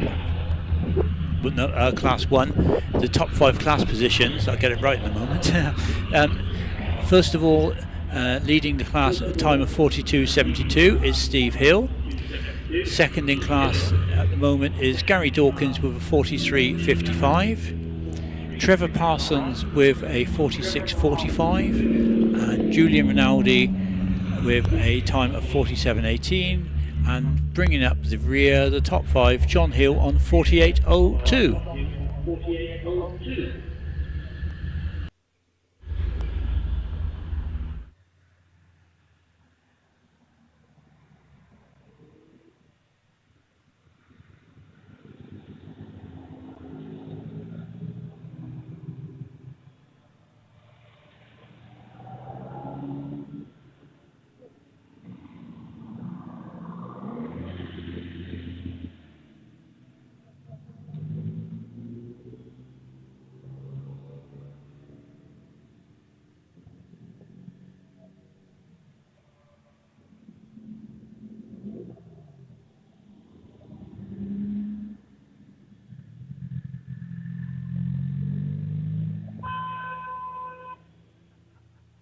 So I've now been joined in the commentary here with by a very, very important gentleman, Mr. Peter Isaac. Peter is the MD of Wiscombe Limited. Peter, what a glorious turnout for the venue today, isn't it?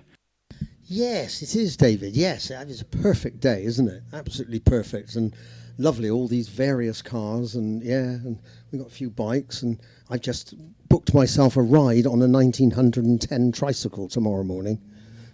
Will there be photographs of this? Well, I've got a feeling there might be, yes. Just around the house forecourt, part of the vintage celebration tomorrow. So this is a 1909 tricycle, you say? 1910, I think. Well, I got a choice of a 1910 or a 1903. They're rather nice, they are, yeah. Nothing new. They've got epicyclic gears on them. Marvellous, actually. It's quite incredible, really. Nothing new in this world. So you've been competing today on your Veloset. You've still got one more run to do. Are you enjoying your day? It's such a change to see you actually out on the bike as opposed to rushing around, emptying rubbish bins, topping up toilet roll papers and all that sort of thing, which you, even as MD of Wiscombe Limited, you actually go and do these things, don't you, just to keep the venue and the event up together? Yes, we do. I'm not competing today, Dave. I'm participating. Oh, yeah, of course, that's the difference between going fast and you, isn't it, really? Yes, I just didn't have a nice little ride. Anthony's just coming down our other Veloset from the top paddock. But yes, it's very, very pleasant, enjoying it. But we've been doing the toilet rolls and the toilet executive duties, all of that, yes. And the bins have got to be done as soon as I get out the leathers and so on. Yes, never stops, Dave. It never does, and I have to say how grateful everybody is to the work that goes in between events to keep the venue up together. There is a lot of work that goes on, isn't there? It's not just all eating donuts, is it? Well, nearly, but nearly, but no, it's relentless. You know, you just look round the vista here. I mean, it's such huge amounts of foliage, as you know, and up to it, it's showing sort of signs of wear, a little bit of wear here and there. We might have to take some remedial action on that. But yes, it's good. Everybody seems to enjoy it, especially on a day like this. It's lovely. Yeah. Well, thank you for taking the time to pop in, Pete. Best wishes to everybody at Wiscombe for all what they do, and let's hope that we continue to have sunny Wiscombes this year. It'd be lovely, wouldn't it? Yes, there's certainly the next one, Dave, the National in end of July. We certainly do. Yes, and thank you for the ice cream lunchtime. That was very kind of you. I even paid for it out of my own pocket, Pete. I suppose you want something back for it, do you? Well, no, you mention it. Anyway, thanks for coming in, Pete, and enjoy your last run of the afternoon on the bike, and let's hope for a lovely weekend to continue like this. I hope so, Dave. Yes, it should. Yeah, hopefully tomorrow will be equally as nice, and it'll be certainly different. And yeah, it's lovely, different type of motorsport today and tomorrow, isn't it? It's lovely. Doing a grand job. You're doing a grand job on the commentary. Yeah, you want to borrow something now? Hey, you're not getting another ice cream. Now you say that.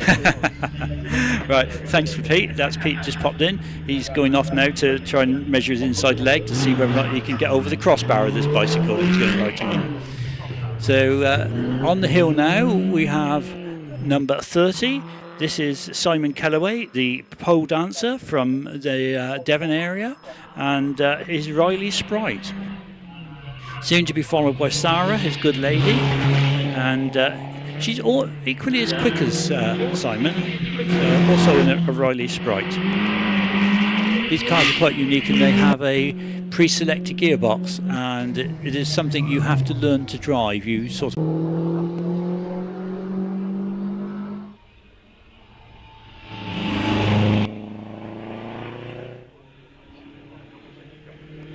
Julian Rinaldi.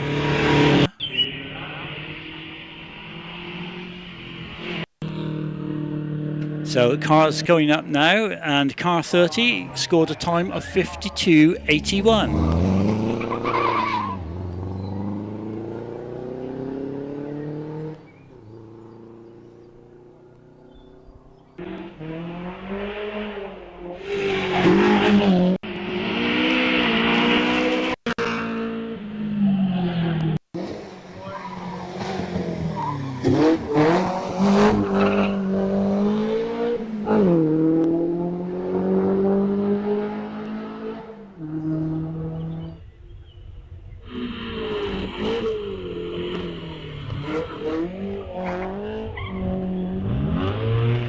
So a quick chat there with Julian Rinaldi, who should have been in the last batch, running at number 4 in his Fiesta, and unfortunately he couldn't take another run because he broke a drive shaft, and as he went over the finish line up at Martini, he coasted over, having broke the shaft, accelerating out of the corner, and still recorded a time of 47.18 and finished 4th in class, so he's not displeased with that. So anyway, getting back to what we have on the hill now, car 31, Sarah Kellaway, done time of 61.42.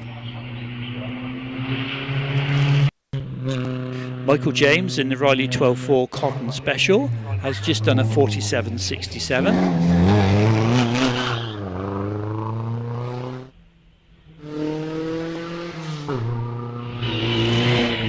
And the Riley number 34 that's on the hill at the moment, the 1935 GT Sprite, belongs to, I think it's Tomo Swaney.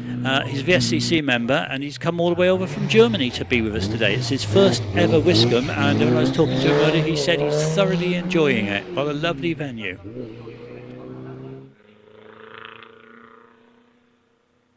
And got to the top, car 34 in 58.10, 58.10.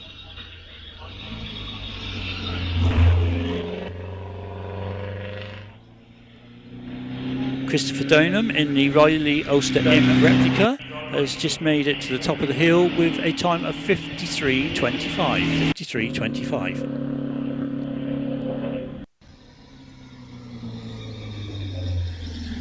And you look at the selection of the cars coming down the funnel now, and there's some really gorgeous stuff in amongst it. We have the Bugatti, We have the Bentley, we have the AC.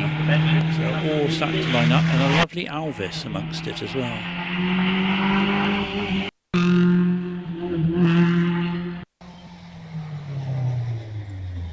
As across us in front of the house goes James Morland in the MG L1. This is a 1089cc car, only a little car from 1933.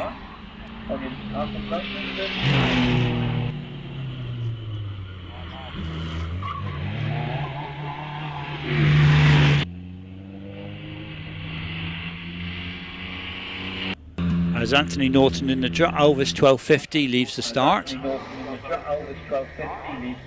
We have Rod Briggs in that beautiful AC 1690. Rod's owned this car for a number of years, so I used to see him in Somerton driving around in it years ago, and always beautifully turned out.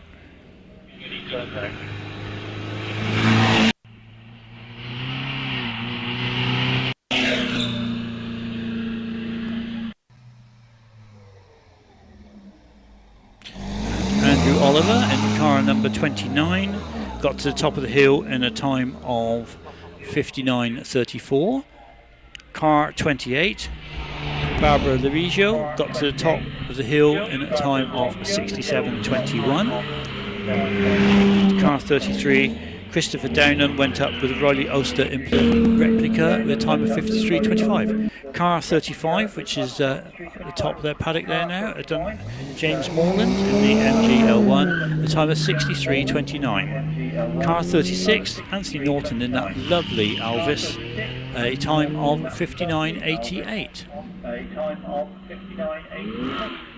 Waiting for Rod Briggs' time to come in, the AC, number 37. And a time of 62.75 for Rod.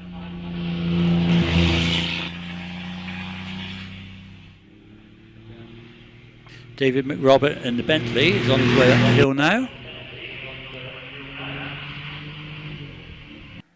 Going through the upper S's, heading towards Sawbench Corner.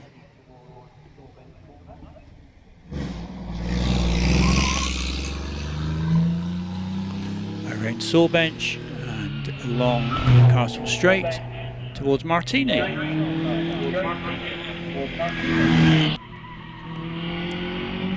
As Edmund Burgess leaves the start line in the Bugatti with a squeal of the tyres, and away he goes across the park. I saw Edmund last year at the Prescott Rally Prescott, which was run in the dark, and he was doing it in his other Bugatti, and his lighting arrangement, apart from the two very elderly Bugatti headlights, was a very nice and very powerful bicycle light, but it was enough for him to be able to see where he was going and enjoy his evening.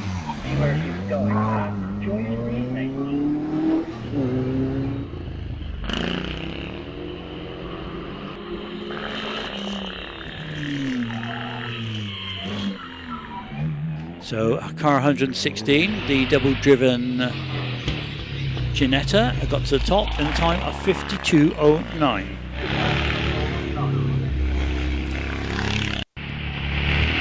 Car 40, Edmund Burgess, 48.66. 48.66.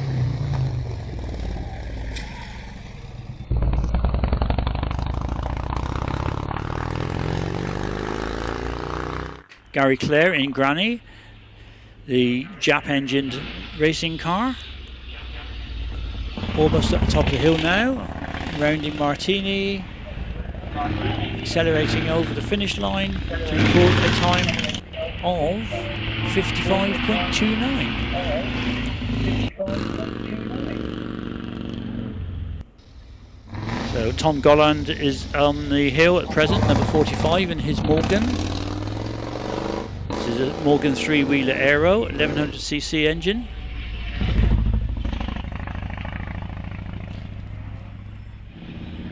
As away from the line down here, we have number 47, which is William Irvine in the Alvis 1250.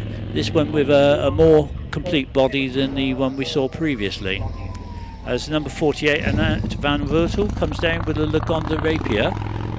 to line up ready for her start.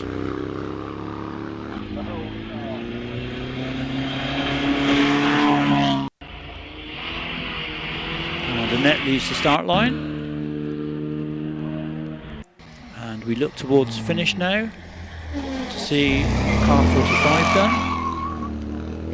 which is Tom Golland in the Morgan three-wheeler. He done a 64. Andrew Massant, he's just done a 64.79, so slightly faster. As the lovely Humphrey ERA leaves the line down there.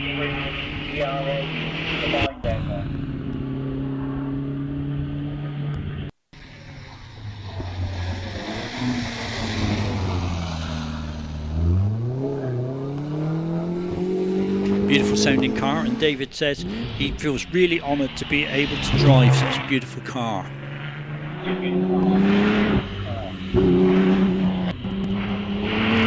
So looking back towards the start line now, we have the Austin 7 Green Pea Special, which is Inga van Vertel, and that car is a scaled down replica of an ERA. And very beautiful is done too. So go and have a look at it if you're in the paddock. It's here tomorrow as well. So we have mother, father and daughter all competing. It's wonderful.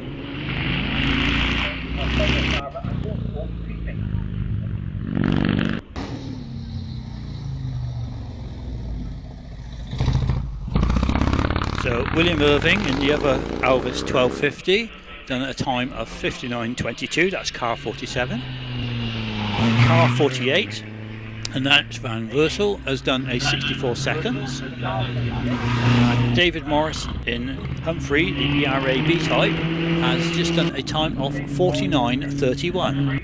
ERA B type, and just done a time of 49.31.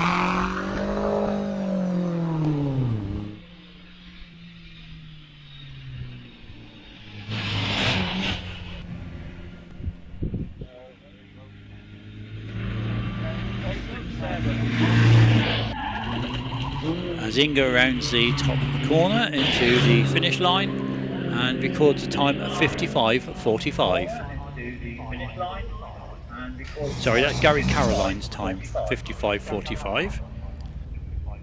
Sorry, that's Gary Caroline.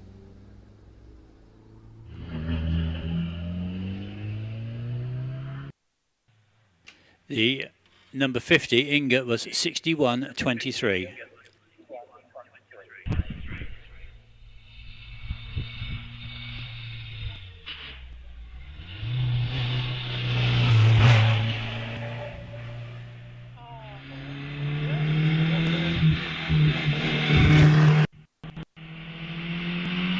As number 53, Vicky Sly, leaves the start in that lovely red Austin 7 Ulster. Beautiful little car. Looking really nice going across the front of the house here, the sun glistening off of it.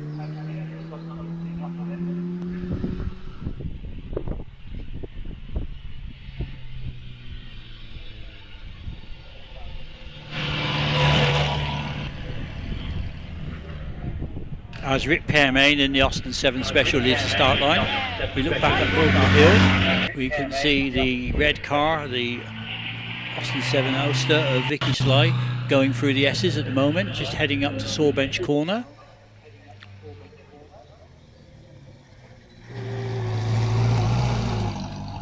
And around Sawbench and the straight towards Martini. As off the line goes at number 55, which is Stuart Rose in the Austin 7 Curfew Special. Number 55, which is Stuart Rose in the Austin 7 Curfew Special.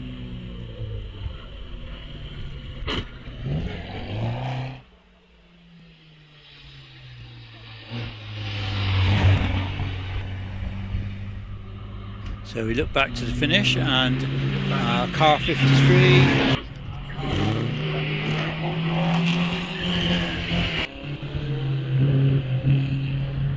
So car 53, Vicky Sly, just got to the top in a time of 73.66. Rick Pearmain having just got to top in 59.75. That's 59.75.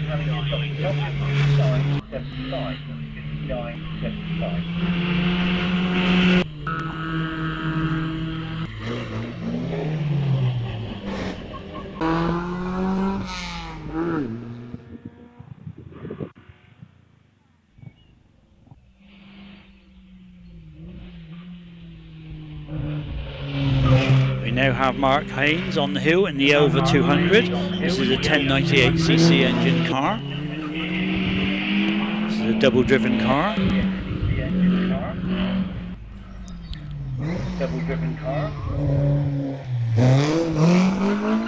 And car 55, Stuart Rose in the Austin 7 Curfew Special got to the top in a time of 63.29.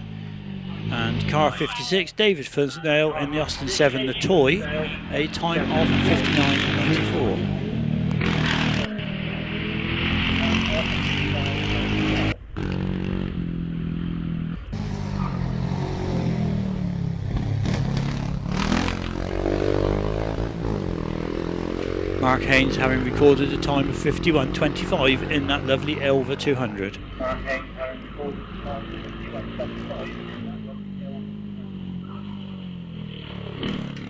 Being chased by number 159, which is Fraser Dean at Cooper Mark 5. Sorry, Cooper Mark 9 500cc from 1955. And let's see what time he's done. 49.91, I believe. And let's see what time he's done. 49.91, I believe.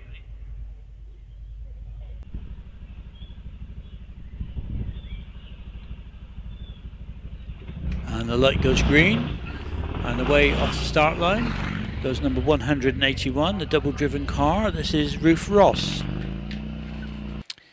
And we look towards the top of the hill, and 159, which was the other double driven car that went up ahead, has done a time of 49.91.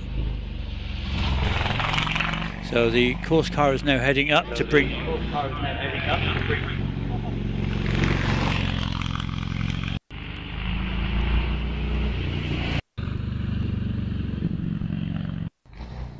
So the classes 6, 7 and 8 just being called out of the paddock now, so only 2 more car batches to go and then we'll be into motorcycles again.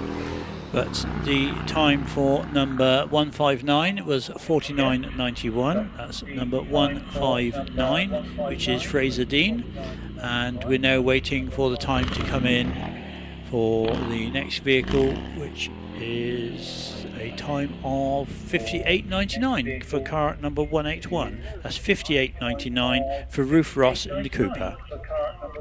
So they now bring that line of cars back down, and once they're back down here, we will get the racing car classes going up next, ready, and we will have I think there's 2 more batches before the motorcycles.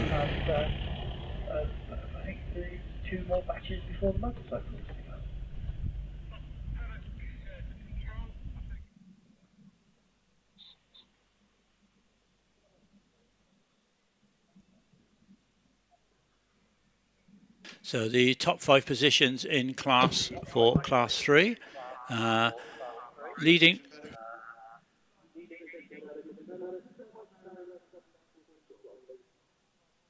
So the top 5 class positions for class 3 is number 40, Edmund Burgess, with a time of 48.66. Second in class, David Morris, with a time of 49.31.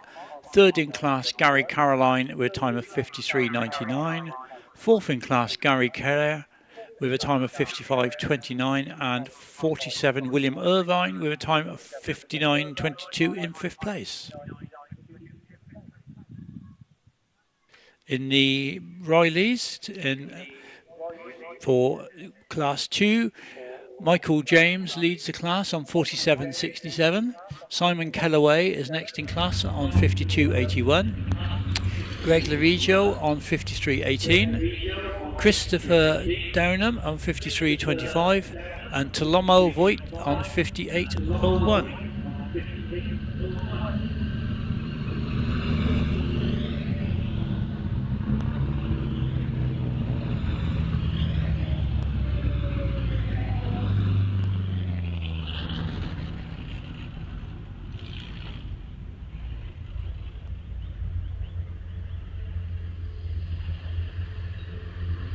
In the Morgan classes, we have leading the class, this is Class 1A, is James Dean on 49.43. Then Philip Copeland on 50.34. Georgina Dean on 50.75. Alan Foster on 51.25. And fifth in the class, Howard Burson on 54.04.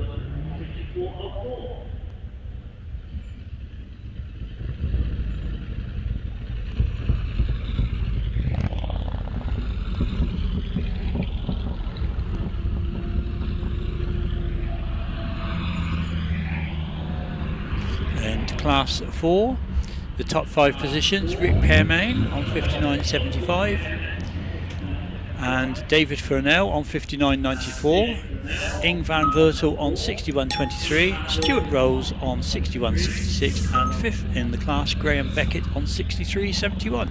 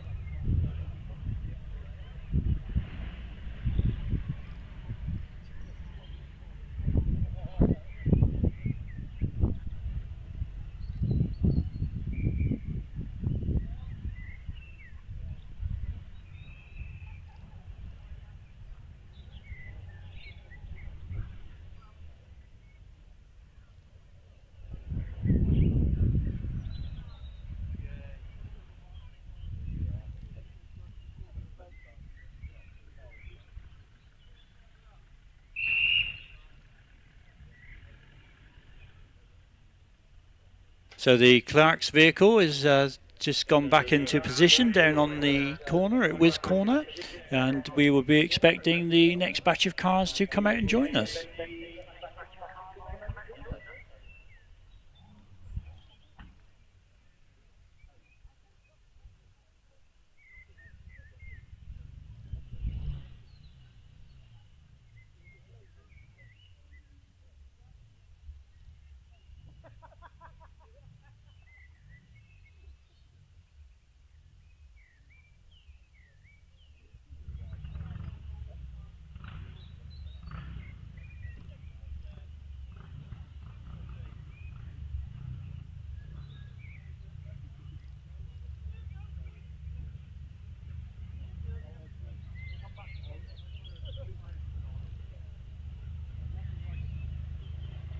So heading to the line now is Richard Robarts in the Cooper Mark 11. This is the Class 6 500 Owners Association Racing Cars 1945 to 1960.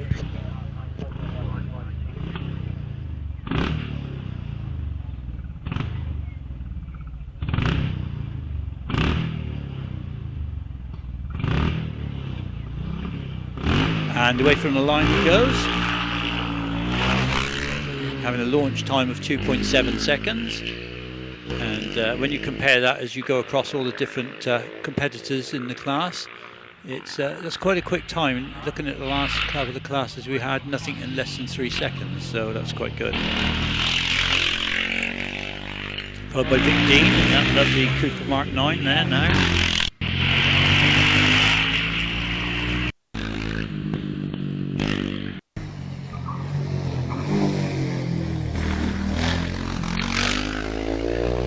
As we watch towards the top of the hill, and Richard Robarts is heading now up towards Martini to turn in for the last corner on his second time run this afternoon. The back end steps out a little bit, he just powers it round and over the line in a time of 50.10. Vic Dean being on the hill at the moment, closely followed by John Dent in number 60. So that's Vic Dean in 59 and John Dent in number 60.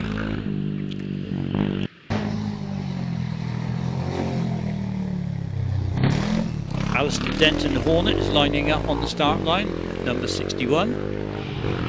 As we look towards the top of the hill.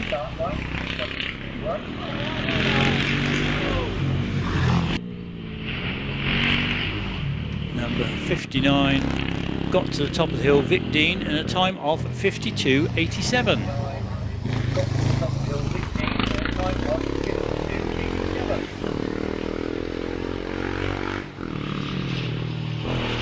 Number 60, John Dent, just heading right at the top there, round Martini now, nice and neat and tidy, and a time of 51.96.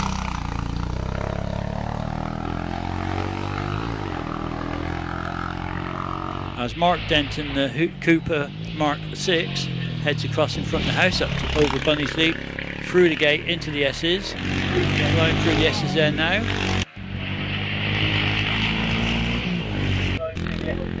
And we see Dominic Bishop leaves the start line in his Cooper, number 63.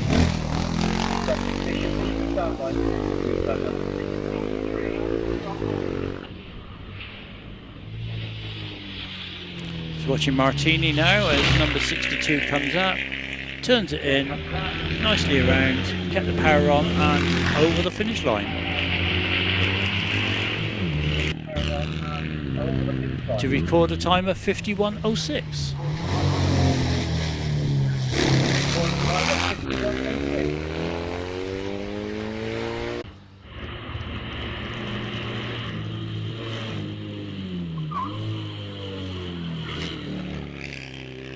Dominic Bishop having gone up in 56.22. 56.22.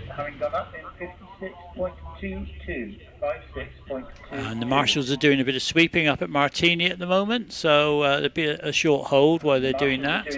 They're able to liaise directly with the course control, and the course control can hold the next vehicle on the line so that it doesn't have to go up, and they can do a little bit of sweeping and tidying up as they need up near the top of the hill.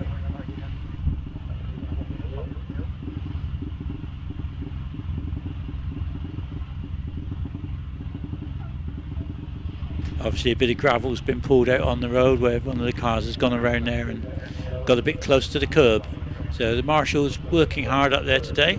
The ones out in the sunshine, I do feel a bit for you today because it has been a hot, relentless day, whereas the ones under the trees have got a little bit of shade just to help them with the day. But so the marshals won't be long now. They're just heading back. One's heading back to the post and the other one's just sweeping it into the side there. As soon as they're back on the post, they'll notify the control, and control will restart the next car, which is down by the start line, number 65, which is Finley McIntosh.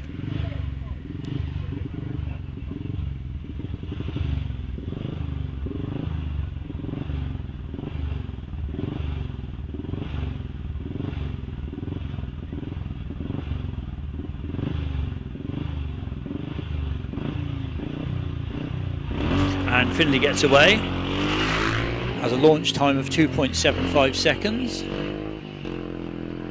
This is one of the quicker ones that we've seen in actual fact.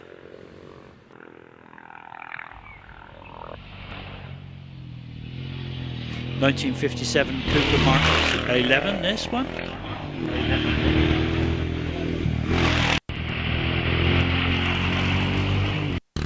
As Max McIntosh leaves the line, and he does a 2.79 launch time. Let's see where he is on the middle split. The middle split for Findlay is 23.05. That's up in the middle of the S's. So we'll have a look to see whether or not he's any quicker. He's very slightly slower off the very start, but it could well be that he pulls back a little bit of time. 23.52. So yes, quite a bit quicker off the through the S's there. 8.8.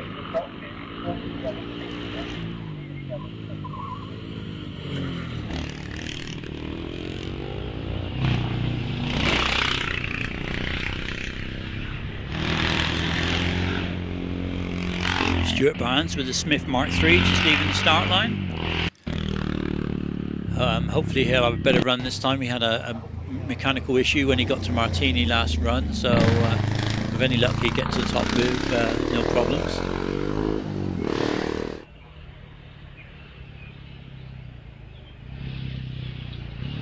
Little green car. Keith.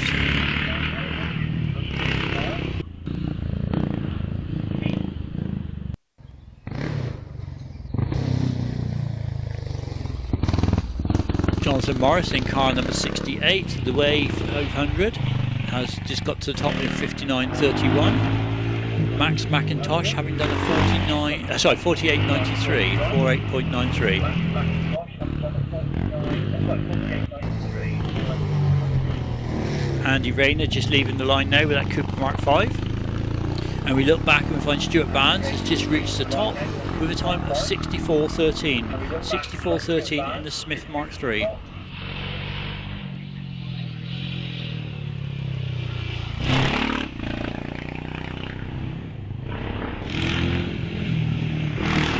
So car being pushed back on the line down there now, number 71, which will be Richard Kelly. Obviously got to just push it back, see if they can do a bump start forwards on it, just to restart it. So he looks to be going past the car behind him, so it could well be that he's going a bit further up the slope to get a better run up. So Tom Waterfield heading down to the line now, number 72, while the marshals are pushing number 71 back up to try and get him so that he can get it into position to start it. Looking back on the cars, Charles Reynolds has got to the top with a time of 54.76. Andy Rayner in a 53.96. Andy Rayner having picked up time on the upper part of the course, having a slower launch time and a slower time to the midway split by just over a tenth of a second. So obviously picked up a bit of time to get up around the top. May have been a better line around the hairpins, but whatever it was, it's worked for him. Car number 70, a time of 57.01. That's Mike Wood in the Iota, a 57.01. That's Mike Wood in the Iota, 57.01.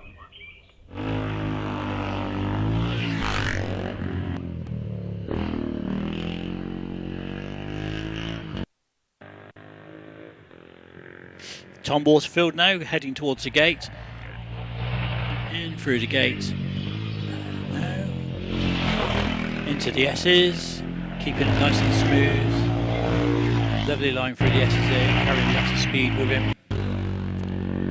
Up to saw bench, onto the brakes, and around the saw bench. Drifted it out a little bit at the back end, but not very much. And heading now to Martini. As across the front of the house here from us, we see car number 71, which is Richard Kelly in the Cooper Mark V.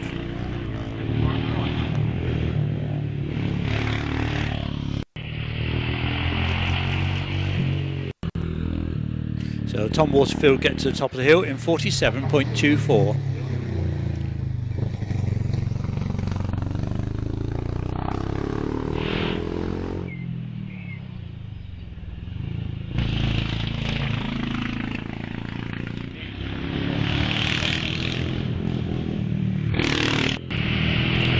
away in a cloud of smoke goes number 75, Robert Burke, Woody Arnott, F3.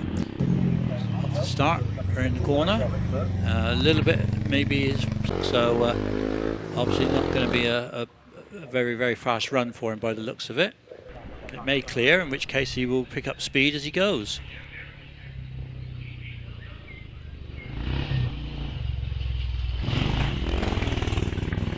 Richie Kelly having done a 58.75, and then number 74, Simon Deadman, behind him having done a time of 56.23, 56.23.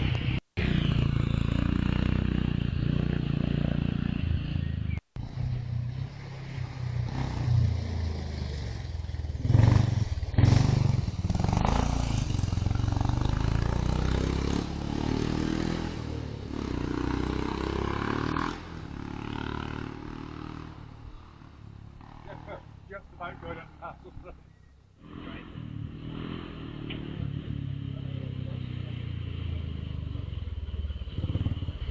Robert Burke having just crossed the finish line now, still smoking quite blue, as if it may be burning a bit of oil. A time of 80.93, so a steady run up. Obviously, a bit of an issue, I would imagine. 80.93, so a steady run up. Obviously, a bit of an issue, I would imagine. Control from Martin. Track is clear. Okay, thank you.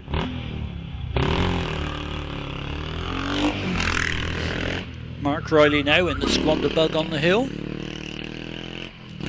Going across towards Bunnies, up over the slope. Slight kink to the left as he goes past Bunnies, and then onto the brakes for the gate. He's through the gate into the lower S's. As we look back to the start line, and we see number 77, Angus Frost in the Cooper. 1951 Cooper, this one, even older than me.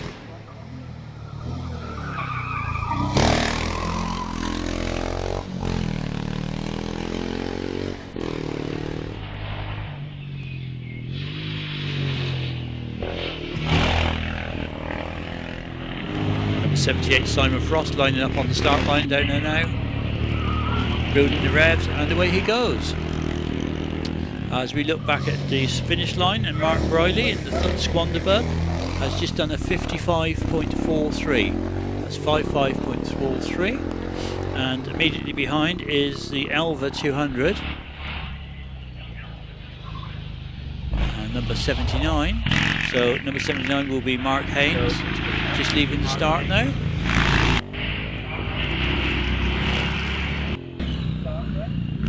As number 80, Charles Reynolds, heads down to the start.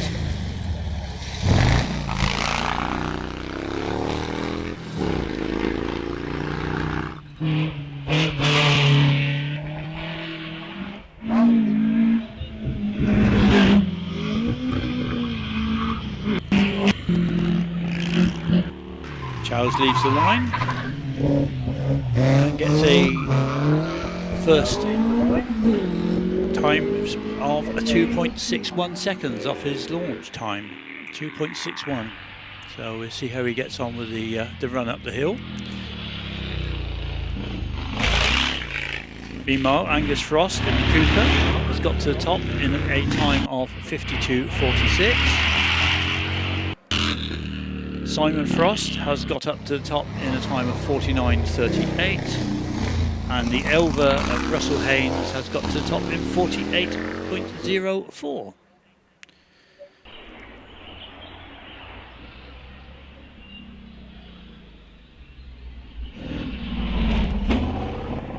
We now have the Allards lining up, ready for their run.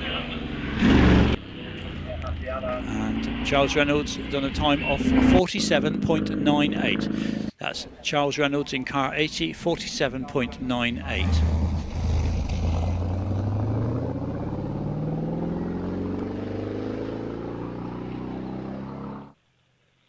As the Allard P1 Fastback starts to make its way up the hill.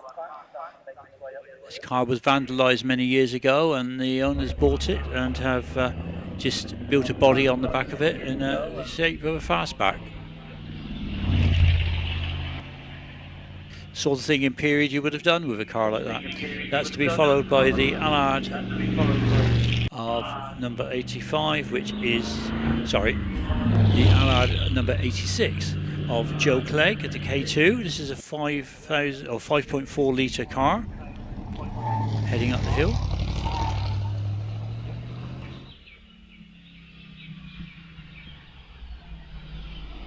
And Richard Ashford is lining up his Cooper Mark IV, 1948, down here on the start line. He's waiting for the Allards to get to the top.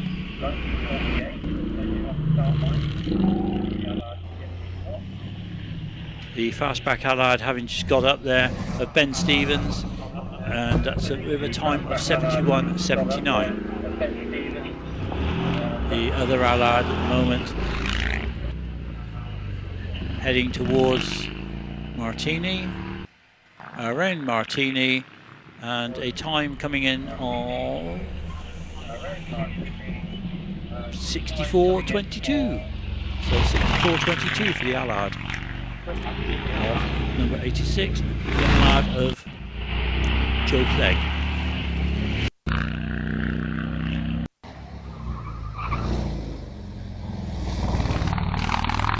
And away from the line goes number 82. That'll be the last car in this batch, and that's Dave Andrews. So the Cooper Mark 7 of Dave Andrews on the hill at the moment, chasing down car 81, which is Richard Ashford, who's just gone over the finish on a time of 48.57 as the course vehicle goes up now to retrieve that batch.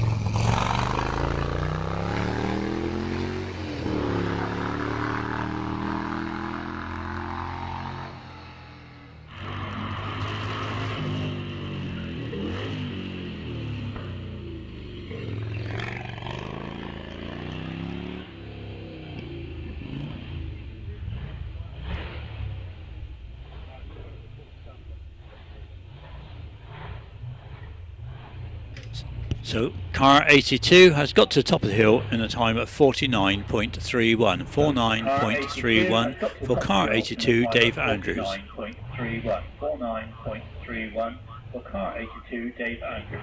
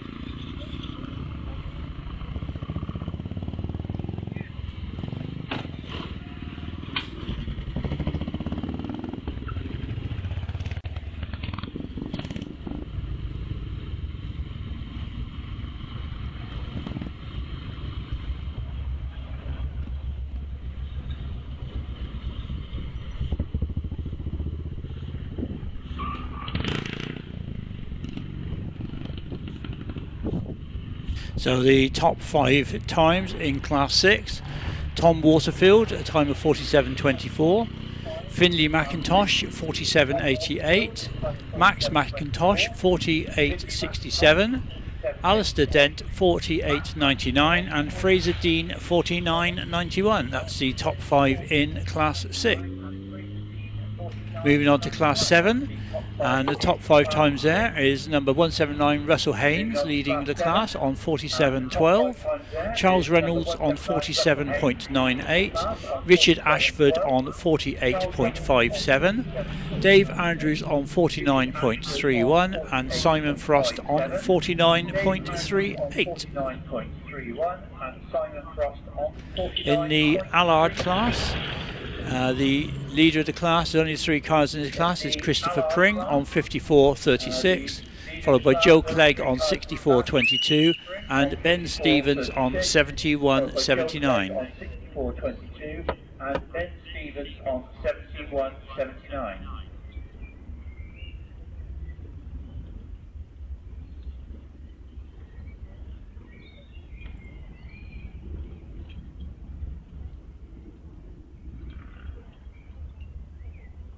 We're now moving on to Class 9, the sports and racing cars up to 1300cc, and Class 10, the sports racing cars over 1300cc, and Class 11, the Morgan 3-wheel cars and motorcycles, which are part of the ACU part of the event. So the cars will finish with the last one being probably number 94, subject to any reruns or anything.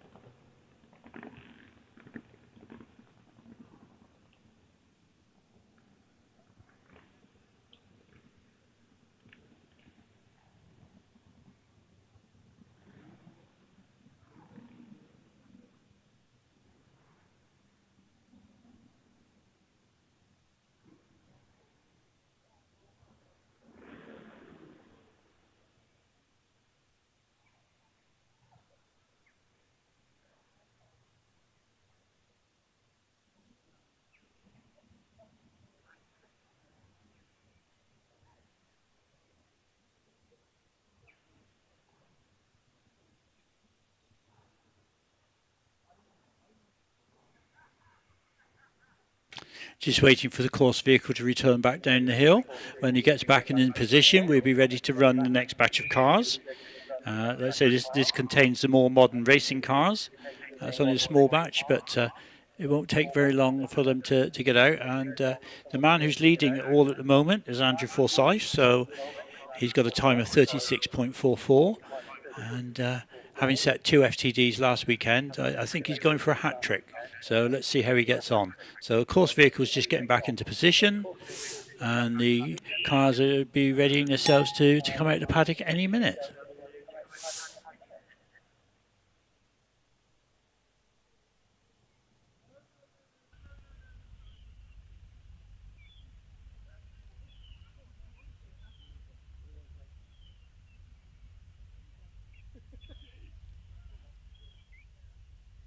So coming down first is Paul Davies in the Radical Club Sport. Heading down towards the start. It's a 1098cc engine, the car, this.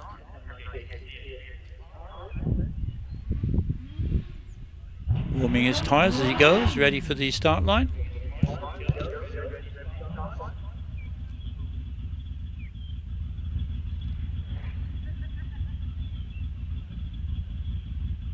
And waiting for the green light. As soon as he gets a green light, he can go at his leisure. He's got green, and away he goes. A launch time of 2.49 seconds. He'll be followed by Ben Wheeler. Ben's in his Empire Evo 2. Getting used to the car now. Glorious looking car.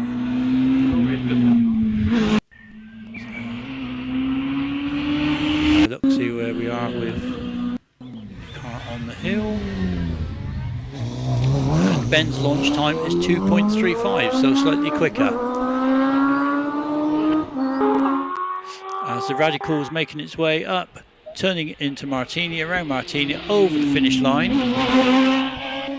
And a time of 44.25. 44.25. Which is just slightly slower than his previous time of 44.01.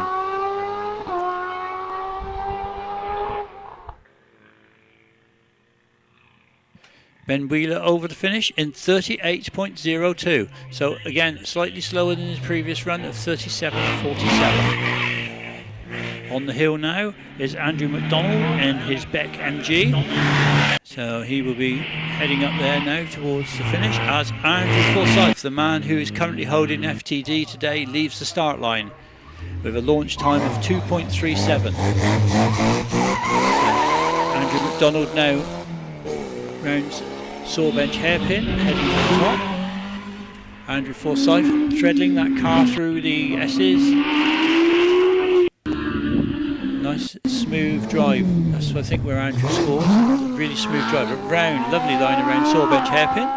Heading up towards the Martini now. Under braking, turns it in, doesn't get in too tight, but he does touch one of the floppy paddles standing up there, the reflector marker post, as Rodney Thorne in that wonderful sounding Pilbeam leaves the start.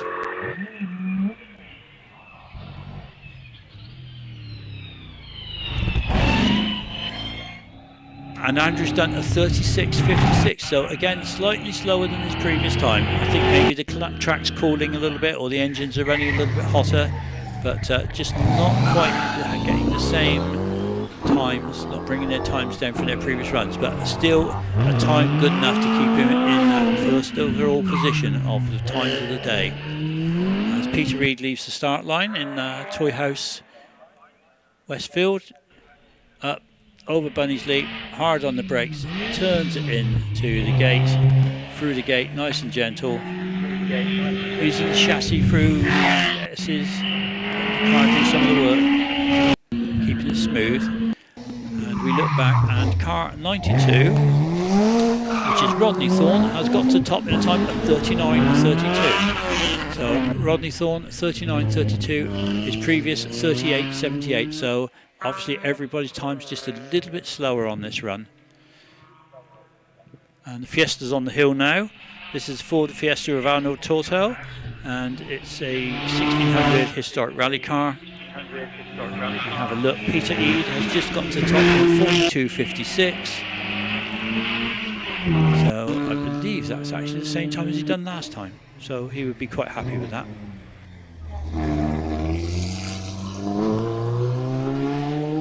We now have Anthony Quinn in the Morgan, having just started, heading up.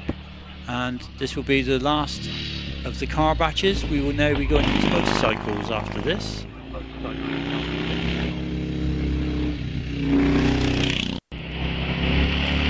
So Peter Reid with his 42.56, Arnold Tortel with a 52.05. Just waiting for Anthony Quinn's time to come in.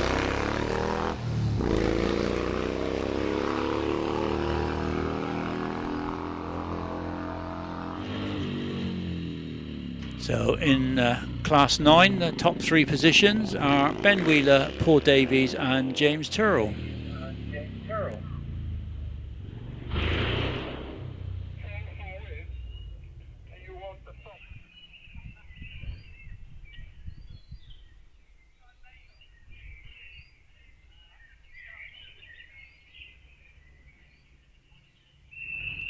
So Anthony Quinn at the top in 56.09.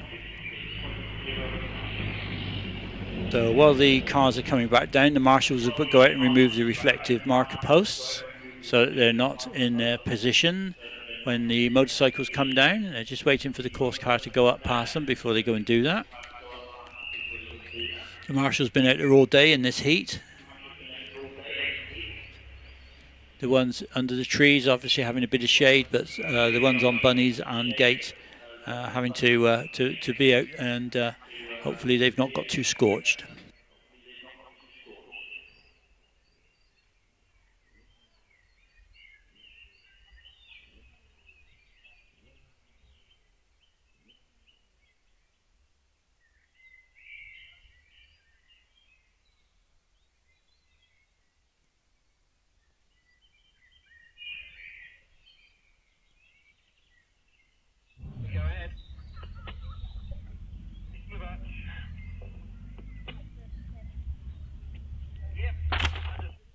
So all the marker posts are out now, from what I can see, and we're just, as I say, waiting now for the cars to come back down, and we can then send the final batch of the day, the motorcycles.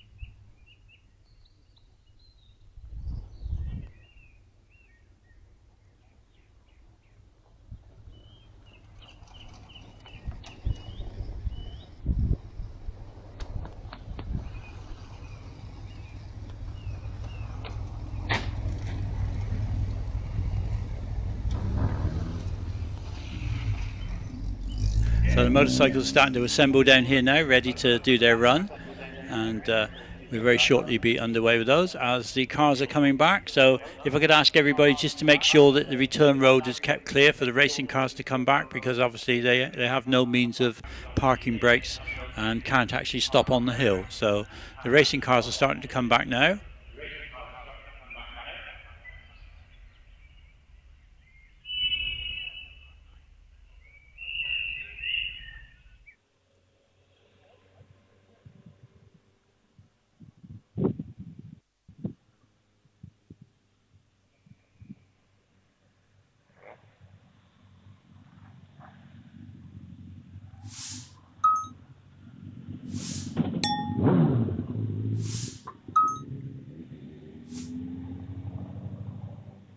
There's Ben Wheeler going past now, heading back to the paddock, followed by Andrew McDonald and the man who set FTD today, Andrew Forsyth in the green OMS. Give him a cheer and a clap as he comes through the paddock. Make him feel like he's done well, as he has done well.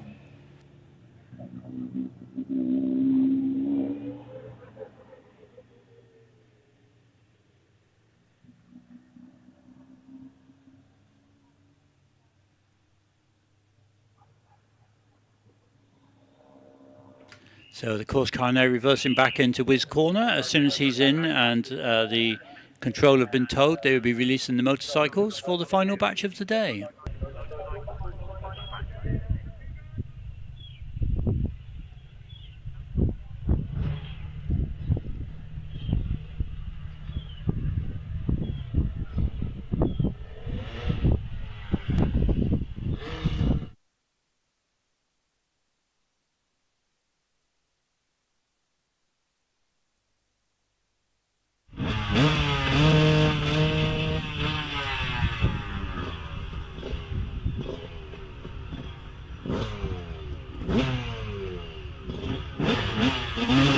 So the first motorcycle is away, number 244, heading round Wiz and up across the front of the house here. That's Patrick Evans on the KTM, down from Worcester Park, hoping to improve on his time from earlier.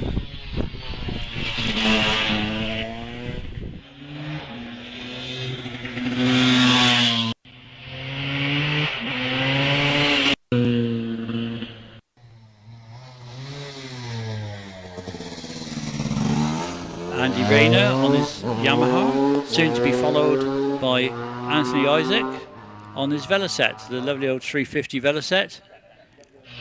So they're waiting for a green light as we look towards the top of the hill. Patrick Evans has gone up in 46.23.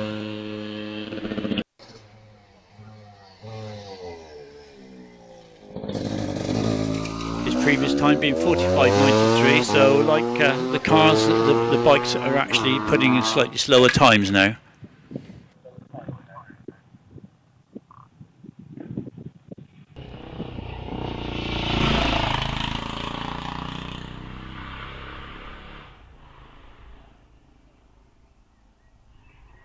Andy Rayner having got to the top with a time of 54.55, as off the line down here goes number 7, which is Callum Short in the KTM, or on the KTM rather than in it, I should say, riding his way up the hill.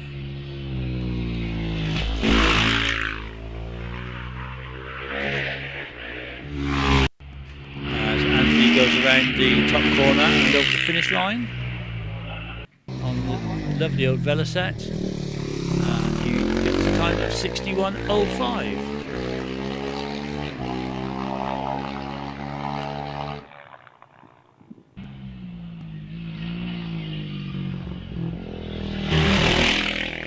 Richard Bowker on the hill now with his Honda 450 as the time comes in for Callum Short of 43.40. So Callum down from Bedford done the 43.40.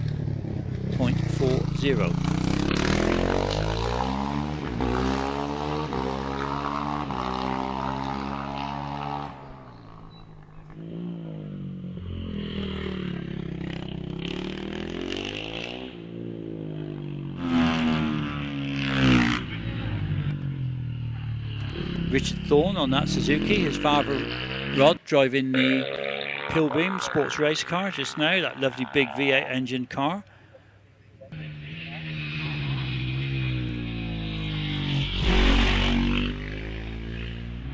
Richard's only been hill climbing for about 2 to 3 years now, but thoroughly enjoying it. As Reg Davis leaves the line on 551. Reg, who, as I say, comes down and does a lot of the working parties throughout the year down here at Wiscombe during the middle of the week. If anybody's retired and wants to spend a day with like-minded people, I can well recommend it. And you get donuts.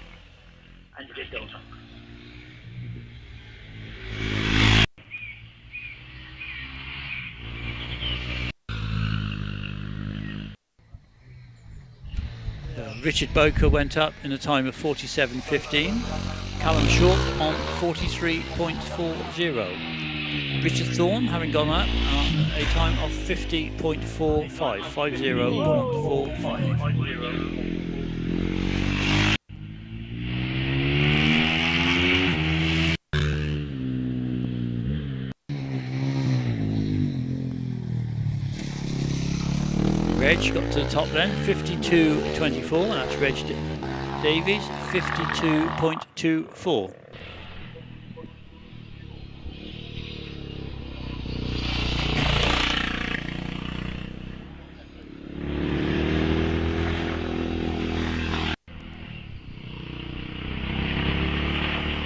Stephen Butler leaves the line down here. We get the time come in for Richard Peaty. Richard from Froome has done a 47.49. So 47.49. Peter Isaac up there on the hill, who Peter come and chat to us to earlier, on his Velocet, his 500cc Velocet, and just waiting for his time to come in. He's just got over the line up there. And a time of 58.45. 58.45.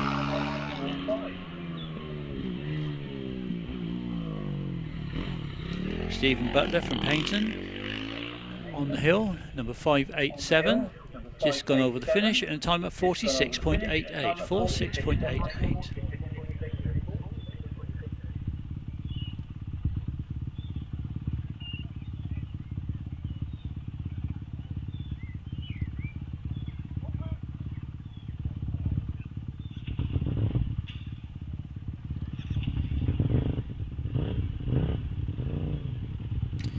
Keith Haynes sat on the start line waiting to go, waiting for a green light.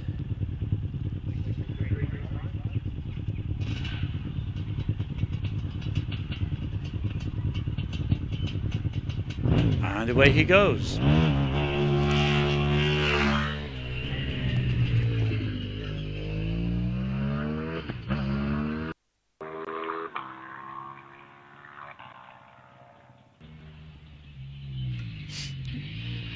We'll be moving on shortly to the 501 to 750cc class.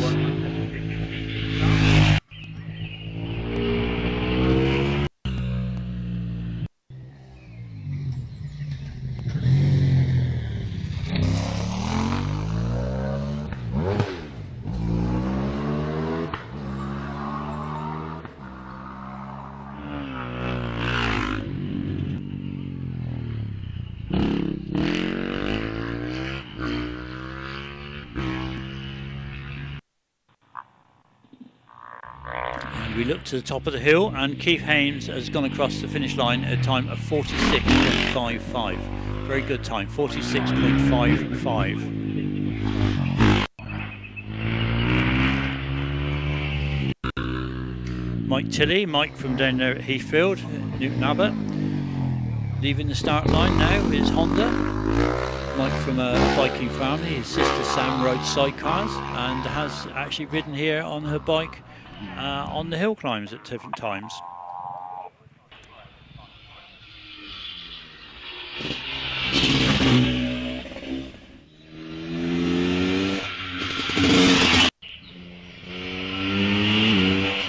And poor Jeffrey just leaving the line. Man with number 1 on his bike. Obviously the man to watch.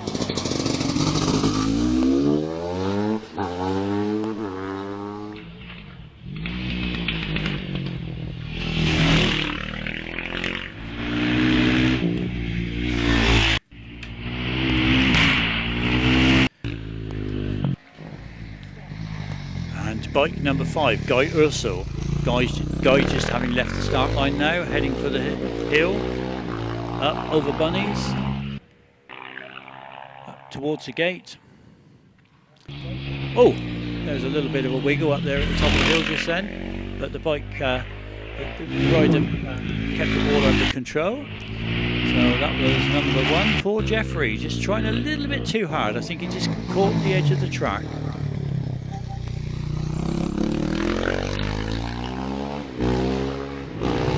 Still putting a time of 42.37. Mike Tilley having done a 45.28. And number 5, Guy Urso on a 44.51.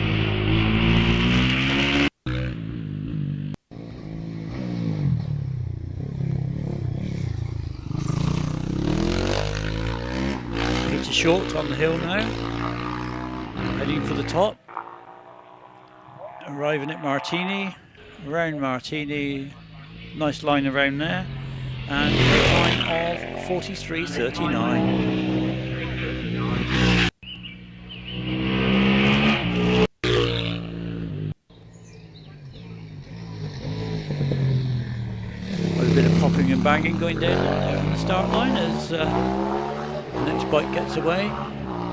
This is bike number 744 on the hill now, which is Chris Keats. He'll be following number 700, who's already up there, which is Mark Short. And Mark's gone over the finish line with a time of 44.56.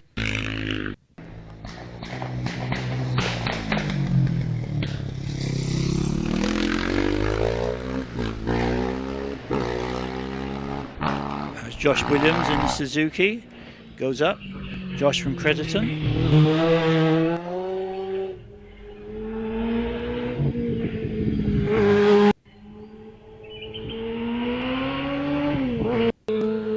Chris Keats having done a time of 44.95. 44.95.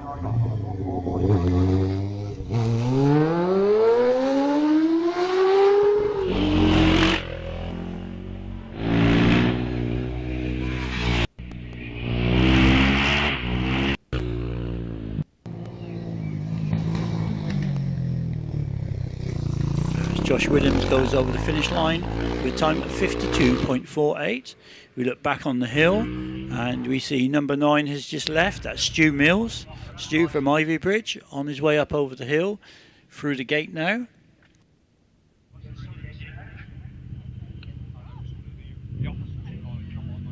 And Tommy Hodges, Tommy down from Taunton, having done a time of 41.81. 41.81.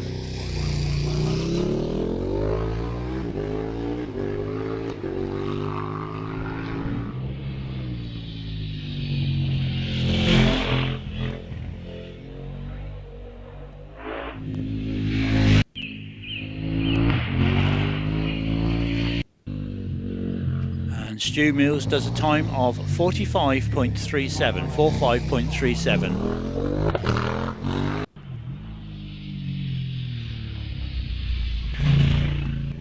Marcus Bisson over from Jersey, up on the hill at the present, and just got to the top in 44.67. He's followed by Matthew Mogridge, old Mog, on his way up, and Mog has, where is he now? He must be, there he is, he's on the approach to Martini as I look, and around Martini he goes, accelerates over the line and produces a time of 44.4. Getting towards the end of the solo motorcycles now. We have number 826 up there on the hill at the moment, Dave Norris.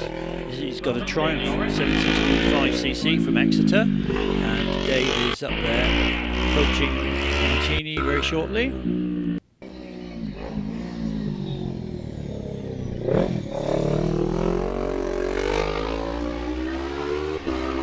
Dave Norris goes over the line in 45.21. 45.21.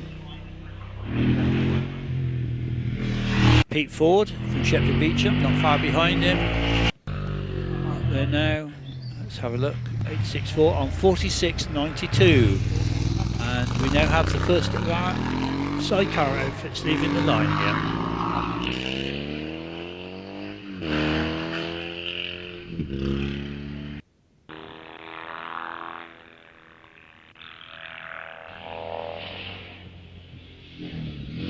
Pete Ford gets to the top with a 46.92, and Mark Williams gets to the top with a 45.8. So this Kirsty Glover on the hill, Nigel Glover, followed by Simon and Jane Foster from Stroud in Gloucestershire. So lovely sounding outfit this.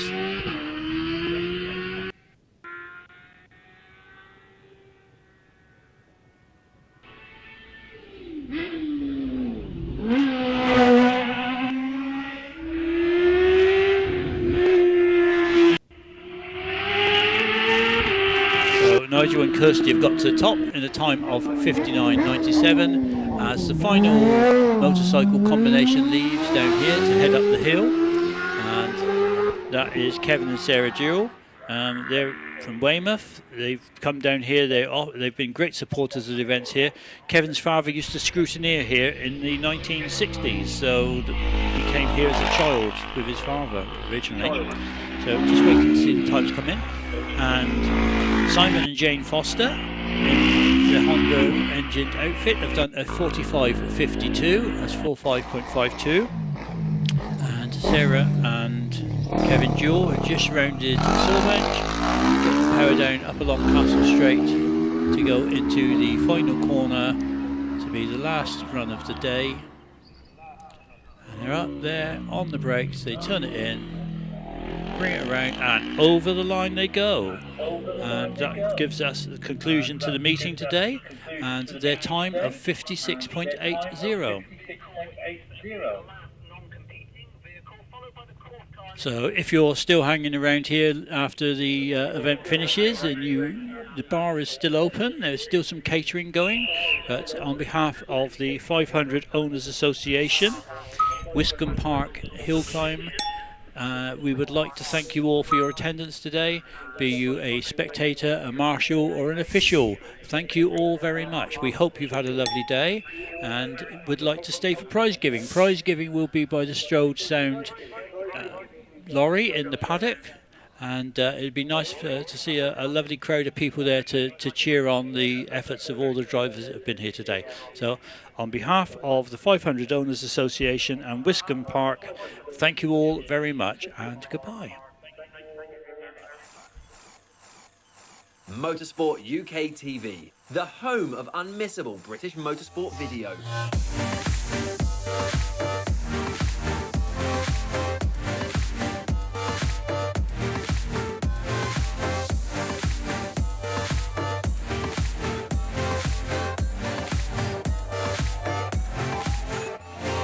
Bringing you all the action from the British Championships. Taking you behind the scenes. Giving you top tips to succeed in every discipline. Showcasing the best equipment. And much, much more. Visit motorsportuk.tv today and make sure you never miss a moment.